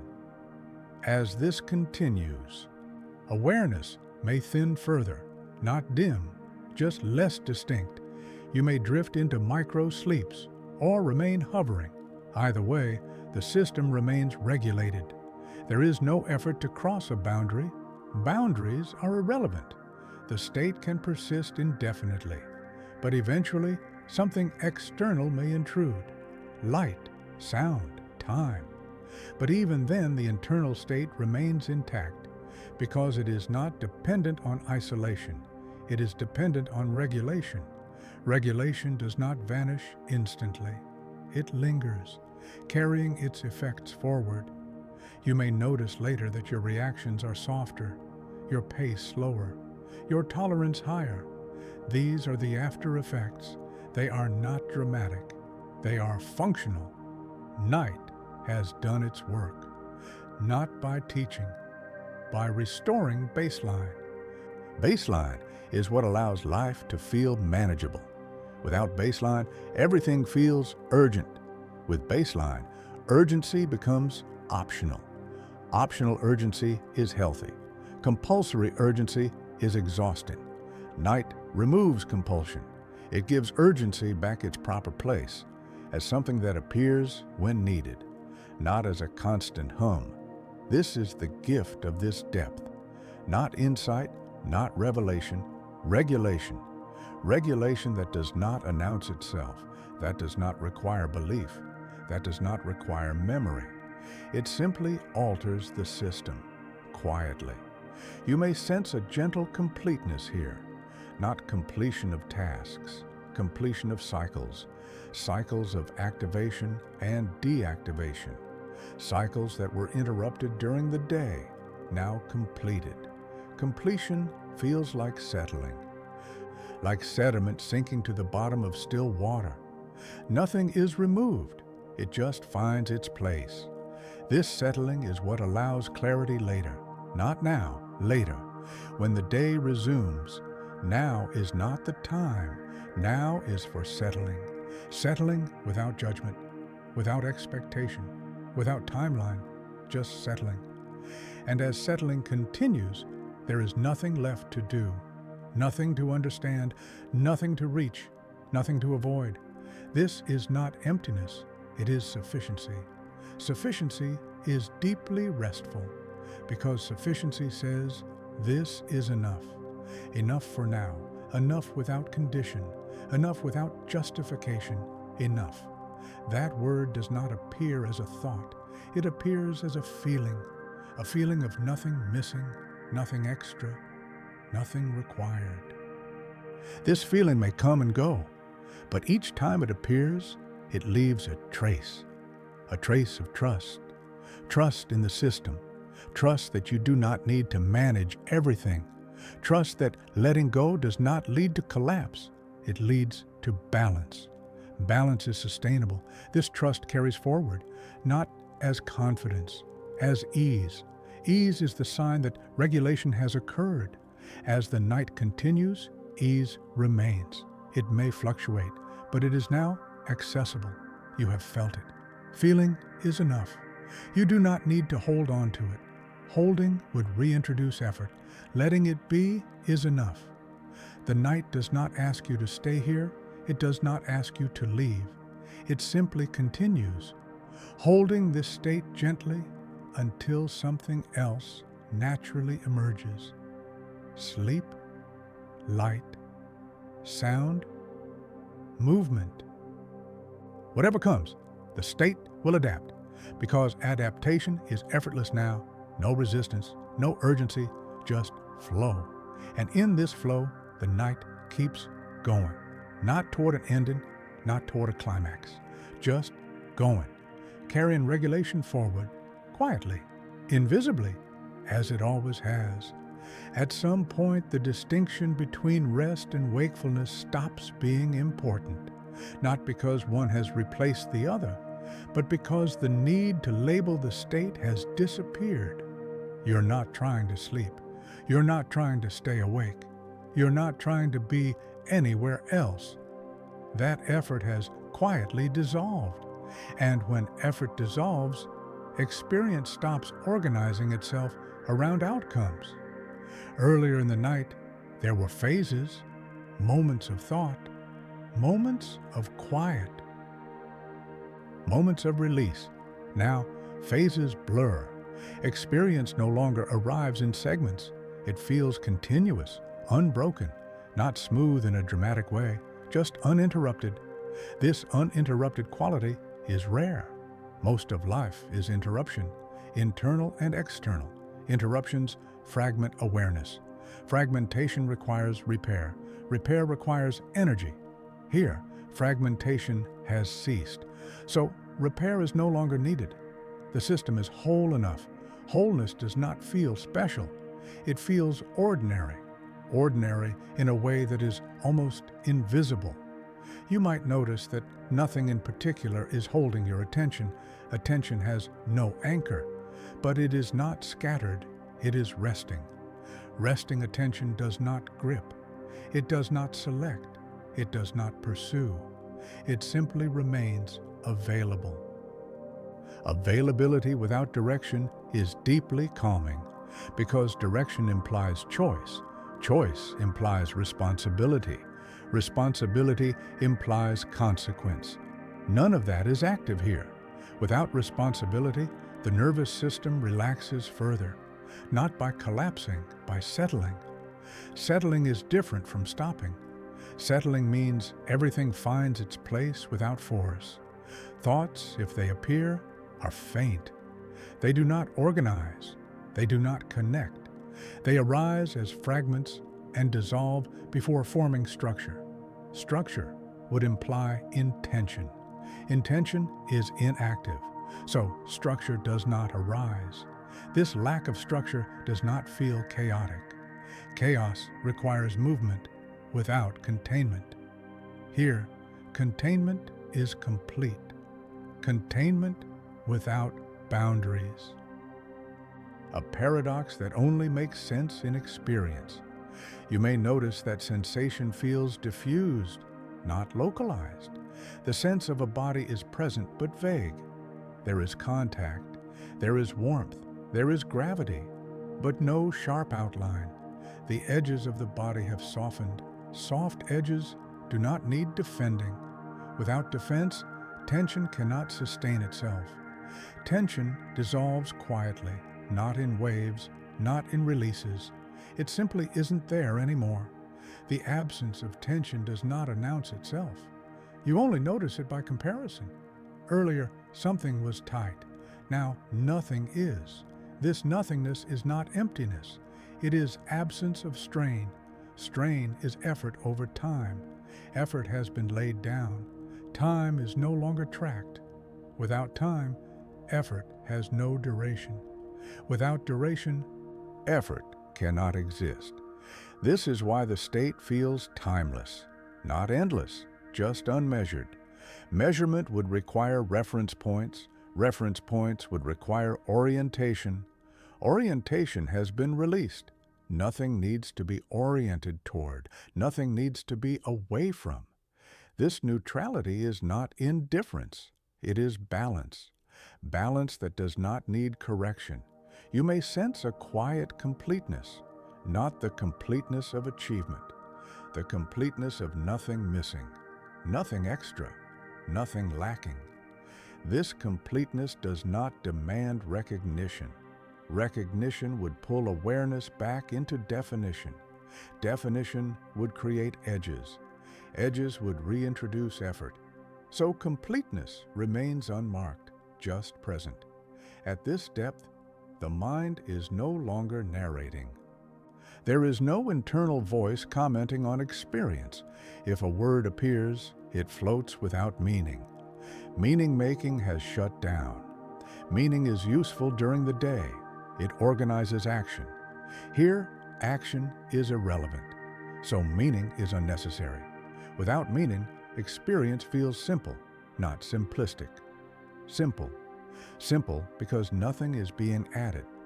This simplicity allows awareness to remain open without fatigue. Fatigue came from managing complexity. Complexity has been set aside, not erased, paused. Pausing complexity feels like relief, but not relief as an emotion, relief as absence. Absence of pressure, absence of expectation, absence of need. This absence is sustainable because nothing is required to maintain it. Maintenance is the real drain. Here, maintenance is not happening. Everything is self-sustaining. The nervous system is regulating itself. The mind is no longer interfering. Interference would require intention. Intention is inactive. This inactivity is not laziness. It is intelligence, resting. You may notice that even curiosity is faded. Earlier, there may have been gentle wondering. Now, wondering feels unnecessary. Nothing needs to be known. Nothing needs to be checked. Checking would reintroduce vigilance. Vigilance would disrupt regulation. So, checking does not arise. The system trusts the state it is in, not because it believes in it, but because it feels no threat. Threat perception is off. When threat perception is off, the system rests fully. This is the deepest form of rest available without sleep. Sleep may arrive from here, or it may not. But even if it does not, restoration is happening. This restoration is subtle. You may not feel refreshed later, but you will feel less reactive, less strained, less compelled. Those are the signs, but now there is nothing to observe. Observation would create distance. Distance would imply subject and object. That distinction has softened, so observation dissolves into experience. Experience without observer, not because the observer is gone, because it is unnecessary. This state does not require witnessing. It simply unfolds, unfolding without witness, unfolding without record. Memory formation is minimal. Later, this may feel like lost time, but nothing was lost. Something was integrated. Integration without memory is common, because memory is not the point. Regulation is. Regulation happens below narrative, below explanation, below insight. It leaves no story, only effect. The effect will be felt later, in how you pause, in how you respond, in how the night no longer feels hostile, in how silence feels less threatening. Those changes are quiet. They do not announce themselves. They do not need to. At this depth, even the sense of "this is rest" fades. Labeling would create a position. Position would require holding. Holding would reintroduce effort. So labels fall away.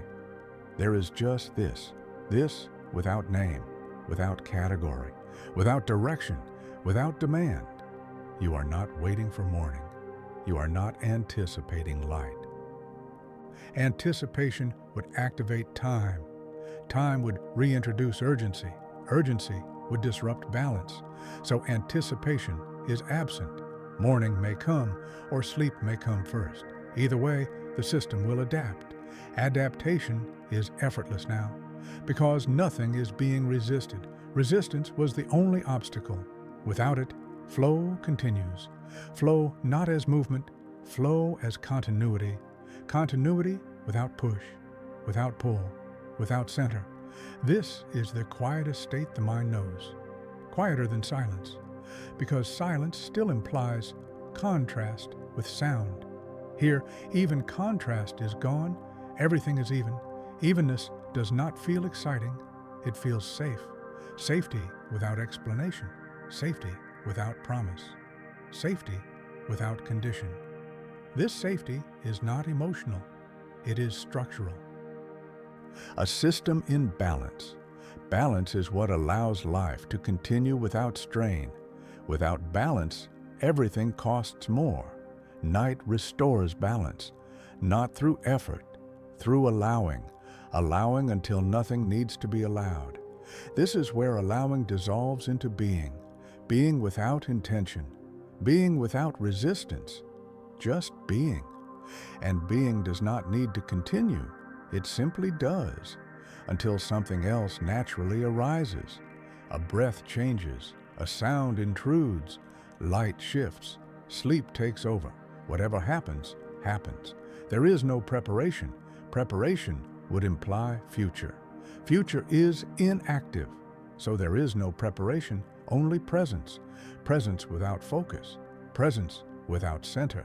Presence without story. This presence does not feel profound. It feels ordinary. Ordinary in the way your body knows best. Ordinary as baseline. Baseline without distortion. This is where the night has been leading. Not to an ending, not to a lesson, not to sleep, to baseline. To a state where nothing is wrong, nothing needs fixing, nothing needs explaining, nothing needs to change. Just this, held, balanced, sufficient. And as this sufficiency remains, the night does not conclude. It does not resolve. It simply continues, quietly, without announcement, without boundary, letting whatever comes next come on its own terms, without resistance, without urgency, without demand, just continuing.